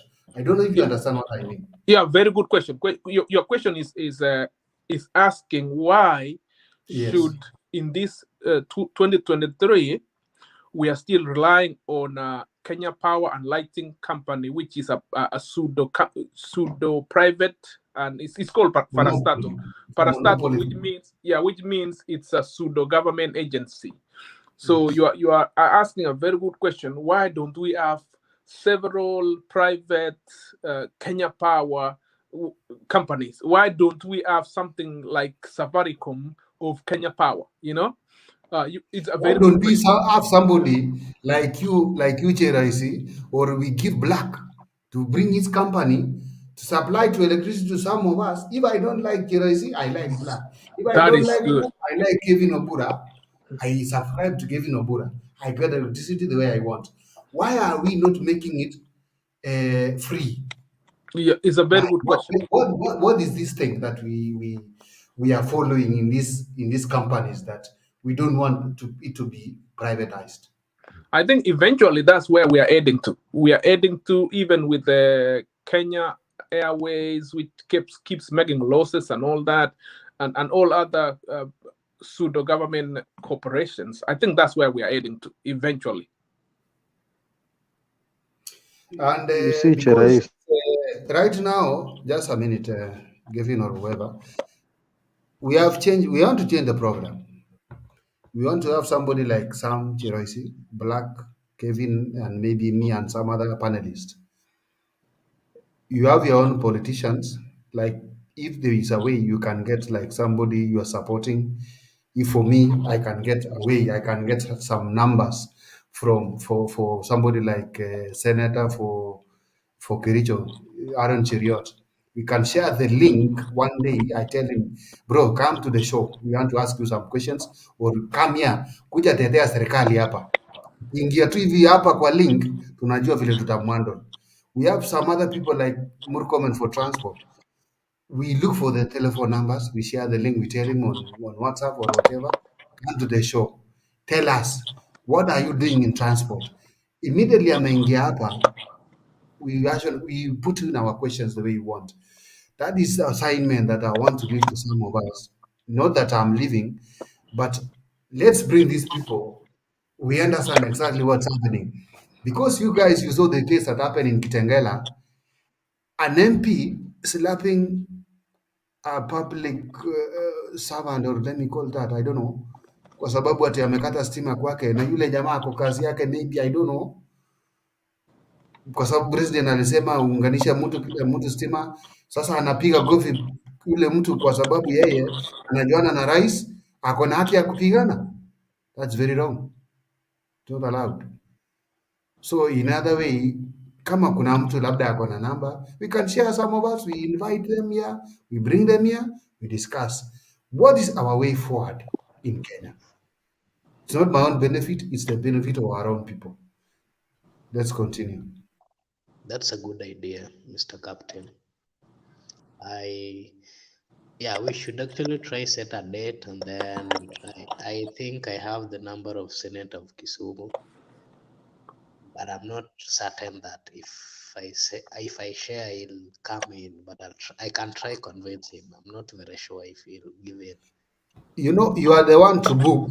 You are the one to book a day, or you tell us on, like, we will form a group of WhatsApp, and then we share it, all of us here, that Senator for Kisumu is coming on this date, you guys coming. Or Senator for Kericho is coming this date, we share all of us in a group. And then when he's here, we give ourselves time. I come in 10 minutes, I leave, someone else can come to ask questions for the better of our people. Being a Because senator, huyo ndo best placed, by the way, for that power, the about the cost of electricity,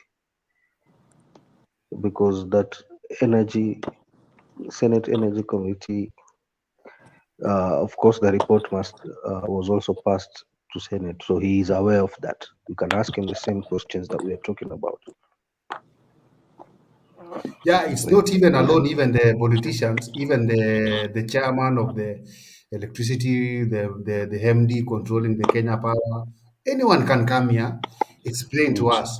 Even the electricity in the Kijiji, 10 miles, whatever, we can question them here, because it's not that all of us we have electricity here. Some of us even we don't have. Kenyan uses renewable energies, and that's the way to go. That is why we have to question them. Most of these Why are IPPs you not producing use electricity by yourself thermal in Kenya? energies, which are very costly.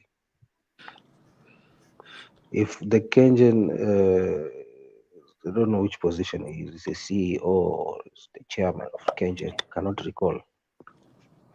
If he said that categorically that they are capable of producing 100%, supplying 100% of electricity, why not give them? Yeah, because actually we have so many rivers in Kenya, and like in River Sondu, they argued. I had somebody in some top position was saying that they had done some research. It is possible they can add another hydroelectric power along Sondu Miriu. If in Kenya we have so many rivers, why couldn't they just give us more so that they fully supply electricity? And if so, what's the option?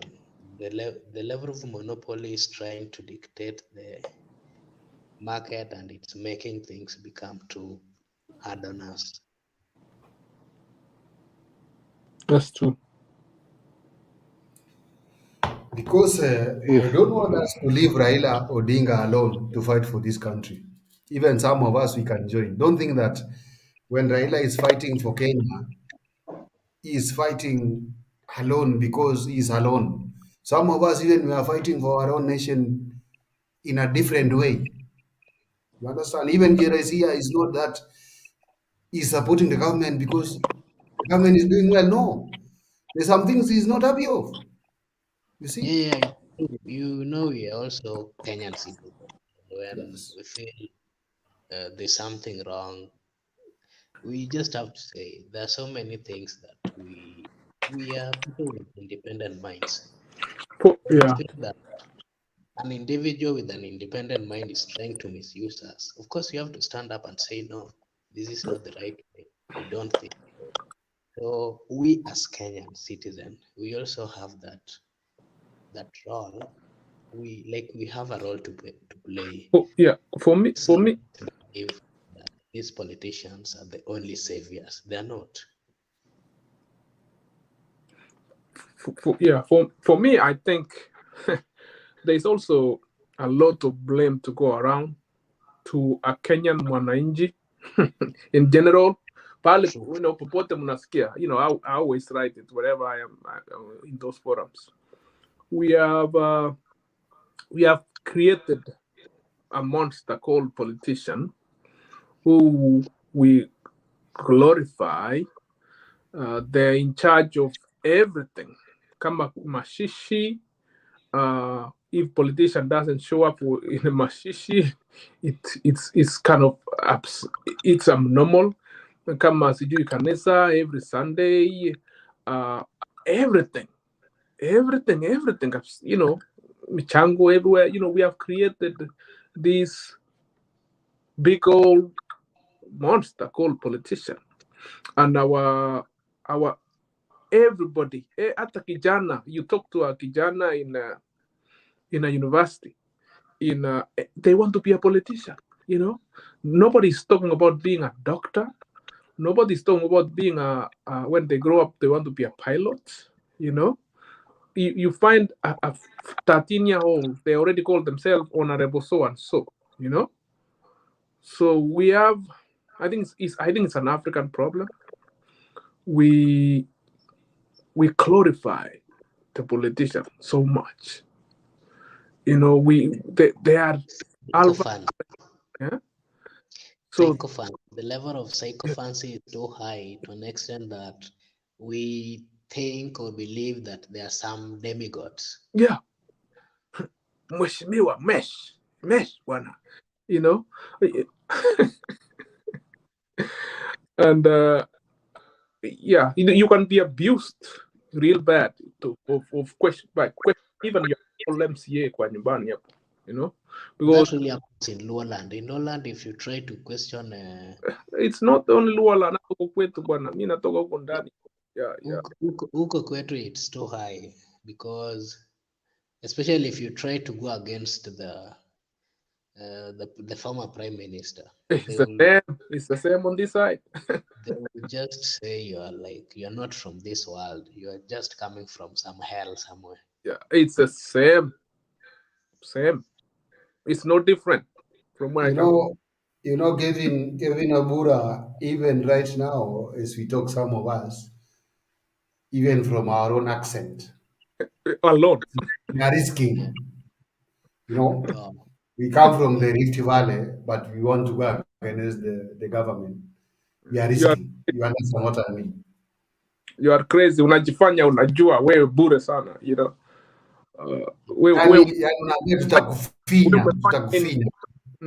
Tutakufinya, itakuramba. Yeah, I remember there's a politician in Rift Valley, Mr. Keter, former MP of Nandi Hills. I followed his politics and I believed he was a good leader. And he was a young man with vision, and I tried following his politics. And from what I saw, he tried to deliver for his people. But then when he tried to go against the party leader wishes, he was simply shown the way, shown the door, and that was so unfortunate. That was, I believed in him, and I believed in what he was doing and in his leadership. When he was a chairman, I remember I would follow him a lot. He was someone who was he was a focused leader. He was a trailblazer, yeah. He was one of the best, I would say. A very young man with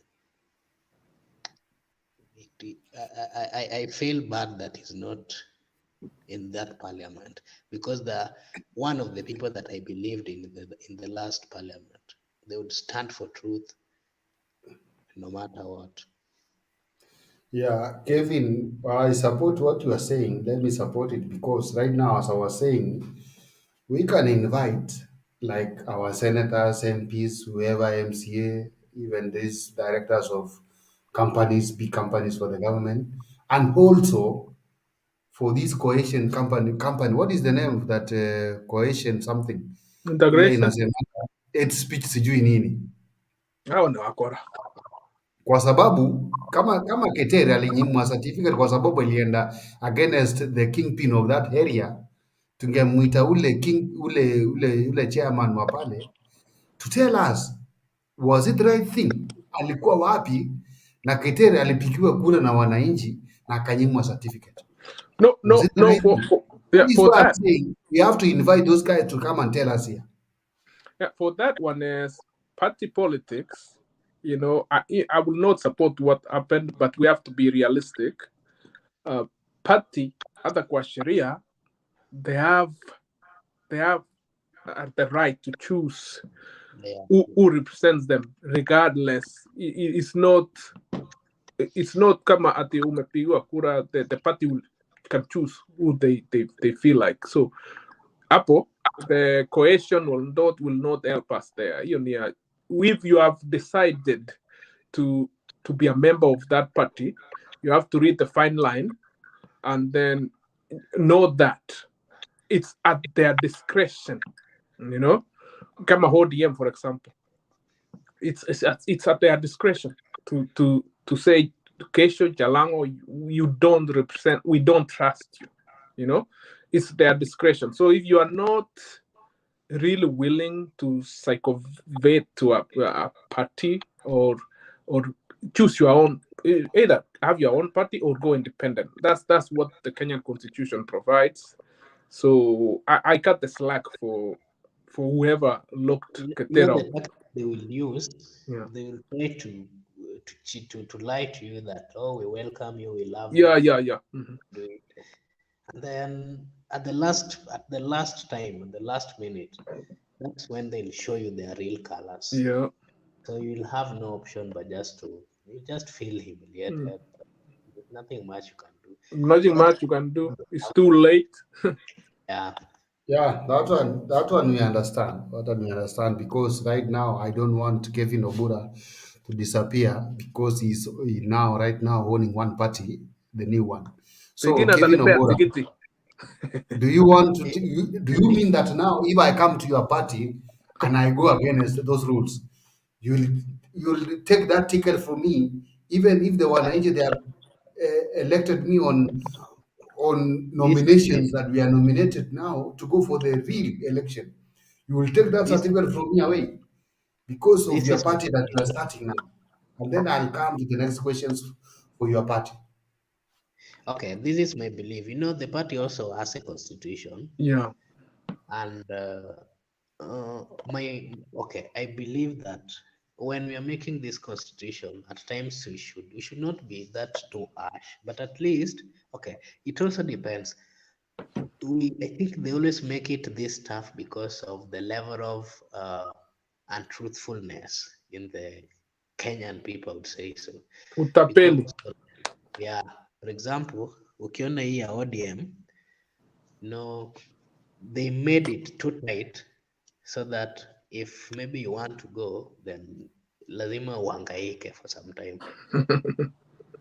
So it becomes you have to make a very tough decision. Ni ile tu ya kuhangaisha watu, ya kutest loyalty. Sorry, let me cut you. I'm leaving, and it's been a pleasure.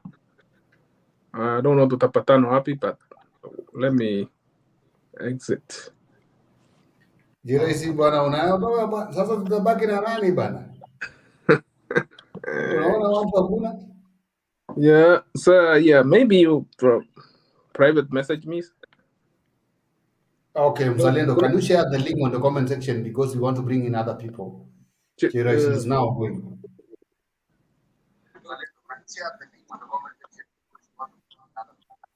Hello. Jiraisi, give me, where can we talk now on the Nini? You can either find me in Facebook.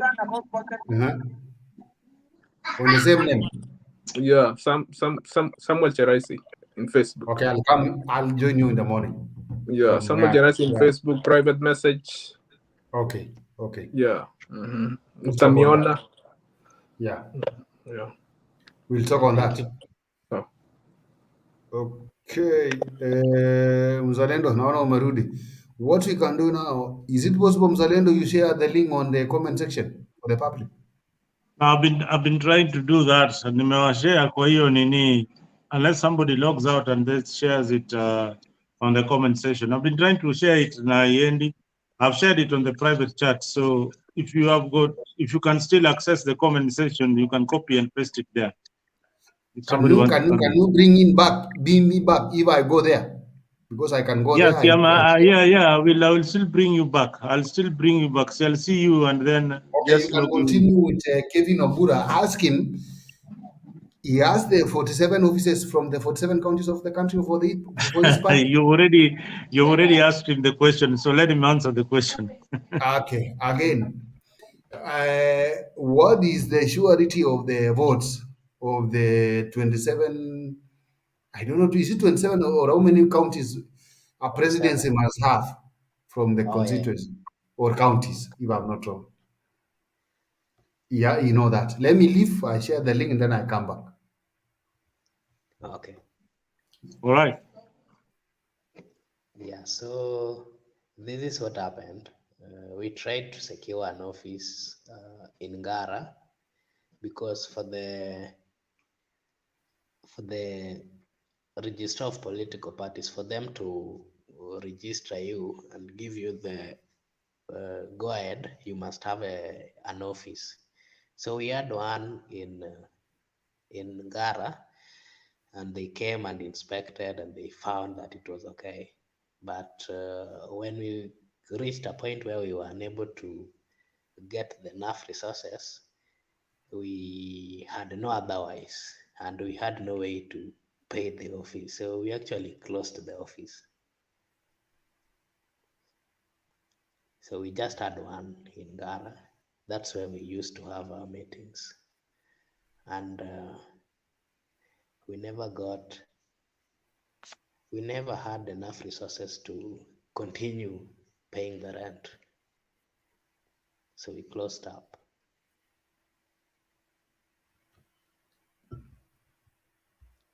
That's the answer, Captain. And then I'm coming back. Let me share the link first. I'm coming back. Okay. He also asked whether you'd be able to marshal up enough votes to get at least 27 counties. We believe in politics, you have to believe. And we believe that at the right time, we shall get there. And when we get the platform, we shall convince the people of Kenya. We shall tell them what we stand for, what we believe in, and where we are planning to go. And we believe they will also understand, and they will stand with us. It's a group of young people. We are not after wealth. We don't really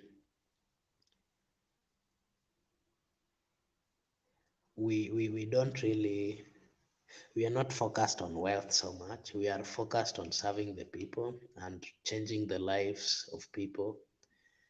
We are focused in we are focused on transforming the economy of the Republic of Kenya. We are focused in uniting the people of Kenya. We would wish, when we be given a chance, to do away with this tribalism. Kenya will be a nation of one people, one nation. The level of tribalism is widening up, and it's the youth that are being affected, because our parents or the people around us, they keep preaching to us of how you are this tribe, how you are this tribe, and that is really affecting the mindset of every youth. So when we get the chance, we shall tell the people that we are one people, we are children of one God, and we should be together. And each and every person who is your neighbor or the person next door is also a human being with the same feelings, with the same blood, with the same organs. And so we should embrace one another.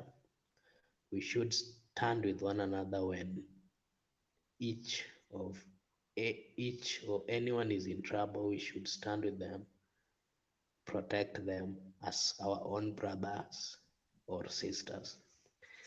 Yeah, so that's our stand. Chairman, sauti yako wasikizaji wanasema iko chini sana. Ongea kama mwenyekiti wa chama. Unaona vile baba anaongeaga? Ongea ni kama uko na chama, wacha kuongea kama umeogopa. Sauti Ni usingizi imeanza kuingia. tuko karibu kumaliza show, kuna watu bado wanataka kusikia kiasi. Maliza. Okay. Yeah, so when we came up with this party, we were some young fellow Kenyans. Some of them were from Mount Kenya, some of them were from Nakuru, some of them were from Narok, Samburu, some of them were from Coast. We came up together because we had seen the things which were going on in the country, and we felt that they were not okay, and we had no comfort of sitting down, observing the things which were going on. And so we said that we are also Kenyans. We are here in this country, and whenever people are trying to make a change, it is our clarion call to always be active, to always stand for truth, and to always wish for good. So when we felt that things were not going the right way, we agreed that we'd try to make a house that we would sit and talk and come up with ideas which would help the many Kenyans who are suffering, but deep down they have no voice to say no to anything wrong which was going on. So we believed that we would speak for those people who are afraid of the crowd, or afraid of the system, or afraid of the politicians. And we also believe that we are human beings, and we shall give all the human beings time. Thank you. Hey, Captain, and asante sana for adding the link. So those who are asking for the link in the comment section, just go below. Captain has added the link. Keep has added the link there. You can join the show and continue with the conversation.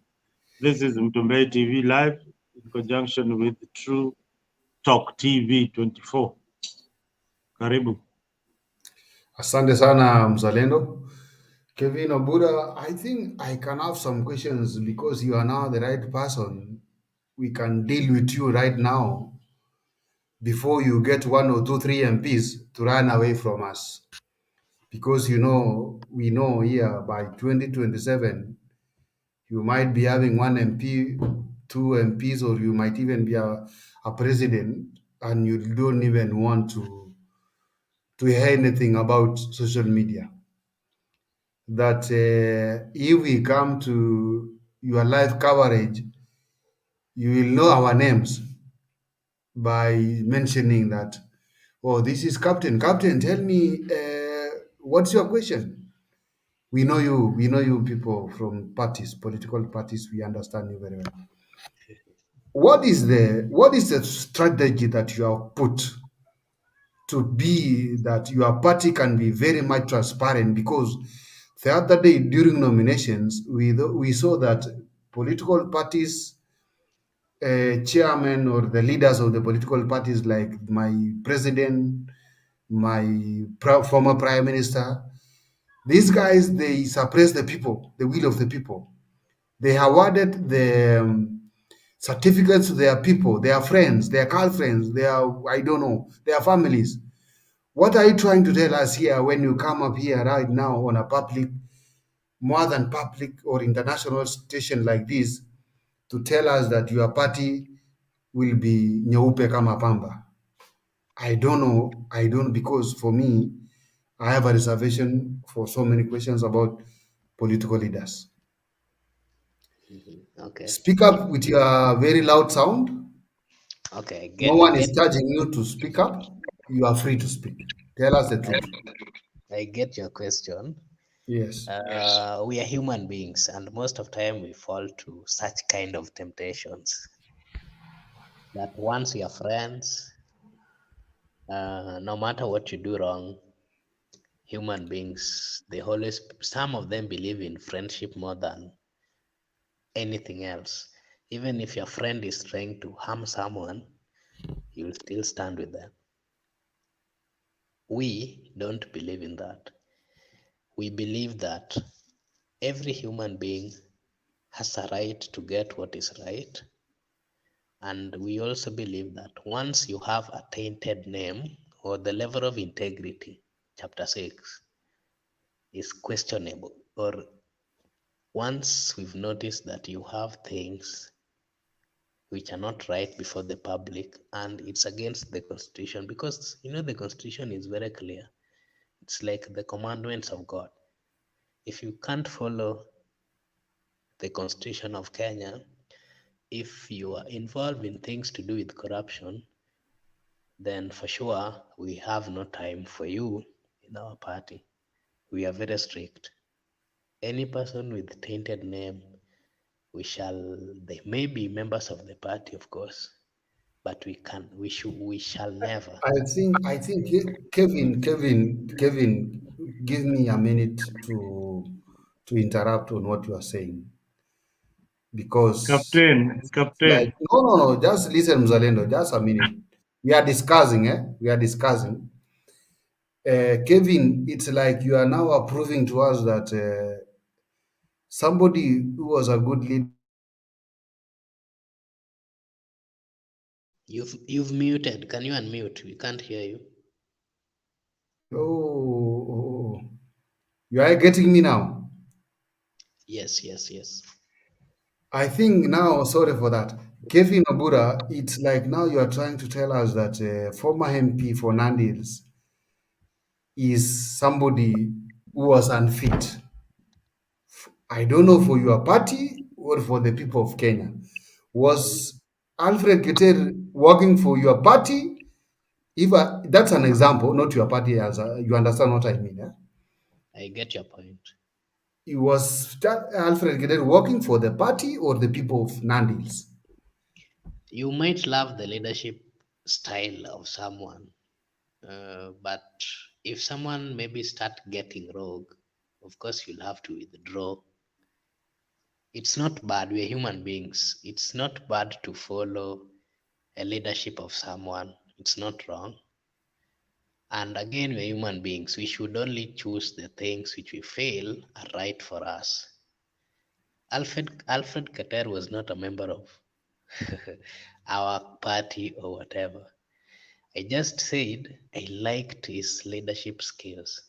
I like people who are bold, people who are truthful, people who are, as much as they are being intimidated, they can stand up and say, no, this is wrong. And that's why I liked former MP of Nandi Hills, Mr. Alfred Keter. That is what I was trying to say. I think the young man has really explained himself why he admires Alfred Keter. Alfred is a friend of mine, and when he joined politics, I knew he was going places. But as it stands now, political parties are stronger than individuals. Thank you, palliative care. Is it palliative care? I don't have my glasses on, but I'll call you in the name that I know you best. Alex. Karibu sana. You've been on and off. I think palliative care deserves a very big welcome. He's a very good friend of mine who sometimes I really want to be in the panel. Captain. No. He's a very serious. Ngoja kidogo tafadhali. Can you mute your mic? And we have some order. Order, please. Order, or you'll be thrown into the toilet. I can see your door open there. Order. Okay, Alex. Yes, thank you. I started by congratulating the Kisii community for doing what was not expected of them. Having a demonstration in Kisii is a very, very big plus for the Kisii community, that they share the same vision, they feel the same pain of hunger, and freedom has come to Kisii at last. Maybe you can highlight some of the issues that you saw today in Sabasaba, the likes and the dislikes, and congratulations to Azimio team for being well organized today. At least they are borrowing some cue from previous talk shows. Karibu sana, Alex.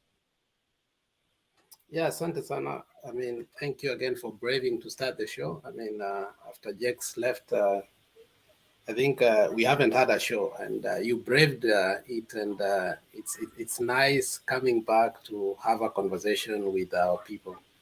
And I hope we get Black and Captain back. I see Ashley is here, and our usual people that we converse and we come to good analysis and conclusion for things as we see them, and we correct ourselves. So overall, today was a good day for Azimio. I think the structure and organizational, outlet did a better job than before. The reason is before they all gathered together when they were blocked, I mean, it was just a legacy of hopelessness.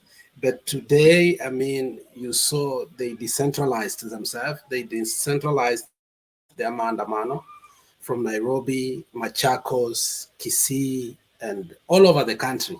And you could see that it was a concerted effort to make sure that it's a countrywide. You see, because I think that branding that Maandamano ni ya Wajaluo was taking root, and which was actually not the truth. Maandamano ni ya Wajaluo. So I think they broke that jinx today. And thanks to many other places like Mombasa, they started earlier, but they were blocked.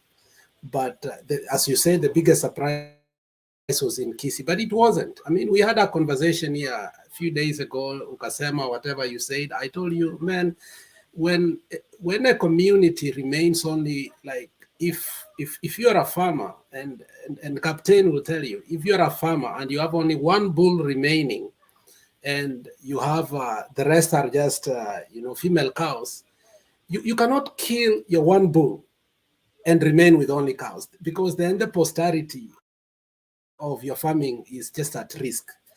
And that is what we are facing. We thought we had leaders, we thought we had a bright future in terms of the leadership of our country, yani of our people, but Simbarati disappointed the people who elected him.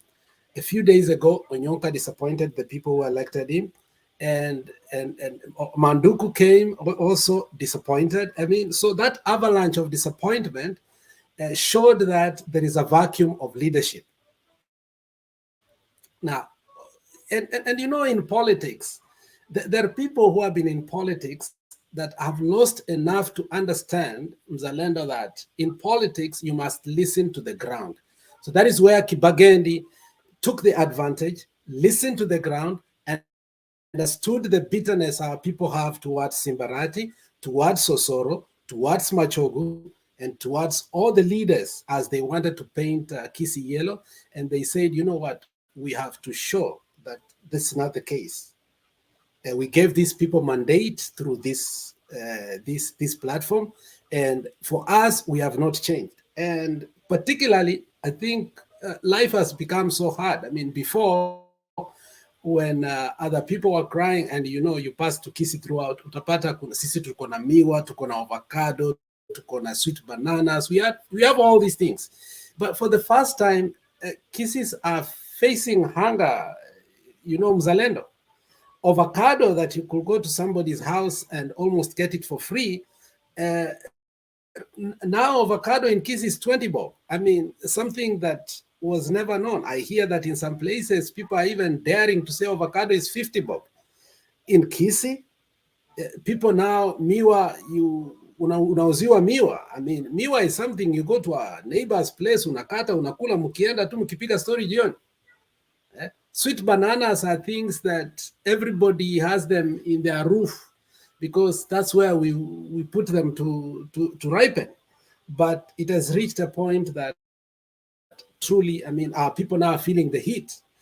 When you cannot provide the basic need, which is the food, and then you find that housing is also becoming expensive, and then you don't even think of clothing unless it's children who are growing, but as an adult, you can decide to survive with all these clothes, then I think you start feeling the heat. Education too has become expensive. And I think that is also what is ailing our people. Now, the other thing is the constant fight. Since Simbarati came to power, he has not gotten an opportunity to serve the people. He started fighting as soon as he got there with Ongwae and also now with Osoro. Now, that fight up to like last month, if you saw in the newspaper, a couple of people have been killed openly. Blood has flown. We have a governor who has refused totally and completely to go to office. All his meetings are held in the stadium. Since the guy came to power, he has never gone to the office because of superstition that Ongwae did some sacrifices in that office, ABCD. I mean, so we have a county that is not totally functional. So if you find that the county government officials are holding their meetings in the stadium, it means that there is nobody in the office. So the services are not being provided.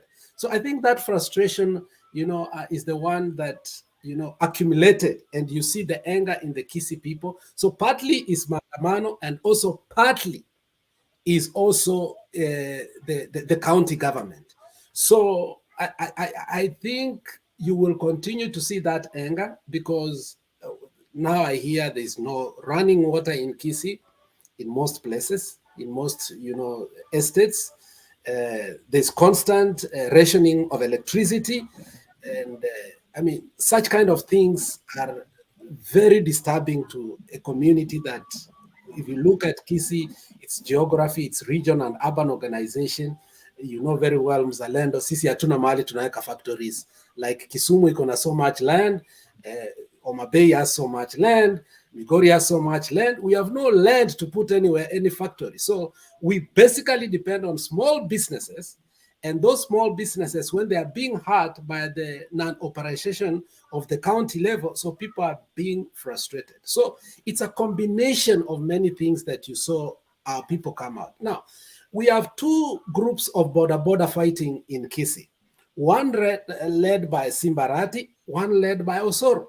These people have been killing each other, my friend, for 6 months. Young boys have been missing. I mean, so the fight for politicians has gone down to border. Okay? So they have recruited. So, but today was a very effective Maandamano. These people went to the junctions, all of them. Kuingia CBD, walikataa gari yoyote unless you are sick. There were special cars that were taking people to the hospital. No car went to the CBD. Kama yako ilibaki CBD jana, ilikuwa ni bahati mbaya because it ended up about 2-3 cars, even more, zilichomeka. So what did you see? You saw now people engage with the police. Hakuna magari. I mean, the streets were okay. And unfortunately, I've said the weakest link that we have in our security is very simple. You find that in Kisii, we have like 800 to 1 million people within the vicinity, because you say from Suneka, from Nyamataro, from Keumbu, from Mogomba, all that area, the suburbs, we have about 800 to 1 million people. And then we have only 600 policemen. We have about 25 banks. We have about 14 universities. Then the security has to go to all these places, wachunge during Maandamano. So you find 4 or 5 policemen in banks, each bank, ABCD. So by the time it comes now, sasa wale ambao wanaenda kudeal na Maandamano, and then there's that rotational way, anybody who has worked in the police force, you cannot send all your police people to go to Maandamano. What you do is that you send a quarter of them, the remaining from where the remaining from the wenye wanachunga the governor na the officials, wenye wanachunga banks, wenye wanachunga shule and strategic places. Sasa wenye wamebaki, you take a quarter of them. So those are the ones you're going to operate with. And then they are going to be out there for about 4 or 5 hours. So by the time they come back, if they have legacy or they're exhausted or they give demoralizing information that hapo nje ni kubaya, so the next set of police that wanaenda huko nje, either they go brutally or they go scared. So I think that is what happened, that the police were overwhelmed. So if we are going to operate with 600 or 700 policemen that thinking that they are going to overwhelm 800,000 people, it cannot happen. So I think they were overwhelmed because they were very, very few, and the people decided. The other thing is Kibagendi. Kibagendi knows Kisii very well. The only reason he used to lose is because he was in a different party that probably people did not like. But Kibagendi is a grassroots mobilizer. The boy give him to him. He was the founder of UDA. They did grassroots, if it's social capital, he has it from Gachagua to the DP to everything. He knows both sides. He has worked with both sides. He was a youth leader in ODM for a long time, and he has also worked with UDA. So the boy has something called social capital. So he knows people. So he had an advantage today because at least now CDF imepeano, kuna pesa kidogo ako nayo, probably was bankrolled, and therefore he was able also to pay boda kidogo na nini, and therefore he organized a surprise, attack on the politicians because he has an ambition to take Simbarati out. Simbarati is not the governor 2027. Take it to the bank. Simbarati is gone. He is being fought by everybody. Simbarati is gone. He made so many blunders because people believed in him too much. The problem is when people don't believe in you and you fanya kitu kidogo, then there's something better. But when people believe in you and you do not, and people hate you even more the same way they believed in you. So I think Kibagendi also wants to make a comeback, maybe become the governor, maybe a senator. So he had to take the political advantage. Tomorrow again, we have, as you know, Mzalendo, we have the finals of the soccer game, Shabana versus Kisumu Wat. So there were so many people in Kisii again. Okay, there are so many people in Kisii. The hotels are full. People from Kisumu were in Kisii, you remember that? So you may not say it was only the people of Kisii. There were Luos there too. So watu wametoka Migori, watu wametoka kila. Kisii imejaa leo because tomorrow is final of the soccer, Una realize that. So, so Kisii was a beehive of activities. So you cannot systematically say that the efforts is only, because right now, I think there's a lot of partying going on in Kisii. I was looking, my friend was sending me some video that every bar in Kisii from Daraja Moja to Daraja Mbili is full. Why? Because the anticipation of tomorrow, of Shabana versus whoever they are going to play with. So partly of that, Kisii ilikuwa imejaa leo. So you can understand watu wenu wa Mabei wamejaa huko. Na unajua even so, watu wa Migori, they party in Kisii every weekend. And it happened to be a Friday. So it was an advantage of overall. So, but I think many people were surprised of what happened. So the momentum they have got, unless they are demoralized, I think next Wednesday, it's just going even to be worse. I hope they keep up the faith. But I think Azimio today surprised the security operators of our country. So it was a good day for Azimio today. Thank you. Yes, Captain. Thank you very much, Alex. How are you, Alex? Balatif. I'm very fine. Yeah, good. You've been away for long. I think you must have manufactured a lot of money. Okay, you have started very well. You have praised ODM or the Azimio. They have had a very good rally, Nairobi, Kisii, all the other places. But later on, you came here to reduce your governor from Kisii that is not doing well. And later on now, you are telling us that maybe the people who are in Kisii today are there because of the of the wacha niite mpira ama football, which is to be there tomorrow between whatever the places we have said. What does it mean? Is it that the people who are doing the demonstrations in Kisii today or yesterday were there to support the football tomorrow? Or what are you trying to mean? Because when the governor Simba Arati started himself, when he was appointed, he used to do the meetings even in that stadium you have talked about, and until now you have said he has not occupied any office because of, let me call it Mazinga Umbwesa, the former governor, that he is fearing to occupy the office. Maybe kuna vitu ziliwekwa pale. Why is he trying to believe so? We don't know that. We cannot come on that. We know he knows himself.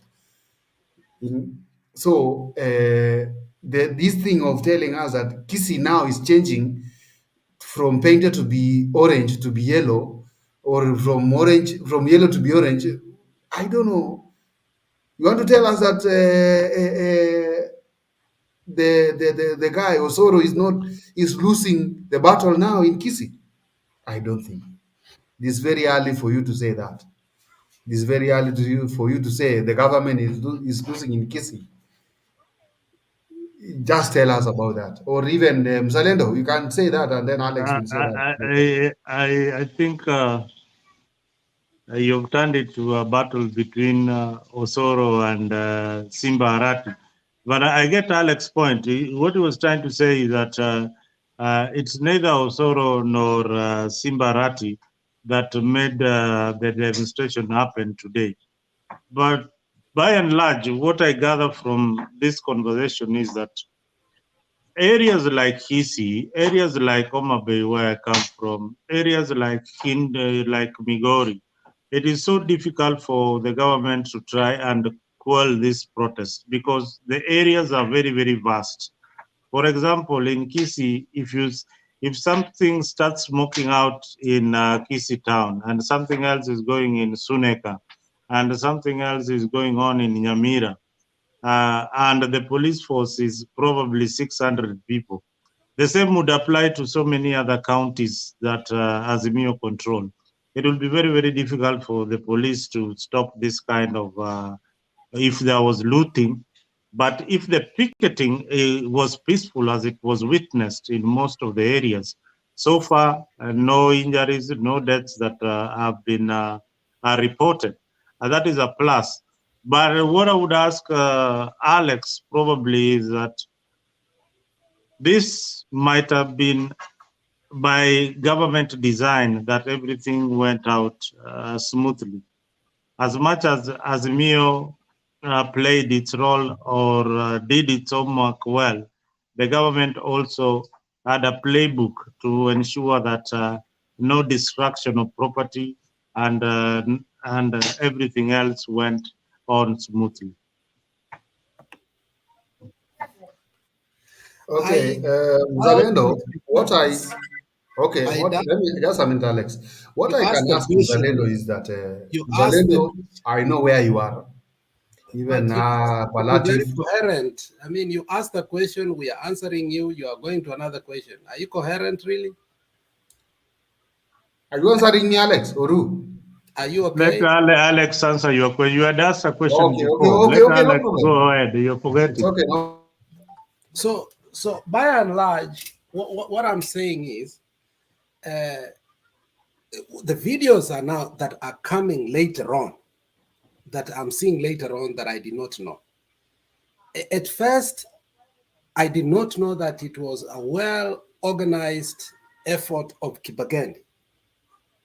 But now videos are coming out of how Kibagendi organized, how the roadblocks were put, how he had a well-oiled machine that worked very well on how they all were coordinating and coming together to town from all sides, to a point that the police did not know which corners, because we have 4 points that accesses the CBD of Kisii. So now the police did not know how to disperse themselves so as to quell it. So by the time they went one side, this side was entertaining the police while the rest were coming in. By the time they knew that the 3 points were almost in the CBD. They rushed. They left this one. This one's also joined the other one. So they were overwhelmed. At some point, if you look at the demonstration, they were so overwhelmed, they ran back to the police station. And when they got to the police station, these people were bold enough even to burn the gate of the police station. So they were totally overwhelmed. So you don't do that by accident. It's by design. So these were well-organized meetings, according to me.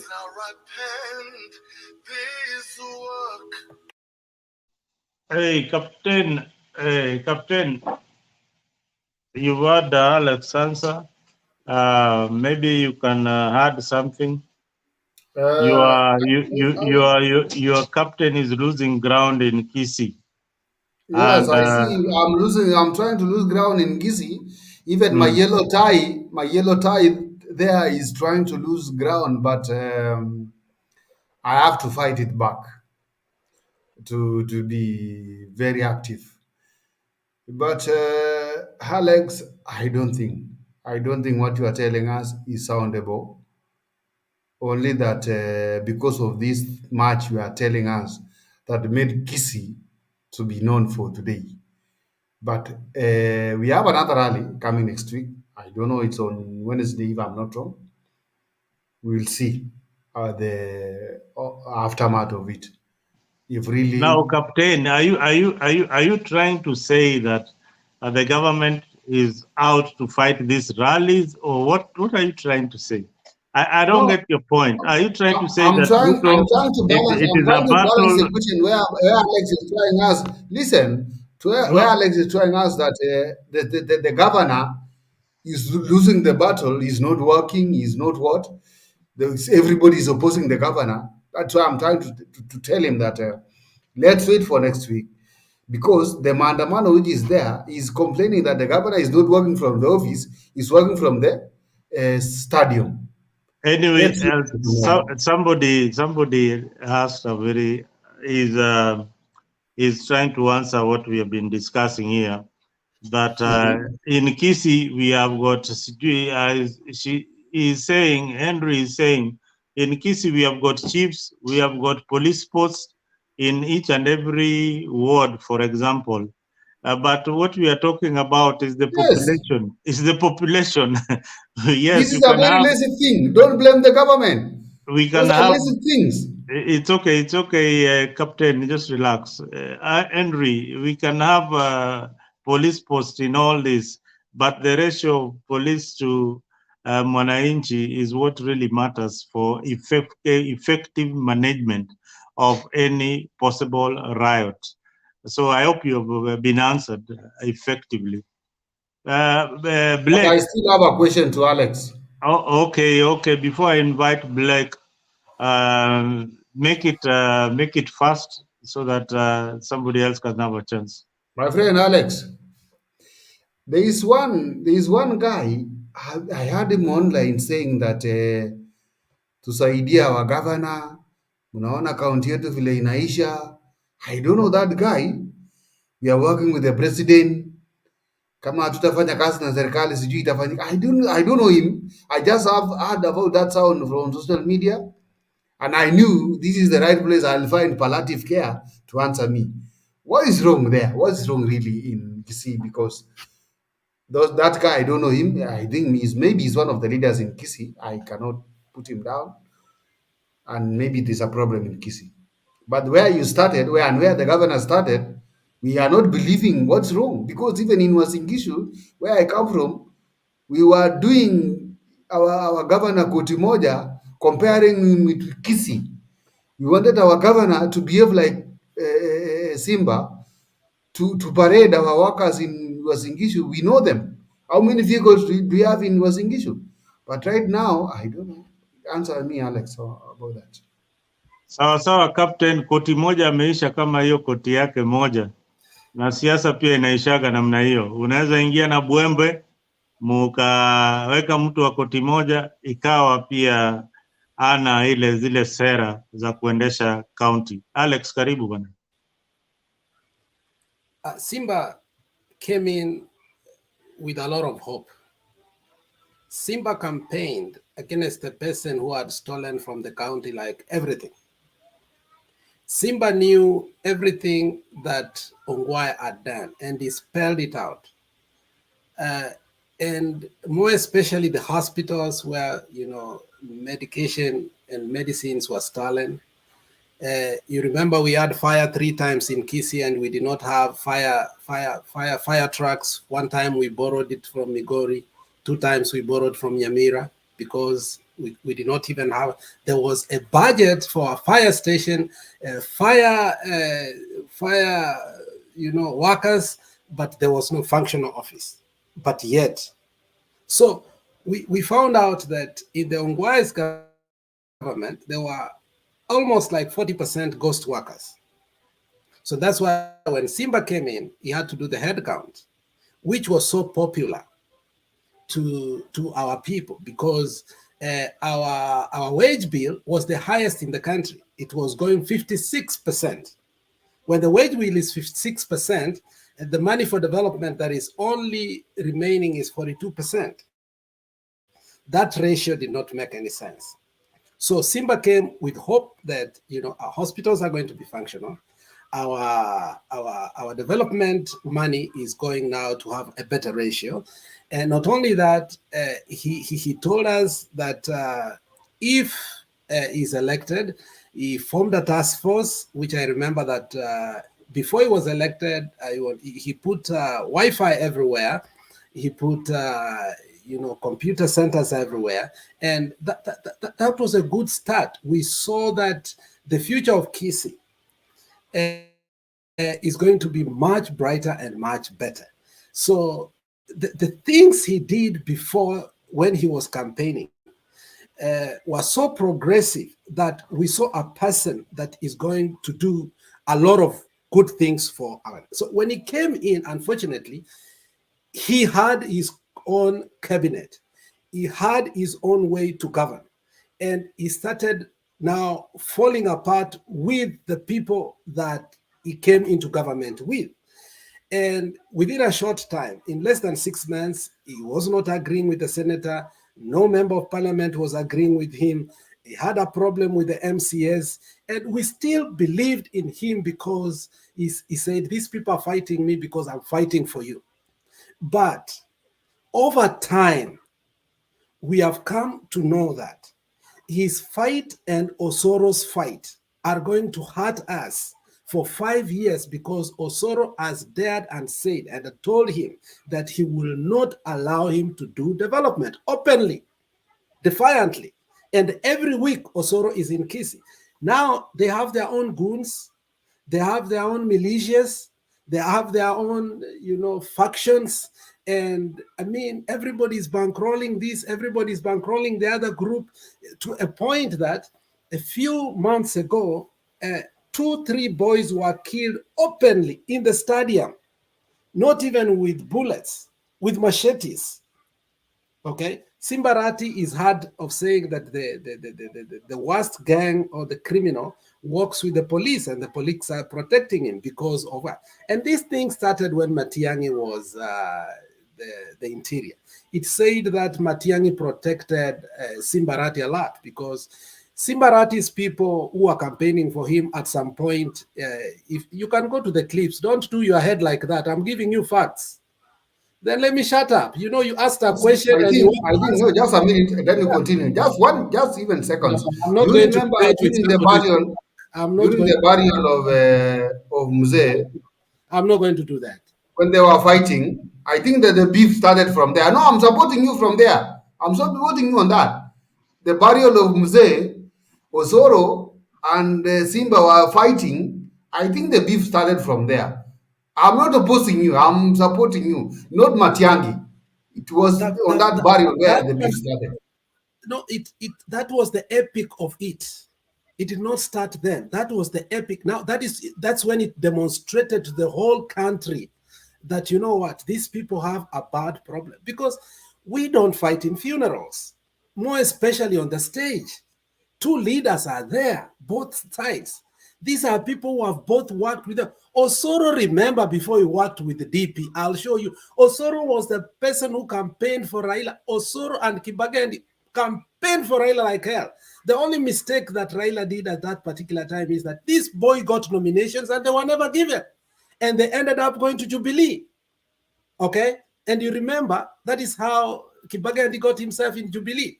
But for Simba Arati, is viewed as a foreigner in Kisii politics. He's a Kisii, but is viewed as a foreigner in Kisii because Simba Arati left Kisii long time ago. He went to Nairobi. He was a student leader of Kenya Polytechnic. He went to China. He became a nominated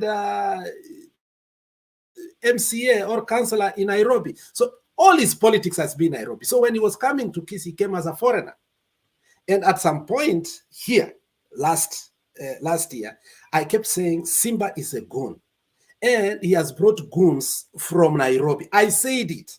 The guy could stop a campaign from Daraja Moja all the way to Daraja Mbi. And it's market day. And people could just sit there, not even go home. And remember, that's a main road from Migori, from Homa Bay to Nairobi. Just because Simba has his entourage, people have to wait. And people could say that he is getting that support from who? From Matiang'i, because he was untouchable. There are things that they did that Simba ought to have gone in, he didn't. And I'm not saying it's wrong, but ile kitu yenye alifanyia Boni Alwale, if there was a functional government, the guy could have gone in because he said he controls Nairobi. So Simba was a sacred cow. Kuna njia, kuna watu walimtetea. But now that he's in his own, and ukweli kabisa, Matiang'i alifanya kazi yake na inaonekana wengine walikasirika na kazi yake. Osoro was always in. The deputy governor for Kisii was always in. Kuna watu walikuwa wanashikwa kila wiki. Sasa wako serikali pia wanataka kuonyesha kuwa hata nyinyi mlitufanyia hivi. So kitu iko ni siasa ya Kisii imebaki kuwa retaliations of the vendetta that they have against each other. Osoro was not happy the way alikuwa humiliated that time. From that time up to now, these people have a beef. And if that is how they are not going to forgive each other, and that is how they want to govern Kisii for the next 5 years, I mean, let's be honest, let them both go. Find a person who is willing to work with the elected leaders, regardless of where they are, because after all, the issue of CDF, the issue of development that comes to with the CDF, and also with the money that we get from the revenue we get from the national, you have to harness yourself, sit down and know that if you are doing this, I'm not going to do this in your constituency. I'm going to do something alternative. But now we are gotten to a point that our leaders are not speaking. Alex, sorry to interrupt you. I want to understand the politics of Kisii and Simba Arati. Is it that Simba Arati has fallen out with all the political leaders? I know not all the political leaders in Kisii. He's still working. In fact, one of the person that supports him a lot is the Nyariba Richache, member of parliament, who is also elected under UDA. For him, he has said he's going to work with him. Another person that is working with him is the MP of Bobasi. I think also there's this young man, a very bright young man. He's quiet, but he's also working in from Bomachoge. So, but the rest, like Kituto Chache, they are fighting him for no reason. Actually, there's a time Onyonka and his people had a meeting castigating the man, and they were just saying things that were not true about the guy. And it was a big meeting that Onyonka held with Kefa Nyakundi and others, and that is where the beef started. So, but where I have a problem with Simba ought to come out and work so hard. And I agree, there are things he have done, and I think Black has said before, amefungua factory ya avocado, he has done a few things, but now there are things that he should not engage himself in. These fights with Osoro, because nobody respects Osoro in Kisii, I swear to you. Because Osoro comes out sometimes as so childish, sometimes. But Osoro, this is his second term in parliament. Yeah, it's his second term, but Osoro comes out, for instance, if you see like the meeting that they had for UDA recruitment, where they had, Osoro, you see, there's a position, you can play the politics of childness, but when you get to a certain position now that you are, a majority leader or a chief whip, now you take the position.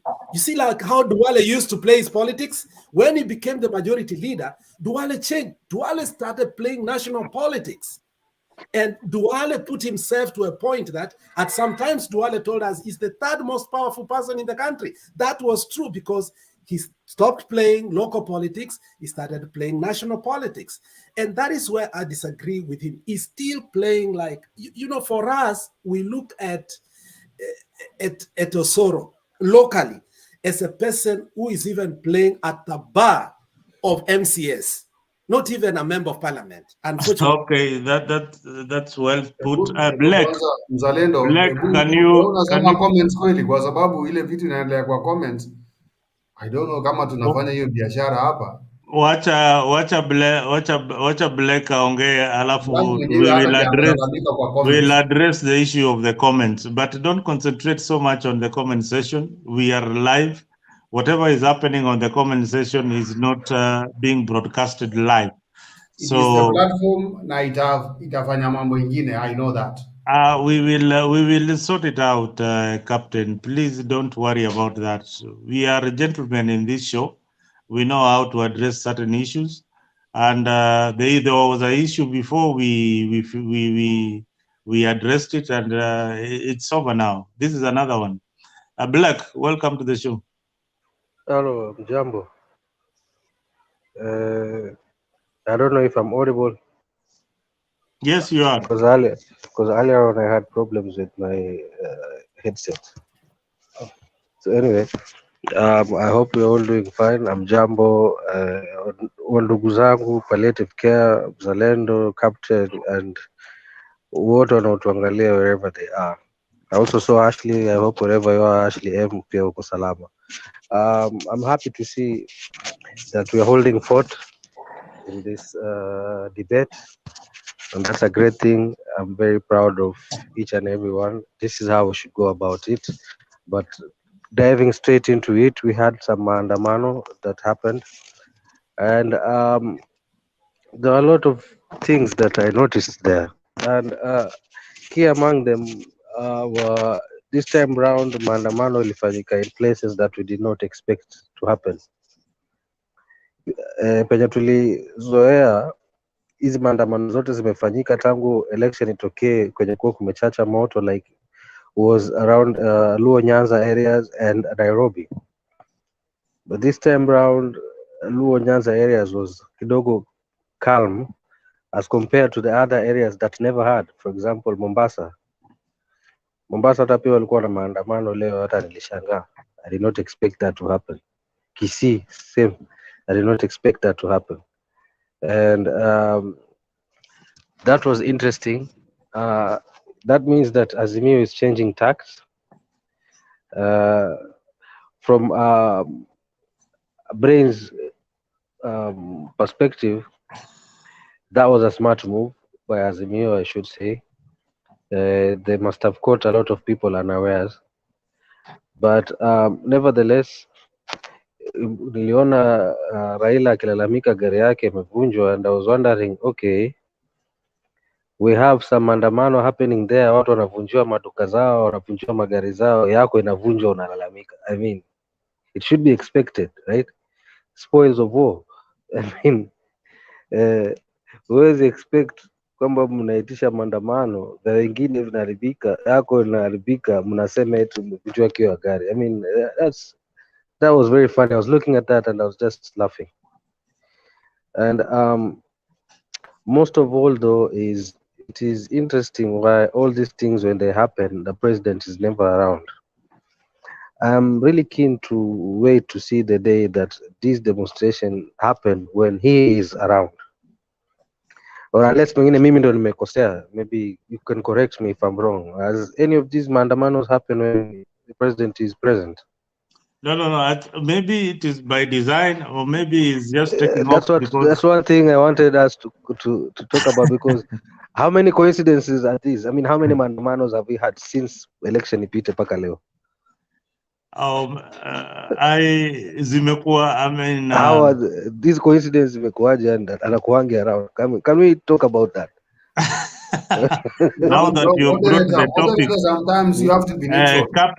Captain ndio ako kwa jikoni ya Bwana Ruto. Hebu tuambie ni kwa nini mzee Ruto president anatoroka maandamano? Or is it that maandamano zinapangwa? Mzalendo, sometimes Ama Captain, just a minute. Ama is it that the maandamano? Palliative care came, and a minute, when Captain.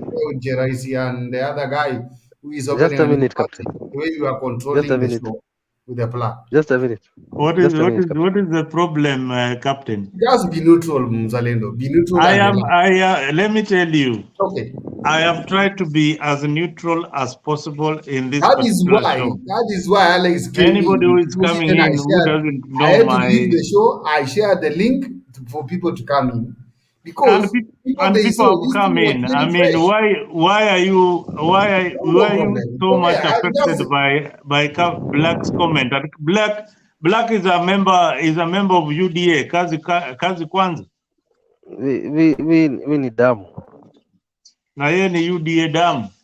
Yeah, so my point was this. Is it that the maandamano ndo zinapangwa wakijua rais atakuwa hayuko, because they already know the schedule of the president? It's always made way in advance. So is it that they're aware that the president will not be around, or is it the other way around? I've never gotten to understand the coincidence where it is. So is it by design by both sides, pro and the one that is against the government? I've never gotten to understand. So I wanted to ask to see all this. I mean, to look at this and talk about it, to own into perspective. What really happens? I don't know why Ruto seems to be taking off, and that is a question being asked by even UDA supporters, that why is it that the president of the Republic of Kenya, whenever Raila is organizing the demonstrations, he is not in the country. He has either traveled for a meeting or he is having another function out of the country.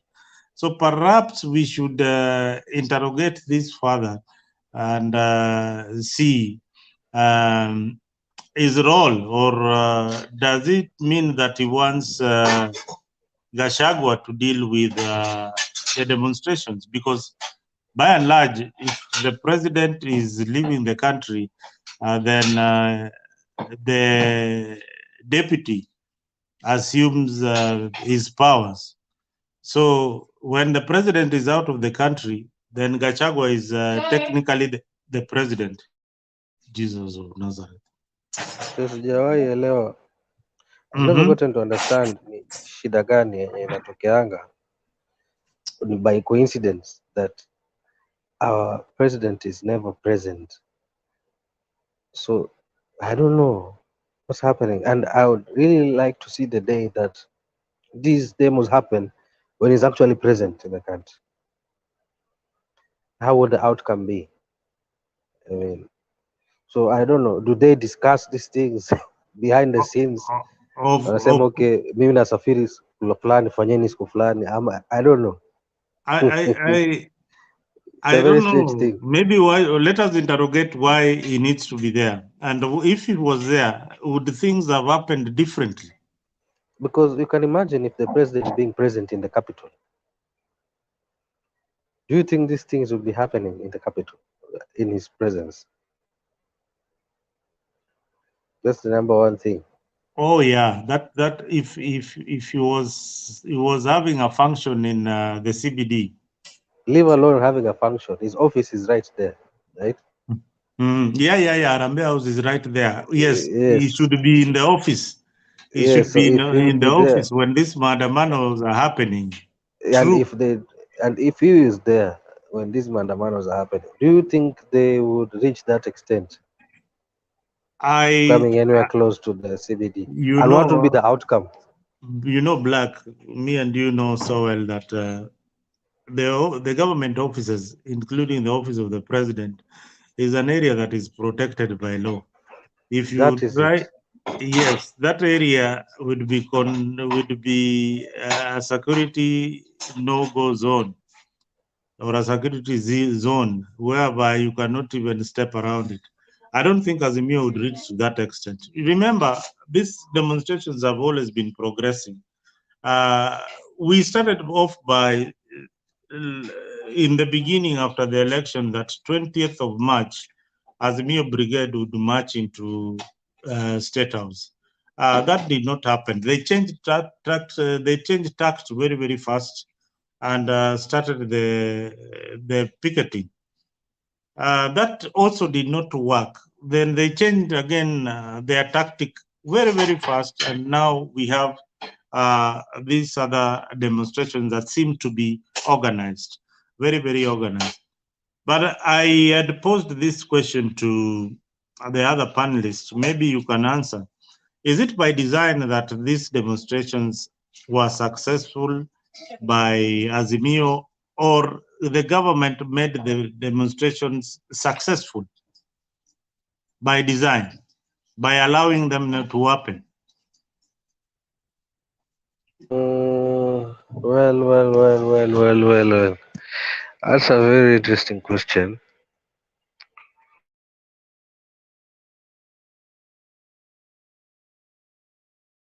I'm trying to. That's a very interesting question, and it's also a very hard one.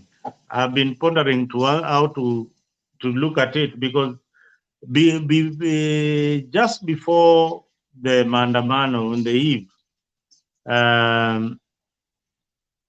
Dennis Itumbi released the planned pattern of the demonstration, meaning they had everything that Azimio wanted to do. Yeah, if they wanted to stop it, like we had seen the previous demonstration, the government kept the people of Kibra in their homes. They ensured that they don't leave Kibra. Same to Madare, they ensured that they don't leave Madare. So this one, was it by design, or it is Azimio outsmarted the government?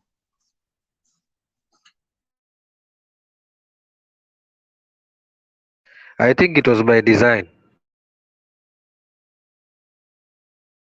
The way it happened today, it's like as if the police made it easier for them this time round. I tend to think so, but the other thing, ile swali inanisumbuaga akili hapa every time I watch this demonstration.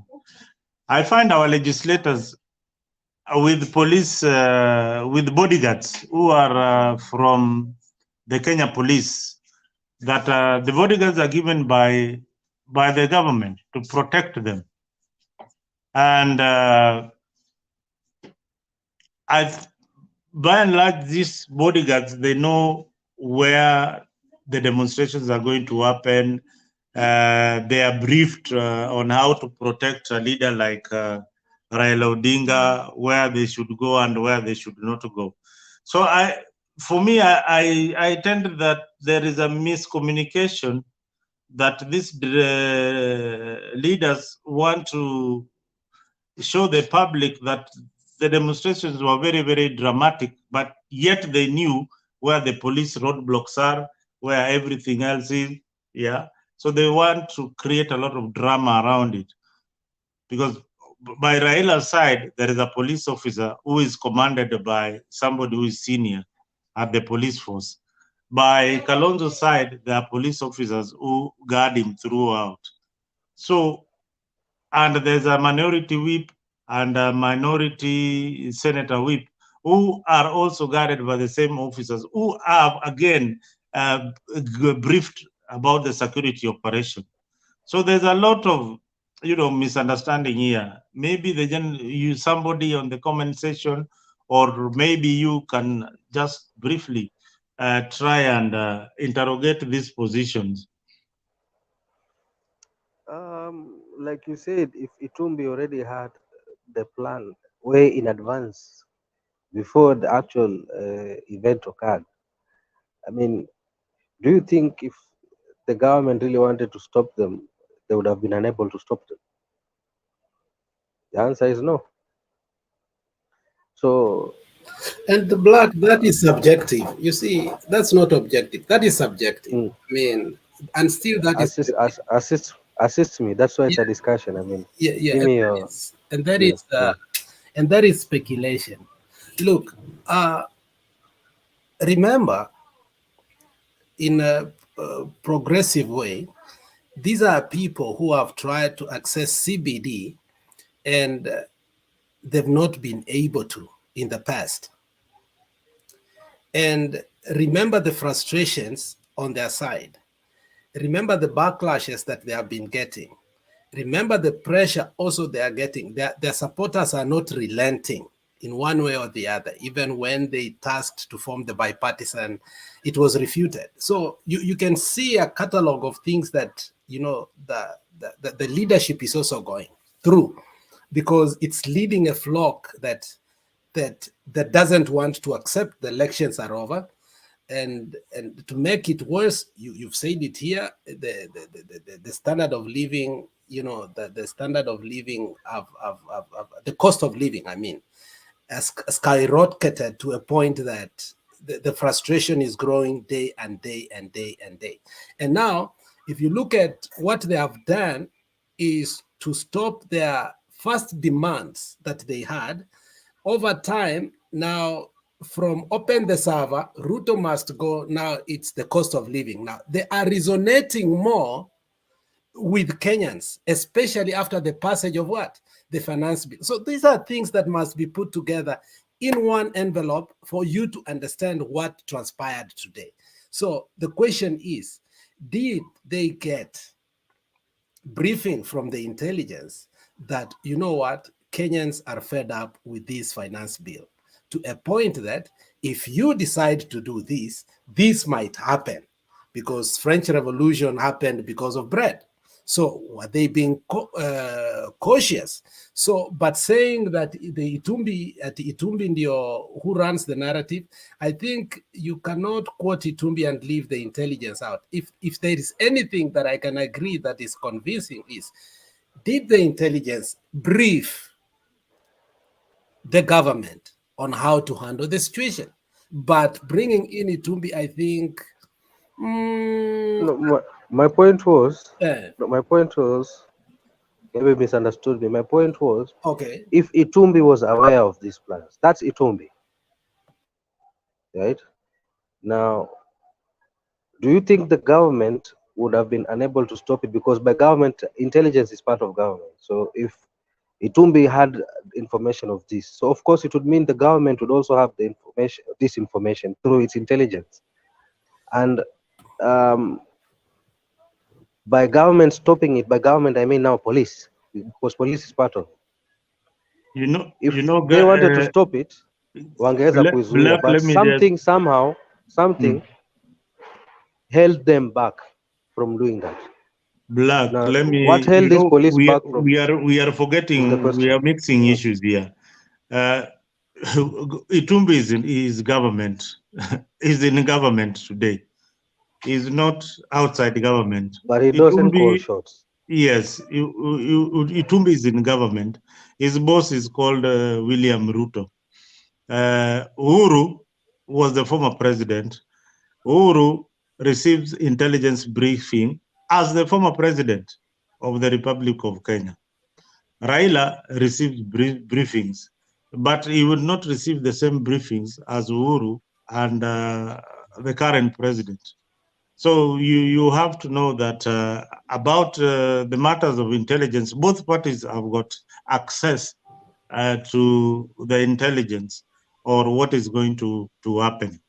So I think we can put that matter to rest, because we are forgetting that Itumbi is in government, and on the other side, Uhuru receives also intelligence briefings by virtue that he was the former president. So he could know or possibly know what was going to happen in case there are riots or demonstration, or where the police or where he should be.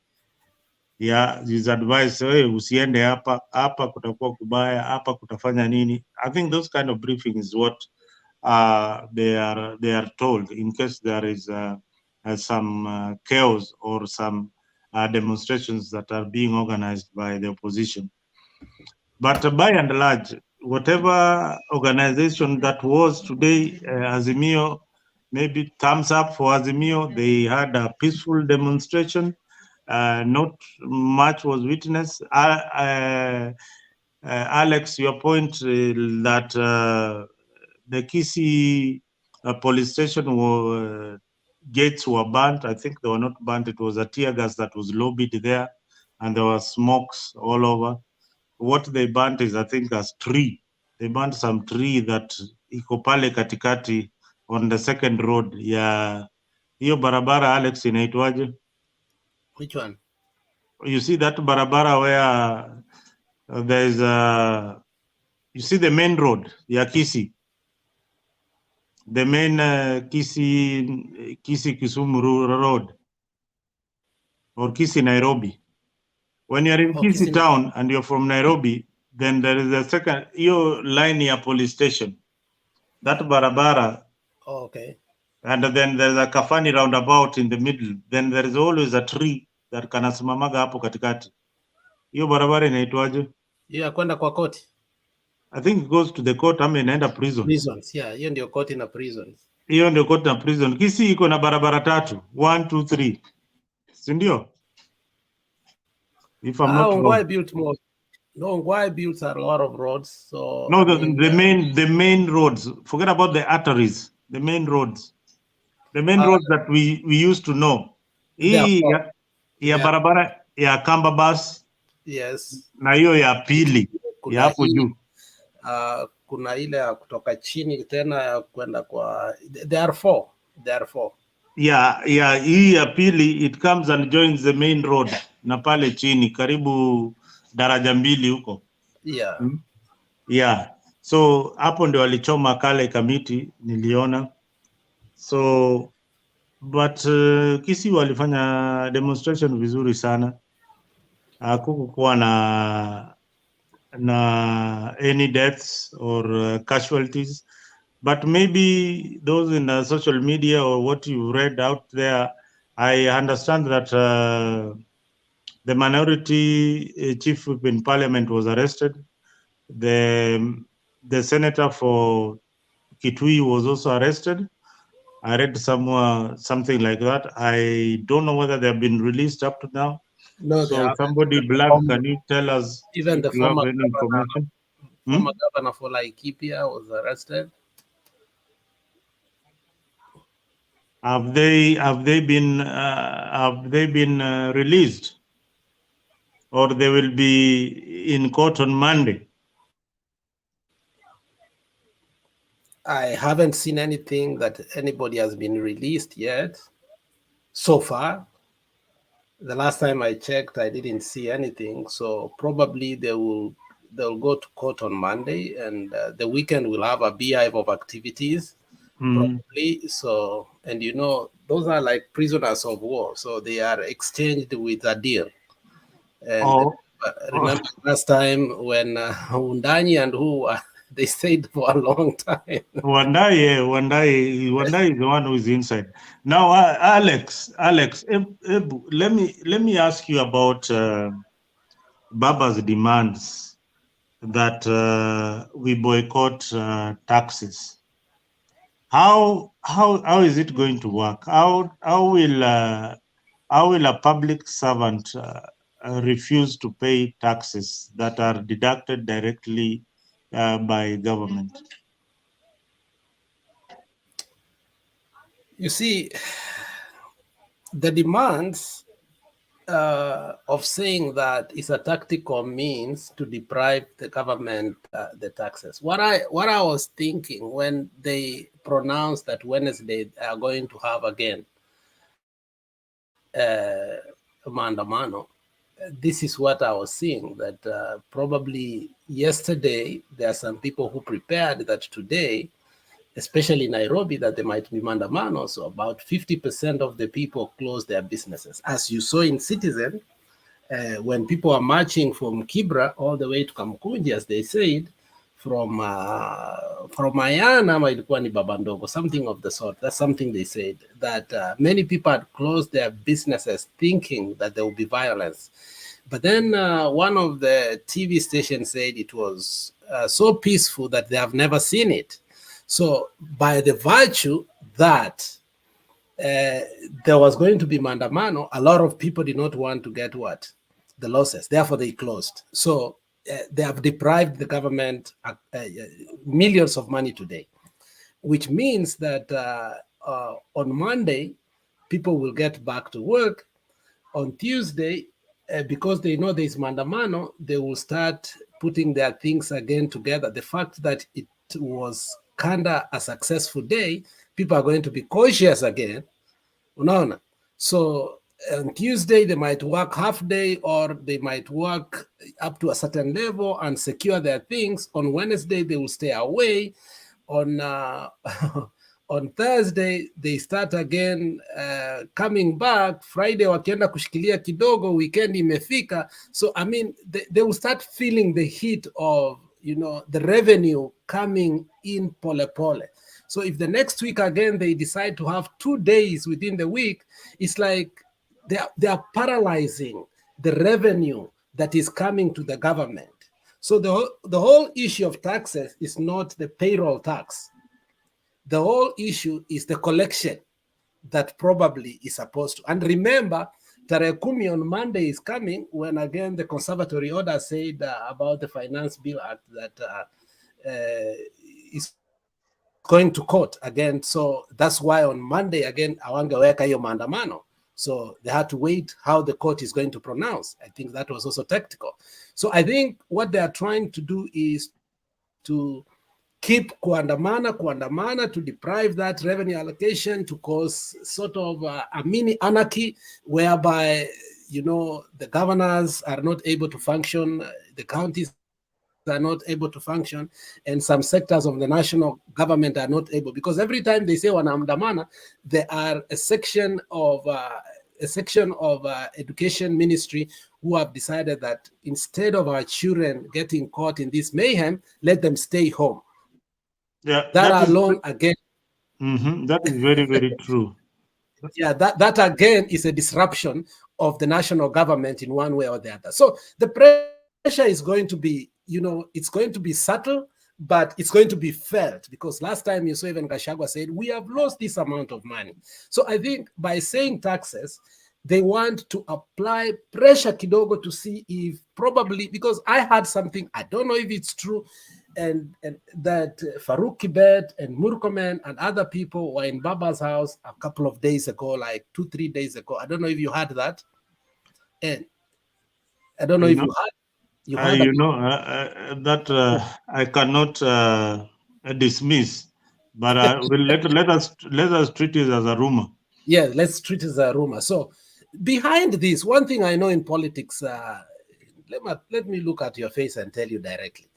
Behind this, let me tell you, Mzalendo, any person of the status of Raila, any person of the status of Ruto and Uhuru, they know it internationally. They must have aids to speak to their opponent.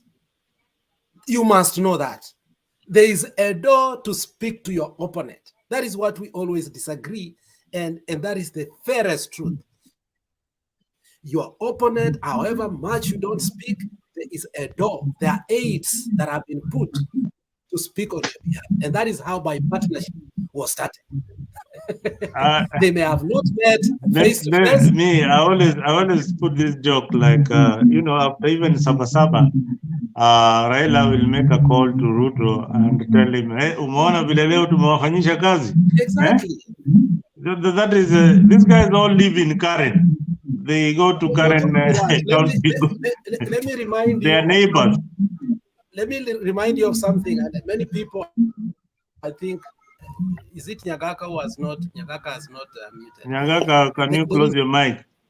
Yeah, I've muted it for him. So there's this guy who sang Raila Tibim Tibim. So one day he was complaining. He said, "I believed in Baba with all my heart, but the problem is they took me to all rallies, but in the evening napanda ndege nikifika tunaenda Kempiski again, the very people they were castigating there.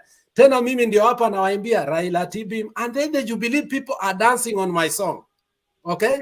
And we are together, and they are all saying Raila Tibim Tibim. You know, and after they've done all they have done, they meet in Kempiski Jioni to give notes. Okay, so he decided next time to sing for Ruto. Unaelewa? And there is also this guy that comes from Migori who actually sang for Magufuli, got a lot of money, decided to sing for Ruto, and I think he was so castigated, and the Luos refused to listen to his song, and he was appealing to Luos. He was appealing to Luos and asking for forgiveness. What is his name? He said, but these people meet in the evening and they talk. So the thing is this: what we look at politics in is during the day, but there's the politics of night. There is the politics that we do not know, and that is why you will find Otienda Molo with Kimani Chungwa in the practice tomorrow playing for Bunga FC. What are they doing together in the morning? The guys in the comment section, you are at each other's neck for no good reason. We on the other side, we smile about politics. The whole idea why we are on this particular show is because we have got different opinions, and our politicians, they talk to each other. Their children attend the same schools, sometimes they attend the same functions. Even churches. Even church, they attend the same churches. Ruto doesn't go to his children to all these churches and afanyanga meetings in the Sundays. Their children go to the churches in Karen. They go to the churches in Karen, and they are playmates. But us here, I can see guys in the comment section trying to kill each other because of politics. Don't kill each other because of a politician. Let us fight for this country and know what is right for our country and steer it in the right direction. Ben Nyagaka, you have been away for a very long time. We missed your wisdom. You know, the gray hair comes with a lot of wisdom.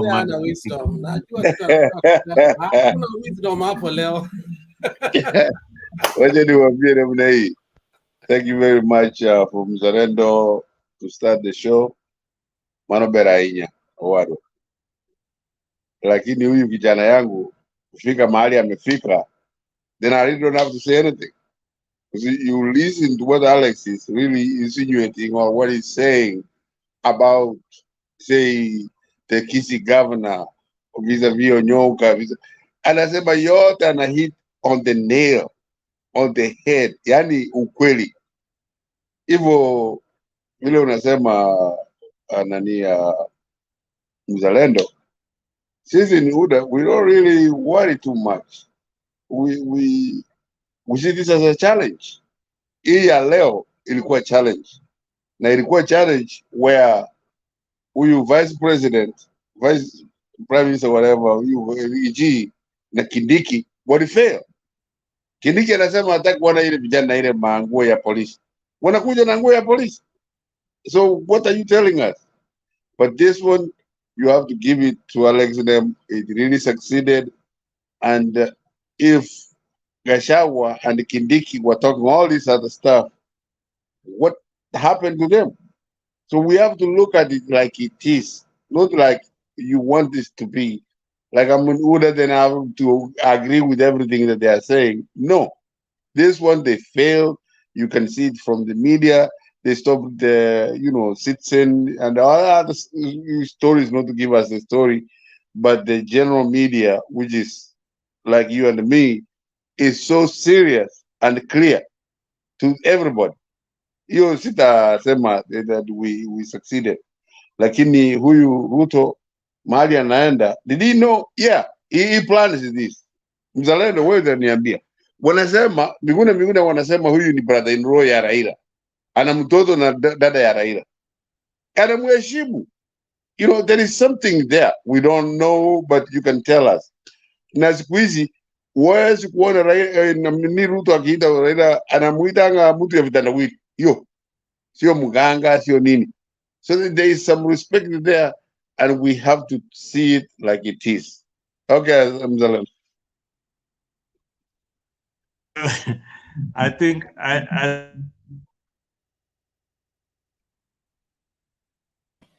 You are muted. You are really muted.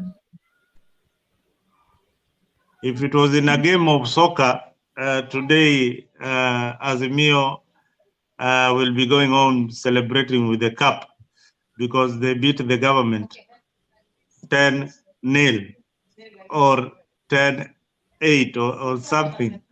But again, the worst part of it, Pen, is that the media, the government used the media to block out any information that was going out in that rally. This is what it means in politics. It means that the rallies have got a very big impact into the country's economy. For example, Nairobi alone today didn't collect the 81 million, probably, which they collect every day. Same to Kisii, same to other counties. They didn't collect that kind of revenue that they collect. If this thing continues like this, it will affect both sides. Why am I saying this? There are people who work in the informal sectors, watu wale wa mjengo, watu wa kufanya nini. If they cannot go to work, they will not be able to put food on the table. If the matatus cannot go on the road, they will not be, those makangas will not be able to put food on the table. Now, that is where the war will come between Azimio and the government. Because the people in the informal sector, the people who run the businesses of matatu, they cannot have their money and they have got loans to pay for their vehicles. The people who are in the informal sector, watu wa mjengo, they have got bills to pay and rent to pay. They cannot have money because there are demonstrations organized by Azimio on a daily basis. So, hiyo sheria, or like we say, the law is an ass, it cuts both ways. So there'll come a time it will cut both ways huku mbele. Karibu sana Mato, na kuona kwa comment section. Ingia kwa show Ngoja bana. nikurudishie bwana Mzalendo.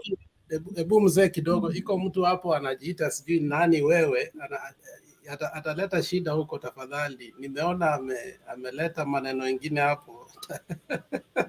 Moderator, saidia sisi huko chini.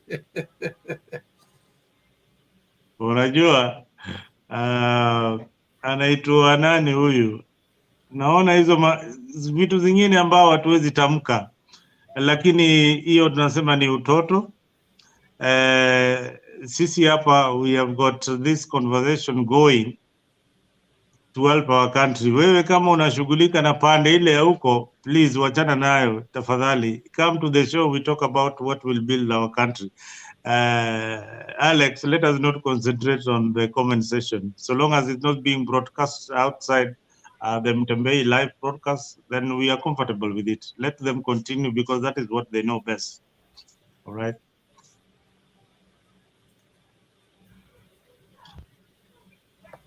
Mato Matrix wa sound candid. Mato ingia kwa show. Hapa we don't block anybody. We tell you to come in, air your views. We give Azimio a thumbs up. We are not politically affiliated. Yeah, we are not like Fox News. Here we are liberal. You have got the opportunity to air your views without being interrupted at any given moment. We like your position in Azimio. We like whether you are in UDA, we respect your position. Whether you don't like our position, that is the way it is. But the bottom line is that let us talk about our country positively.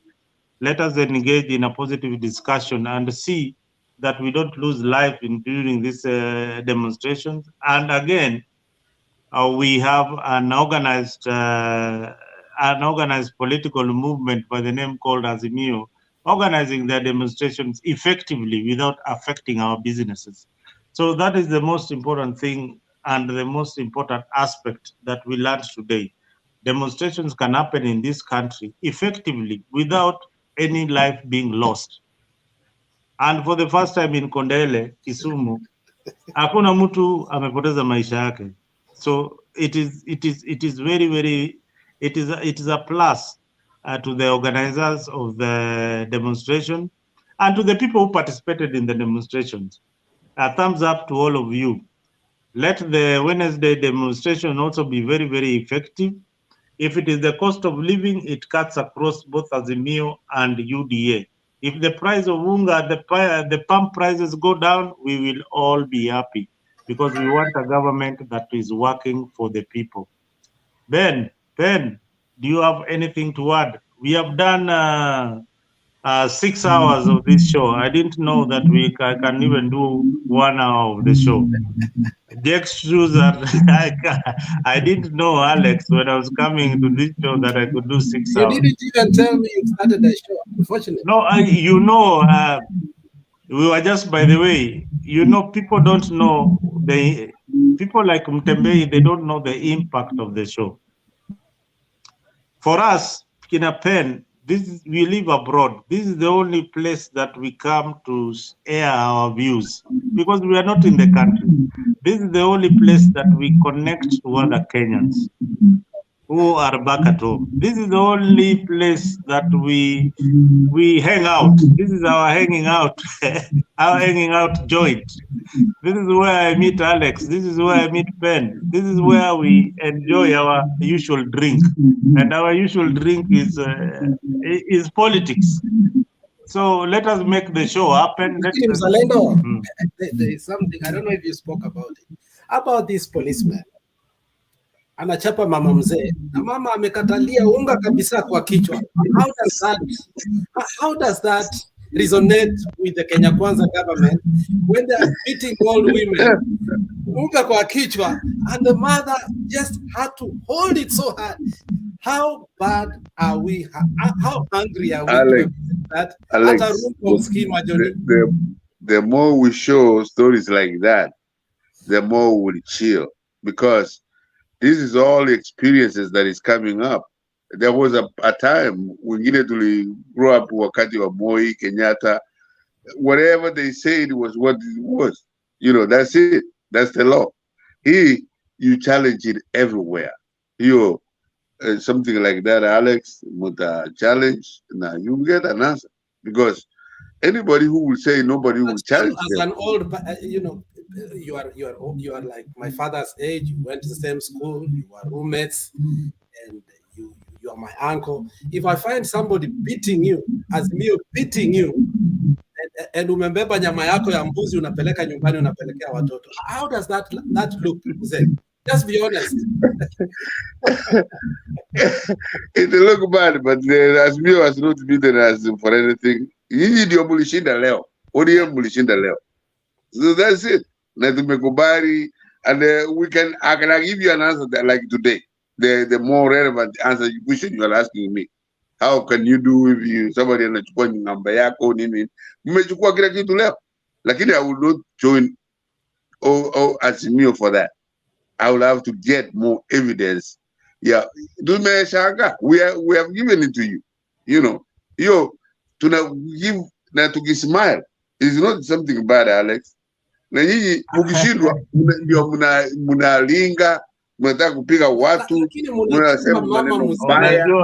Unajua leo kwa hii show nimesikia kitu kingine, Alex, that sometimes last year but one Baba was saying that the cost of fuel inaenda juu because of the war in Ukraine, and we must bear with Uru's government because of the war in Ukraine.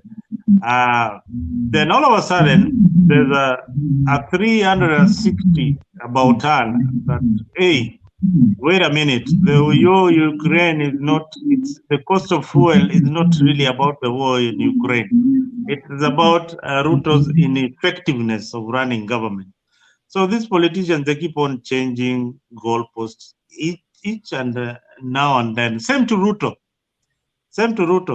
When Uhuru was in power, he was saying that the cost of petrol is going up because Uhuru is giving punitive taxes, and which must be stopped.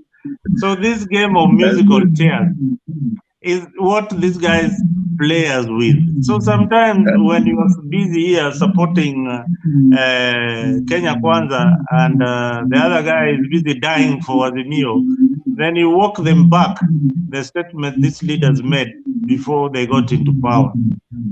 I remember we've talked about the 18% VAT on fuel, the 16% increase in VAT. That was proposed by Azimio and Jubilee government, and they they lobbied and whipped their MPs to pass it when Uhuru was in government. But it is Uhuru who said, "Okay, wait a minute, reduce this thing to 8%. This 16% you MPs are proposing, it's not good for the country." So these guys, they keep on playing out like this. I believe somebody gave an analysis. Suppose Baba was on that seat. There's some background noise. Sijui ni radio ama ni nini. I mean, there's some background Yangu. noise. Oh, that's the machine.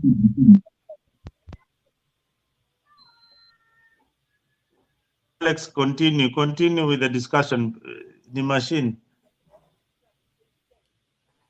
No, what I'm saying is, overall, I think, to me, if you look at the world economy, as in the depreciation and the cost of living and the standard of living is also depreciating, and countries are not able now to do projects. They are giving incentives to businesses so that they can create employment, because the worst thing you can ever do as a president in the Western world is to allow the unemployment level to go beyond 4 to 5%. So they always want to keep it at 3, 4, 5%. But ours is never checked. So when you look at presently what is happening in Kenya, we might be having a feast on it. Even if Ruto was to go and the country has degenerated to a certain point, it's also going to take a long time, whoever that comes in order again to fix the economy. So I think I loved what happened today, and I loved what Baba said in Kamkunji before the last time. He said, we've never advocated for this, we are not advocating for violence, and we will never again. We've never done it before, we are not doing it now, we will never do it again. And those peaceful demonstrations, they were not perfect, but seeing people just walk from Kibra all the way to this side, trying to agitate, what is enshrined in the Constitution in their own way, was a good thing. But what I saw in Laikipia was also not good, because Nderitu asked, what have I done? What have I done? Nderitu asked, what have I done? What law have I broken? And, he was marshaled like those who are not even common police, like they were like police marshals, and you saw them, they were taken. So, I mean, demonstration without, destroying of properties, and given the fact that they had already said we are going to have nationwide Maandamano, and then you see people getting arrested, is not a good precedence. Whether it is us in power or the other people, because that's the nature of democracy. The majority get what they want, and the minority get to be listened. And the only way to listen, if they feel that parliament has not listened, the judiciary has not listened, is their Maandamano. If it's peaceful, wacha kushika watu. There's a young man called Songa Songa who was in another channel yesterday. He said, mimi si mchawi, mimi sio gaidi, mimi sio mwizi, mimi sio mvunja sheria. Unanipiga kwa nini? Kwa sababu nilikuwa barabara nikisema ugali ni ndogo kuliko samaki.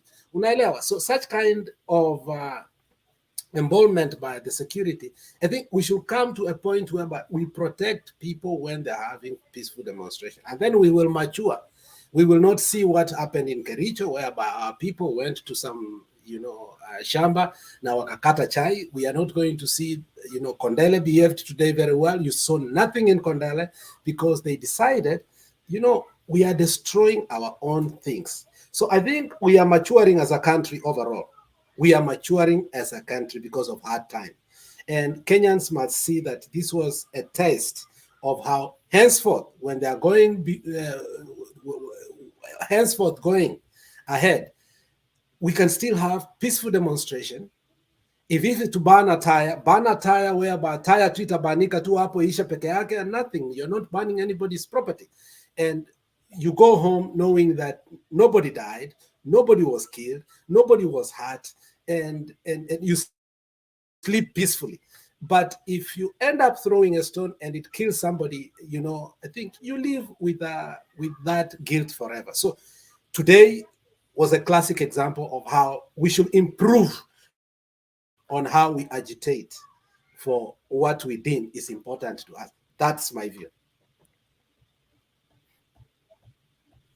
Well, I can't add anything to whatever you have said, Alex, but that should sum up our show tonight, that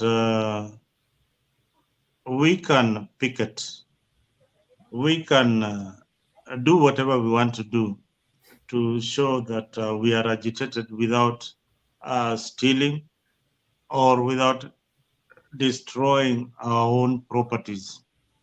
That was a very good show by Azimio.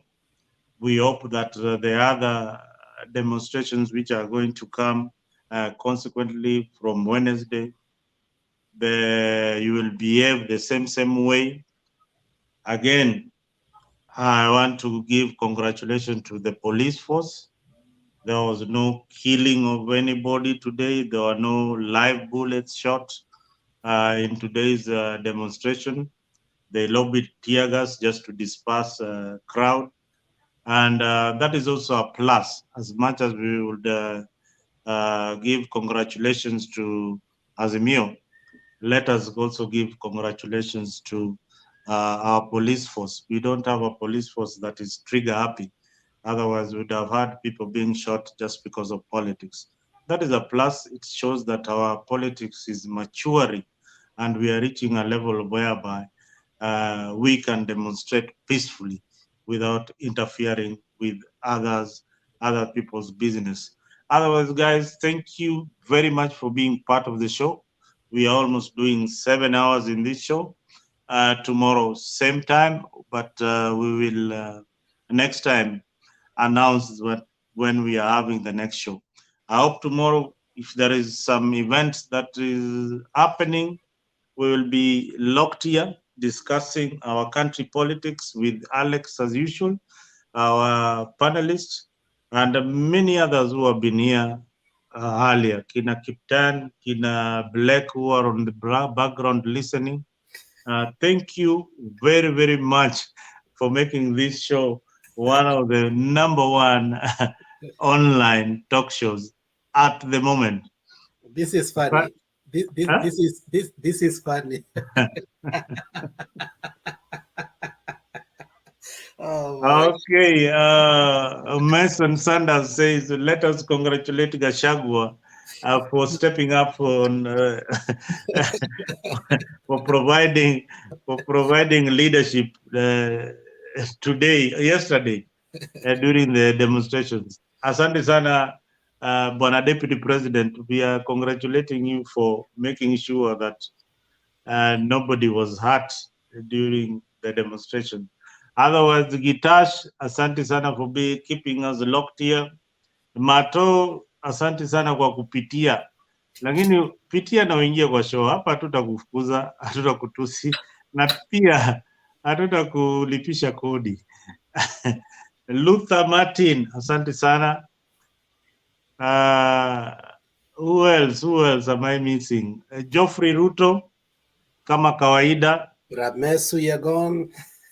Endelea. Ramesu Yegon, kama kawaida. Nani mwingine? Nicodemus Migiro. Nicodemus, asante sana. Nani mwingine, Alex? Yahawasha.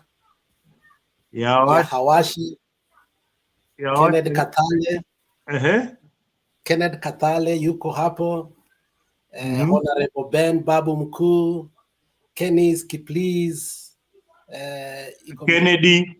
Kennedy Katale alikuwa, Henry Nyanjui pia alikuwa hapa.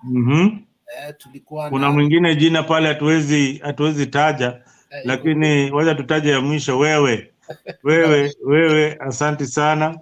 Mason Sanders, Mason Sanders alikuwa hapa.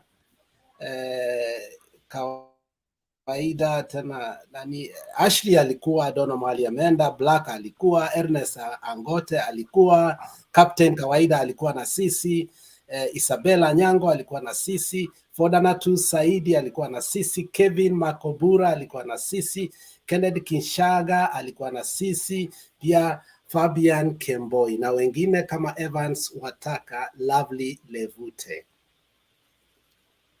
Boniface Nyamiemi, huo ndio wa mwisho. Tunamshukuru sana katika hii channel. Keep it locked. Tomorrow kama kawaida same time we will be here with Alex and myself trying to deliberate on the issues that are happening in our country. Asanteni sana na muwe na siku njema. Leo saa ngapi sahi? Hapa Marekani ni saa 3:11.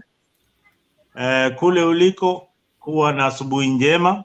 Sisi sasa tunaenda kutafuta tamba la maji ili pia tunywe kakitu. Alex najua ako na kale ka kitu kake, anataka kujirefresh kidogo. Tungoje kidogo. Otherwise, asanteni sana. Thank you Mtembei TV for giving us the forum, and thank you our listeners for keeping us locked. Thank you very much. Asanteni sana. Shukrani. Okay, good night.